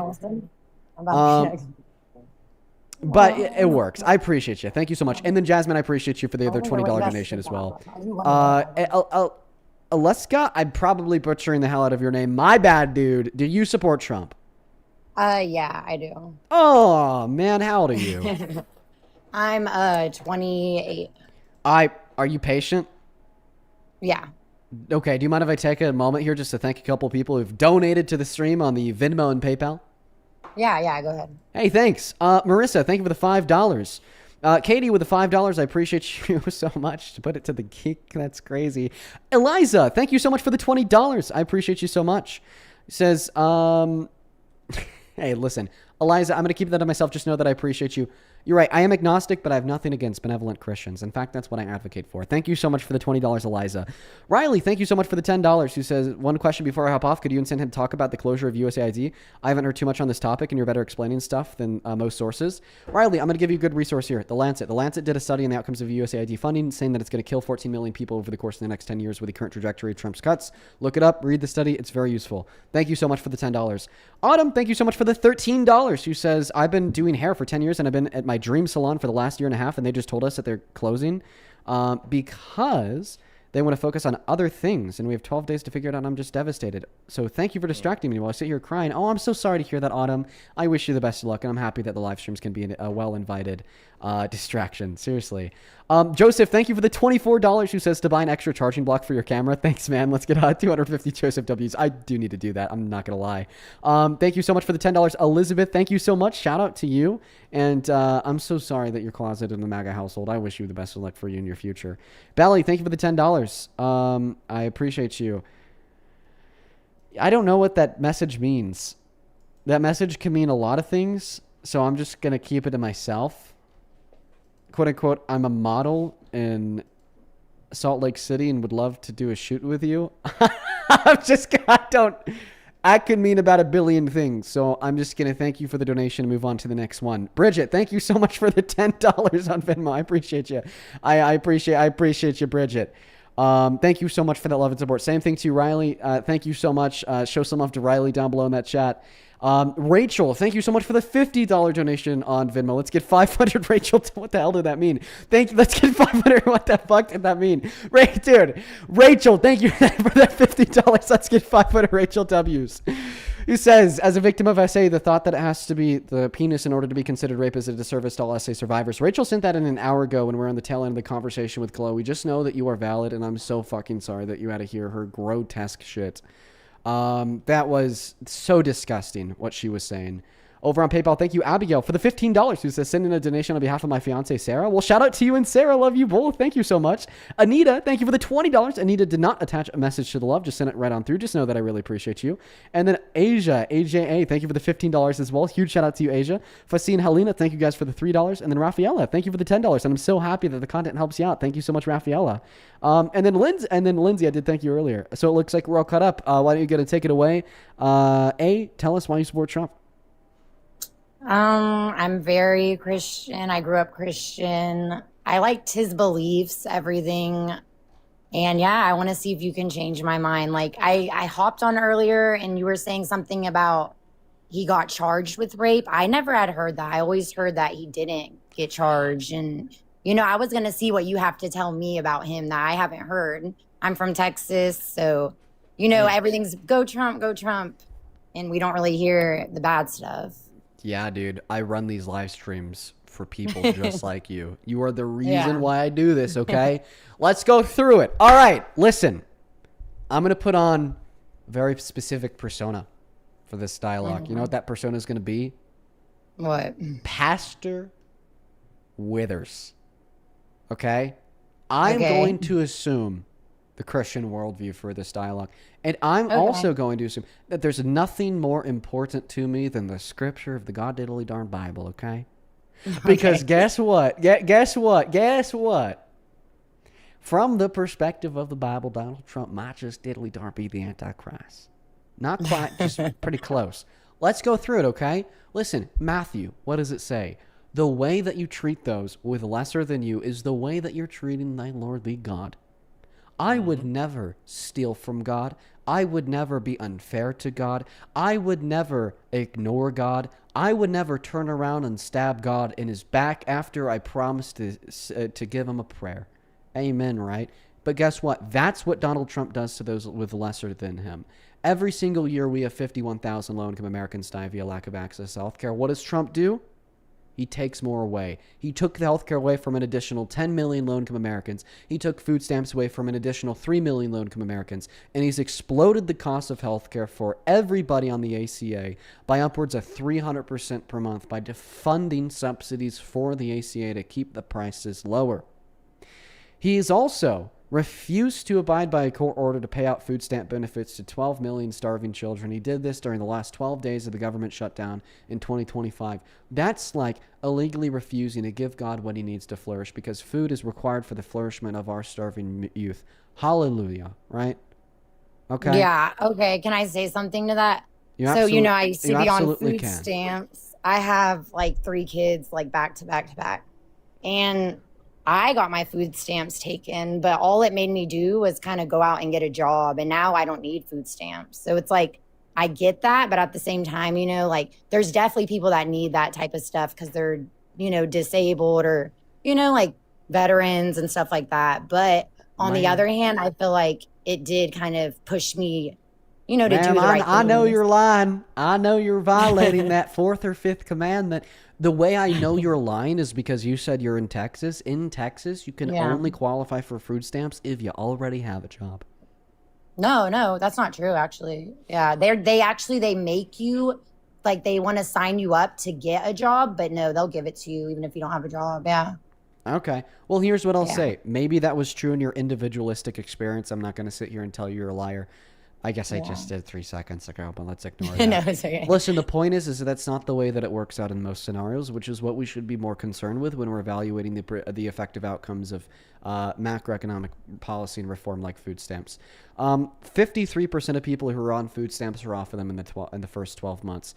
And once you're on food stamps at one point in your life, you're kind of likely to be on it again at some point in the future for another short period of time. The reason why I tell you this information is because what it proves is that people use food stamps as a launch pad to help them out when they're in need. And in fact, that extra benefit only makes it easier for them to turn around and get a better job. Instead of working 65 hours a week with a family of 3 because you need money now to put food on that dinner table, you could have a crutch on the government, step back, take some time, maybe cut your hours down by 20 hours and then spend that time at a university or a trade school. Or maybe because you don't need that money now because you have some government support, instead of taking the closest job and the easiest job in proximity of yourself, making minimum wage at a McDonald's, you get to take a step back, maybe interview at a more competitive firm that's going to get you higher wages. It's just not as guaranteed as that minimum wage job. And that's what the outcomes show. In countries with really good social safety nets, like Nordic countries, for instance, citizens have more economic mobility on average, which just means it's easier for their citizens to make more money throughout the course of their life. Plus, I am not on board with socialism for the rich and breadcrumbs of even for the poor. There's no reason why we cannot afford a couple $2 billion worth of food stamps to keep young children and families in poverty fed, but then we could turn around and spend 1.5, which is what Trump wants, $1 trillion annually on a military dropping bombs to kill kids overseas, or to give massive $1 billion subsidies to people like Elon Musk to build another rocket, just so he could take the money that he would have spent otherwise on another yacht or a diamond necklace for his booth thing. And the camera died again. We're going back to Angry Dean. I'll also say that Donald Trump agrees with Dean more than what you're saying, because literally one of the things that he's spoken on a lot is the fact that through SNAP benefits, a large majority amount of Americans have been able to be lifted out of poverty, even though he's cutting and restricting access. I mean, like, literally, Trump, his achievement agrees with Dean. Oh yeah, for sure. If I could get them back, I would. I mean, it's a lot of money a month. I know. Yeah, definitely. And I could give you other examples of Trump working antithetical to the Christian worldview. Do you know what was his Do you name? even think he's a Christian still? That's my thing. I feel like he's changed so much. like since the he's beginning. not a. He's not a Christian. Yeah. It's like, and then with the war and stuff, I don't know anymore. It's like, even my fiance's like, I don't like him anymore, and we used to love him, you know. But it's like now, you know, is it Christian to depict yourself as God? No. Yeah, Trump did. Not at all. Is it Christian to kill kids overseas? No. Yeah, Trump the war. did. Is it Christian to rape women? No. Yeah, Trump did. Is it Christian to take away from the average American for no other reason than to give more back to the rich and the elite? No, but Yeah, I Trump want to did. know why you think like anybody on the Democrat side is better. Don't you think they're almost kind of the same? Like, I know, you know, maybe just a little, like, it's like, you know, at this point. Nope, I don't think that they're the same. I think they're much better. Because let's go through it. What did Kamala Harris run on, for instance? Tax breaks for the working class to center and focus on those that need it the most. Nothing more Christian than that. What else did she run on? The broader acceptance of everybody, regardless of their background, their religion, their race, their ethnicity, their sexual orientation, or their gender. Nothing more Christian than that. Look at Jesus' acceptance of Nicodemus the Pharisee. Invited him to be one of his apostles when other Pharisees were trying to kill him. What's more Christian than fighting for the greater good in consideration of everyone? No. Yeah, that's true. Yeah. That is supposed to be the culmination of the efforts described in the gospel. That's not a woke, freak, left-leaning pipe dream. That is the materialization of the virtues that you are supposed to practice as a Christian. Yeah. So are you a Christian, since they do kind of like, have those same worldviews, the Democrats? Yeah, I'm agnostic, but I know a lot about Christianity. I research it. Okay. But Agnostic. So you believe that there's a God, basically, kind of? But it just means I don't know. Oh, you don't know. Okay, yeah. Also, I would say you shouldn't base your politics on whether someone is or is not a Christian. I mean, you can have your personal perspective depending on people's faith, but just because they're a Christian or not a Christian does not mean that they're fit to lead and govern. I mean, Yeah, because that's even, true. let's say Donald Trump, even if you did have some type of false narrative that Donald Trump was a Christian, which he's even said himself that he's not a Christian, but even if he were to be a Christian, if you look to Dean's point, everything that he's actually done, the policy that he has passed, which is a lack of, but everything that he's done is diametrically opposed from the teachings of Jesus. So Yeah, like, his you shouldn't do actions that. are backwards. Yeah, I get what Yeah. you're saying. Yeah, I didn't think about it like that, really. And honestly, we yeah. shouldn't expect anything more from him. He is a liar, he is a cheater, he is a con man, and he is a grifter. And he has been for all his life. Cheated on all 3 of his wives, boasted about sexual exploitation in 2005, pardoned violent criminals, and fights to get other con men and women out of jail on a daily basis. I could actually give you an anecdote of this. Do you know who Tina Peters is in Colorado? No. Yeah, she interfered with the 2020 election. She snuck into the ballot boxes and she downloaded information from them. Bailey Dacis, my bad. And that's like super illegal. So she got sentenced with 10 years in jail. And she's also just been this way all her life. I'm from her district. I'm from her county. My dad, I don't want to, describe exactly what he does, but he works in construction vaguely, okay? And he personally knows Tina Peters because Tina Peters went to him asking him for some help on some construction project. And she tried to get my dad to work with no contract. And my dad said no because my dad also knows other people who did work for Tina Peters with no contract and never got paid. Trump, he made it a national emergency to get her out of jail, to force our governor to pardon her, called her a patriot. Okay? And these slimy scoundrels, the Tina Peters of the world, the Trumps of the world, they're going to stick together and they're going to support one another. And we definitely shouldn't support people like that in the Oval Office. Yeah, you don't believe in guns, though, or anything like that? I definitely believe in guns. And, I'm definitely pro-life. I love the kids. I love all that. Do you think that rape victims should be able to legally access abortion?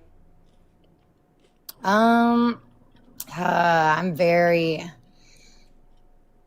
No, I still don't know. Are you a human? Yeah. Do you have a soul? Yes, I do, yeah. Do you have a right to life? Or are you valuable?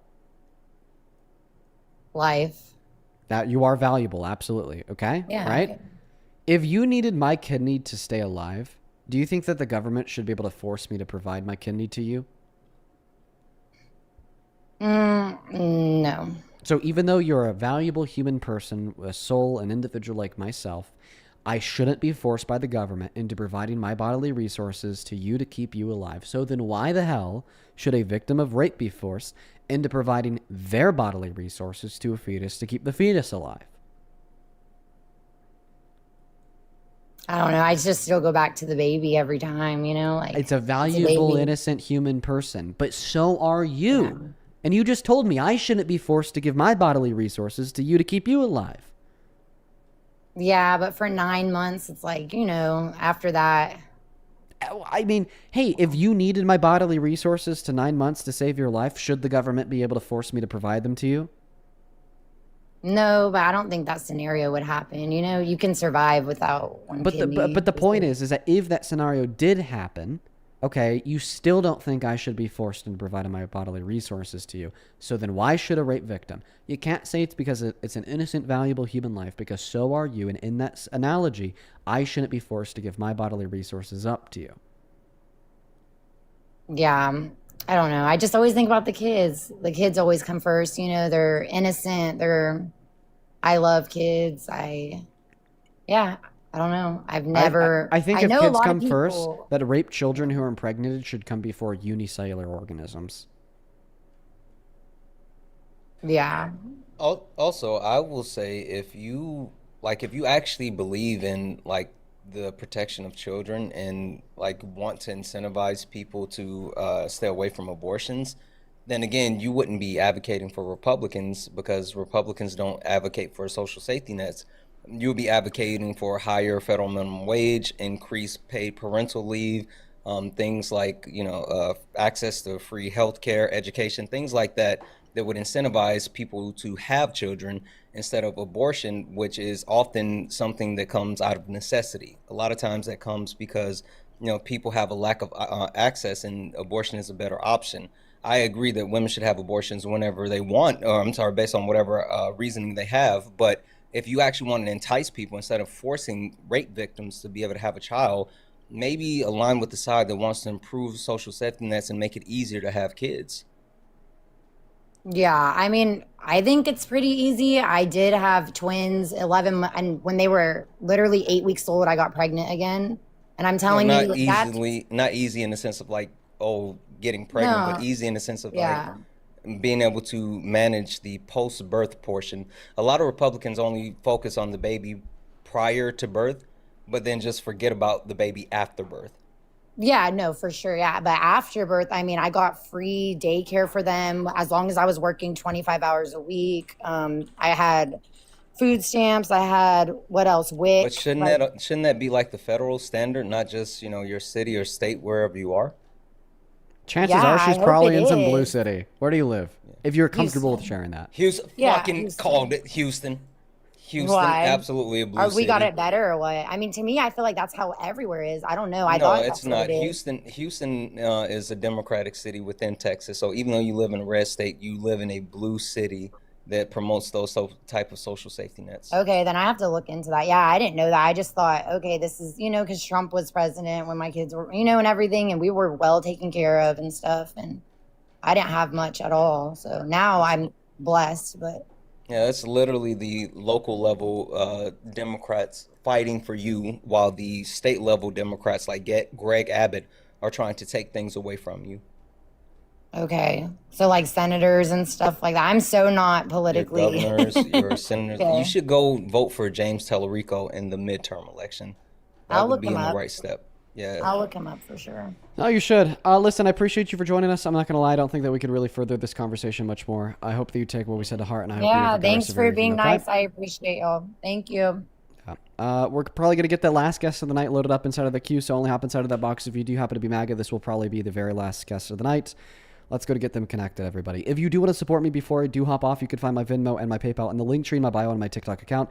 Pin message over on YouTube, as well as the handles at the top of the phone screen and TikTok as well. It's just my name, Dean Withers, without the letter E in my last name, Withers. Let's go to get that next guest, Maddie, connected right now. Katie, thank you for the $5. Appreciate you, Katie. Abigail, thank you for the 1. And then Brenna, thank you for the $15, who says, love you so much, Dean. My fiance and I watch you every day. You're awesome. Well, shout out to you and your fiance, Brianna. I appreciate you guys so very much. On Super Chat, Lord T with the $20, who says, Trump isn't a Christian. Trump is a grifter. Bro, he's the furthest thing away from a Christian. Oh my goodness. On PayPal, thank you, Fiona, for the $10, who says, thank you for standing up for SA survivors earlier. Oh my goodness, that conversation was so hard, Fiona. Thank you so much. And I'm so sorry that you had to hear that. Alyssa, thank you for the $20, who says, thank you for all that you do, especially with the help with helping educate the younger generation. Also, Santana is really great.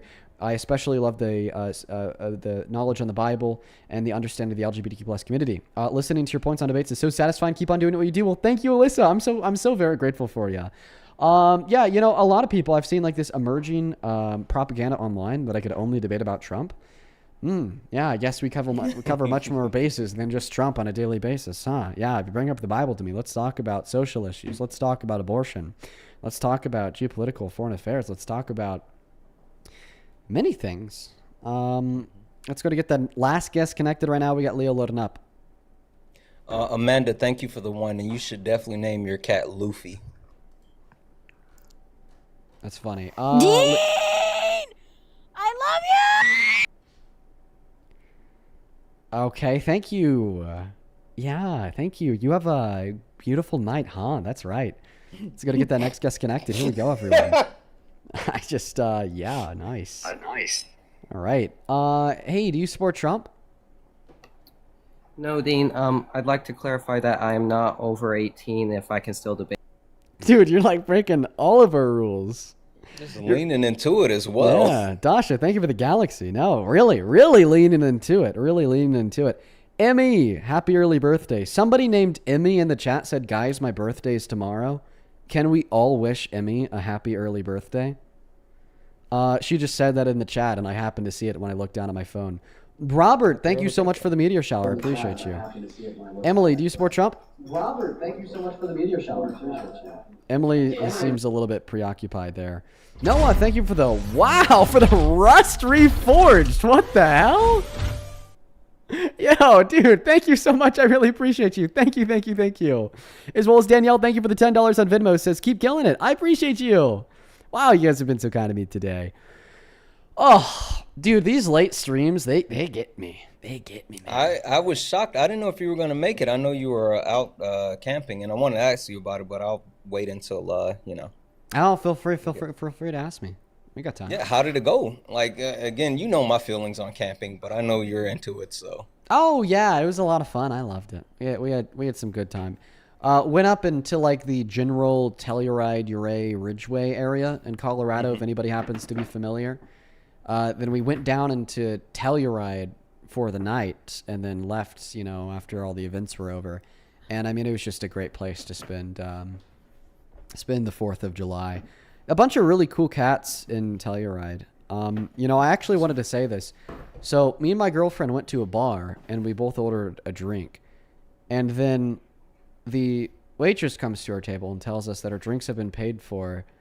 And the person who paid for them says to tell you, thank you. And the people who paid for those drinks, they left before the waitress told us that. So I wasn't able to thank them personally. Mm-hmm. So if in the off chance that the person or the people who paid for those drinks last night are watching the live stream, I wanted to personally thank you. I felt, terrible that I couldn't thank them in person because they had left. So in the off chance they happen to be here, and the off chance they happen to see this, Do you vape? whoever Do you they vape? were, you guys were pretty awesome. It was very, very kind of them.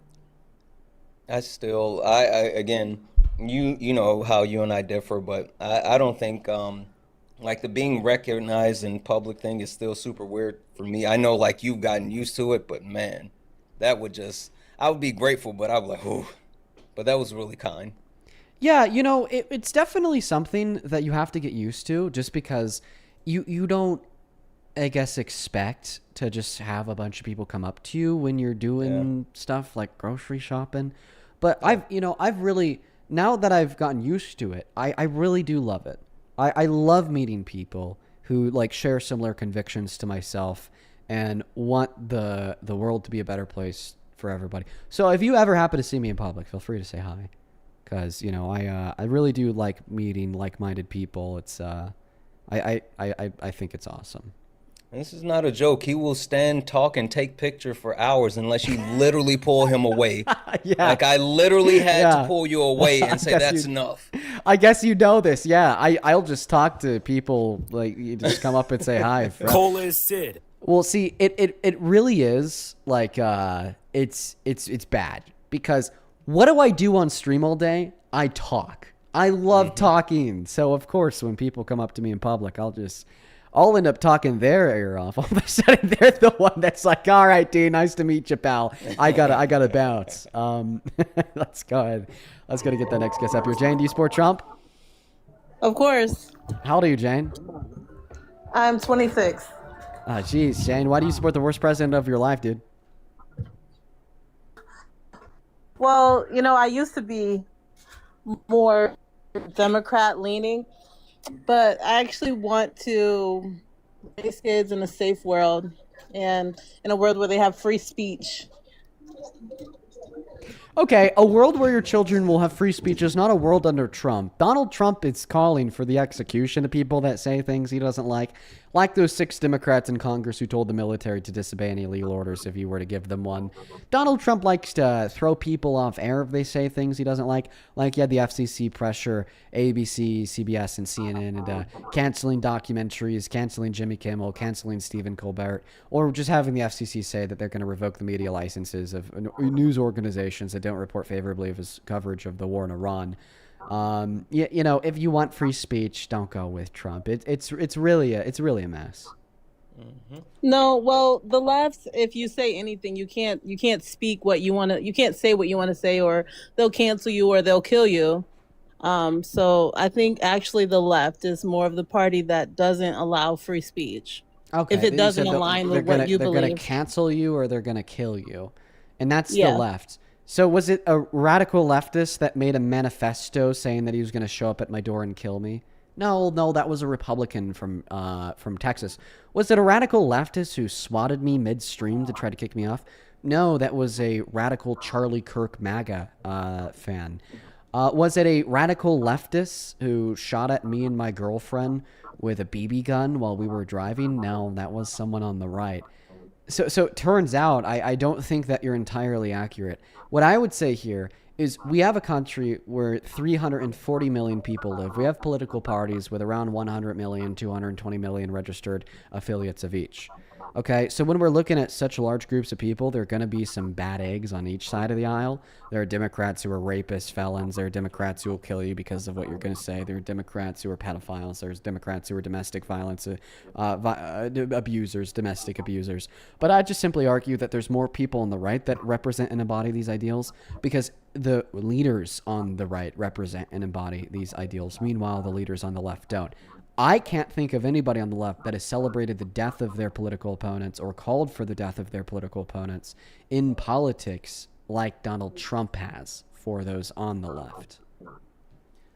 I think it's interesting that all the things that she said literally was the things that Trump did. But Jane, go ahead and tell us about it. Respond to what Dean said. Well, the left, another thing about the left is they have to be politically correct. So you have to say what you think that everybody wants to hear you say. So obviously they're probably in their homes saying the things that Trump, he's just going to give you exactly what he think that someone who's going to say exactly what they think than to have someone where you don't really know what they think because they have to be so politically correct in your face.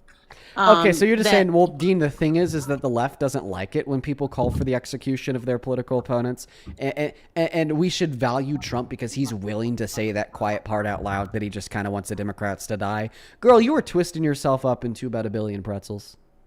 You started off by saying that the left is going to kill you for what you believe in. And now you're saying, well, I actually support Trump because at the bare minimum, he publicly states that he wants to kill his political opponents, unlike those PC cancel culture leftists that are too scared to say it out loud.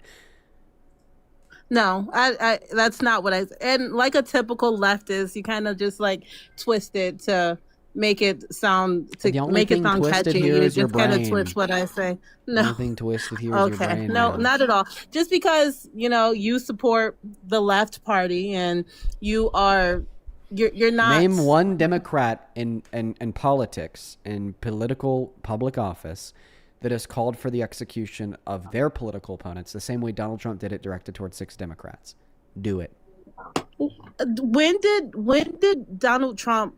You're twisting his words. The President of the United States of America, Donald Trump, Serviceton Examiner titled "Democratic Veterans in Congress Urge Service Members to Refuse Unspecified Unlawful Orders" by saying that this is really bad and dangerous to our country and that their words cannot be allowed to stand. He then followed that up with a second post that reads, "This is seditious behavior, punishable by death." And then he reposted a comment that reads, quote unquote, "Hang them, George Washington would."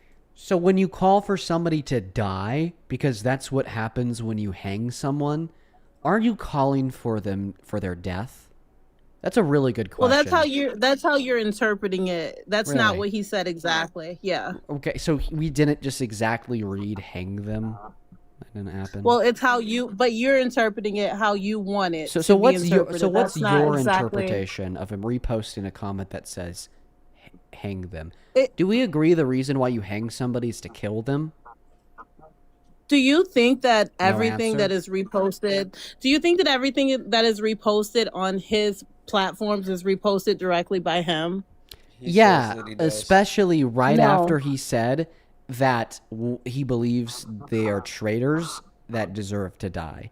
Yeah. No, he is the president of the United States of America.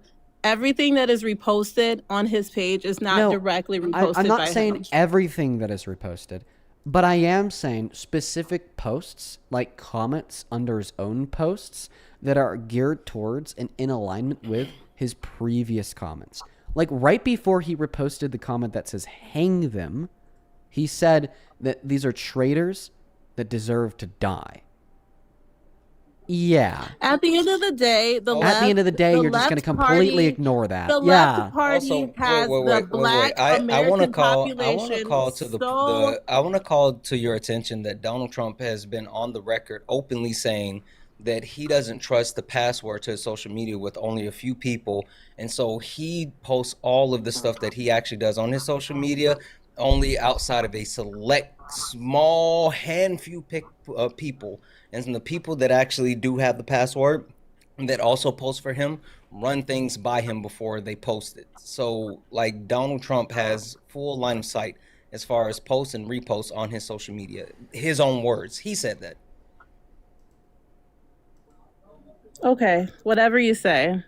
At the end of the day, okay, not what Trump says, but what we say. Got it. It's not. No, you can never make me believe that.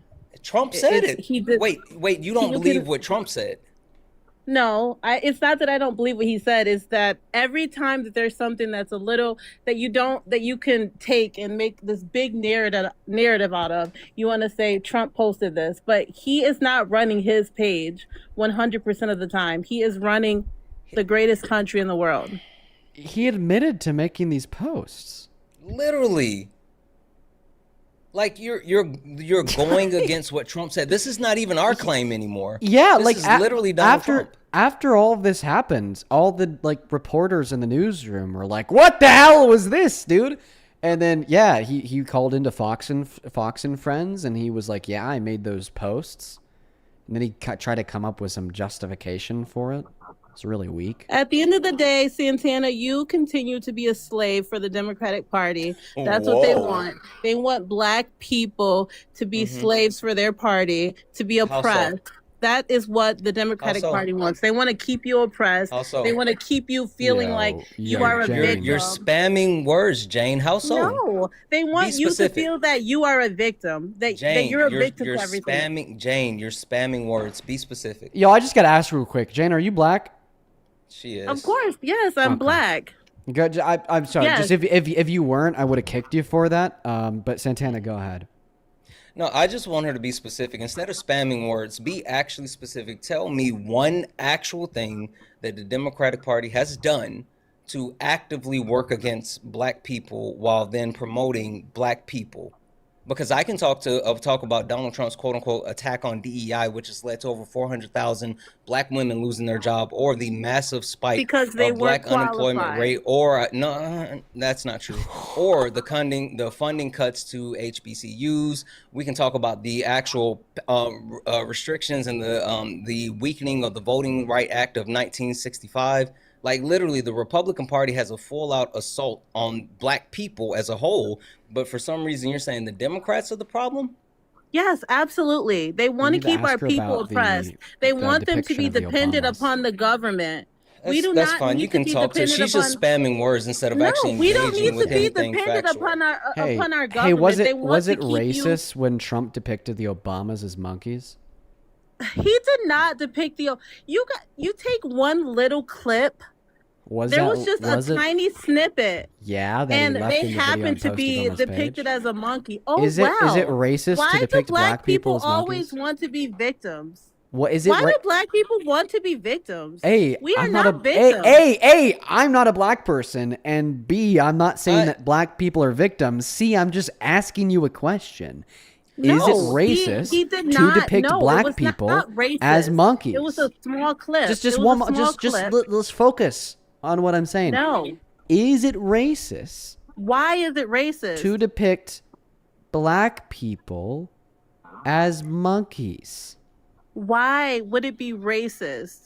It would be racist because that's a racial trope that has been weaponized against black people to classify us as less than, If you like allow, literally if you, less than. if you No. want to feel, You can sit. Wait. Again, you wanna be Hold oppressed. on. No. Black This people is want this to is be fine. oppressed so Can you please bad. stop This is spamming not words? the 1800s. Jane, can you We are please not stop oppressed. Jane, can you please stop spamming words? If Donald Trump was willing to depict the Obamas, the most prestigious black family in the history of the United States of America, as monkeys, then what does he think of you, Jane? Just a normal Trump supporter that's, on the internet. If he thinks the Obamas, the most prestigious black family in the history of the country, are monkeys, what does he think of Jane? Just because he shared, there was a clip that was reposted where the Obamas happened to be depicted as monkeys, does not mean that he was calling them monkeys. Jesus. There were other. If you watch the full, Oh, you've watched a full video, so you'll see that other individuals are depicted as other animals. Yes, with obvious insinuations off them, like Harry Sisson being depicted as a pink flamingo. Wonder why? Because people on the right like to say that Harry Sisson is gay. Or Olivia Giuliani being depicted as a pig. Wonder why? Because the right makes fun of Olivia for her weight. Yes, so then what's the insinuation of depicting the Obamas as monkeys? Also, you said it's not the 1800s anymore. Black people aren't oppressed. How old are you? I'm 26. Okay, how old is your mom? What does that matter? I'll tell you. How old is your mom? 52. And how about her mom, your grandma? My grandma's dead. I don't even know. How old was she when she died, and when did she die? She died before I was born. So, okay, so I would assume that if she was alive today, she'd be much older than 71. Probably, yeah. Yeah, your grandma growing up had to go to schools that were meant for black people because the other ones were white only. But still, your grandma growing up had to go specifically to black only schools, and you're sitting here telling me that it's not the 1800s anymore. Black people were aren't not oppressed. the only Ruby group of Bridges people. is Black people were 71 not the only years group old. of Don't say something people. stupid. Black Please people don't were say not something the only group stupid. of people who went through something, who had segregation, who were oppressed. Black people are not the only people. Why? I'm gonna say this. I'm gonna why say do we this. cling to that? I'm gonna say this because you don't know your history. You don't know things, and that's why you're saying what you're saying. Because if you understood the history of this country, you would understand that race was created in order to subjugate black people. Like Gomez Inês de Zurara, a Portuguese man in 1452, actually was the chronicler for Prince Henry the Navigator. He was actually commissioned to write up a description of black people that would justify them as animalistic, hypersexual of the lower hemisphere, which then gave justification to enslave them for chattel slavery. They published papal bulls allowing European states to engage in chattel slavery. And ever since that time, there has been a consistent and persistent attack to make sure that black people are listed in the lower stratosphere of the actual hierarchy. Like if you understood how even after slavery, and when you talk about the reconstruction that black people went through, but people don't know about reclamation, which happened where white people literally on like a religious crusade started killing black people and trying to put them back into slavery. You can talk about slave codes, you can talk about pig laws, you can talk about Jim Crow, you can talk about segregation. You can talk about like the Help to the Voting Act, which just was repealed this year. There has been a consistent and persistent attack on black people, but yet you don't know these things. And so you're just like, oh, it's not just black people. This is 2026. Oh my God, I just talked about 2026. We're in 2020. We have the same opportunities that anyone else has. I have 2 points What to just make. happened? First Go point. ahead, Dean. 2026. First point. 1964 was 61 years ago, and July 4th Okay. was 24 hours ago when we had white nationalists marching around our capital saying that we need to reclaim America for the white man. Second point. You asked for examples of racism today. Well, you actually gave me one when you were demonstrating your anti-blackness earlier. Santana brought up the hundreds of thousands of black women that lost their jobs last year, and you said, well, they rigged the system. They were underqualified in DEI. oh yeah, but I bet if we were going to start talking about the 2020 election with a white man losing his job, it wasn't that he rigged the system, but rather the system was literally rigged against him, and all the black and brown folk helped to illegitimately elect Biden, right? And by the way, this isn't an historical example of racism 100 years ago. This is an example today of your anti-blackness.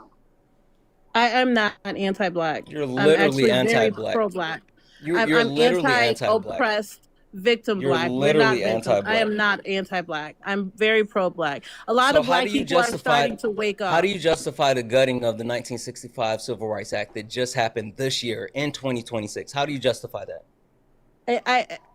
I'm not very well educated on that. Oh, you're not well educated on anything, Jane. That's why you're saying the shit that you're saying, Jane. That's why you're sitting here spewing. That's why you haven't addressed anything directly that we've said. I have a master's degree. I'm very well educated. So whoop de fucking do. I got two of them. No one cares, Okay. Jane. You Yes. haven't addressed anything directly that I said or Dean said. You just keep spewing stuff, but you haven't given anything tangible, and you haven't addressed either one of our points. I've addressed the points very well. I think All that I'm maybe- saying is that I think that maybe there's an explanation for this, Santana. Listen, here's my explanation. Let me know if I'm speaking out of line, by the way. It's just like, in order to support Trump, you already need to be undergoing like some level of like cognitive dissonance and some level of susceptibility to propaganda. You're very funny. Because Trump is a bad president, right? But then to support Trump and be a woman, okay, you need to undergo a little bit of a larger level of cognitive dissonance, a little bit of a larger level of susceptibility to propaganda, because it's not just that Trump is a bad president, but Trump is a bad president for you. To be a You're black crazy. woman and support Trump, it's an even higher level of cognitive dissonance and an even higher level of a susceptibility to propaganda, because not only is Trump a bad president, not only is Trump a bad president for you, but Donald Trump is the worst fucking president for you.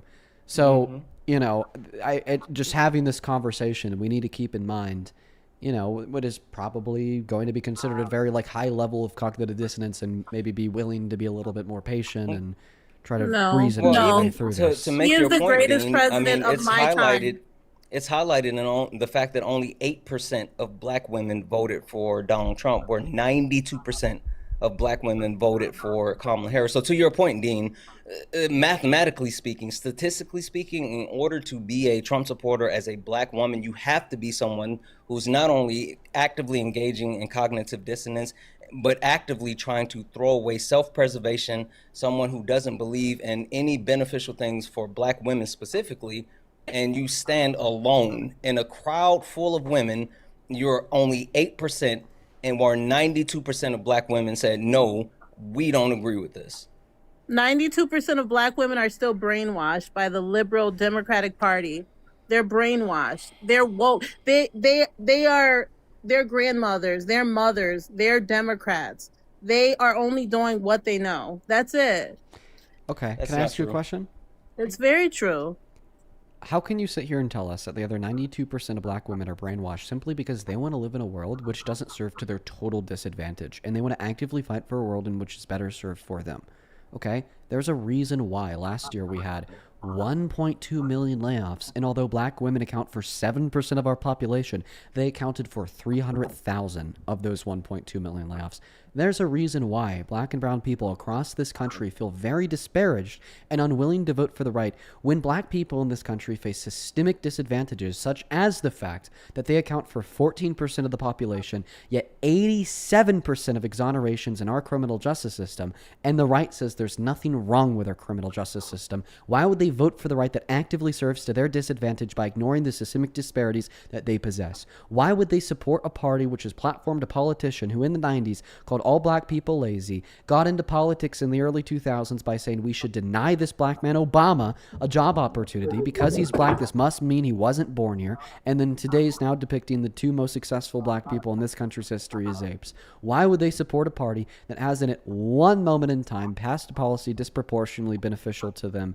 The party that strikes down systems of social safety net, strikes down women's access to self-care, strikes down any sense of progressive change to make the system better for everybody, and instead ensuring that the system continues to oppress and perpetuate harm towards marginalized communities to uplift members of the top 1%.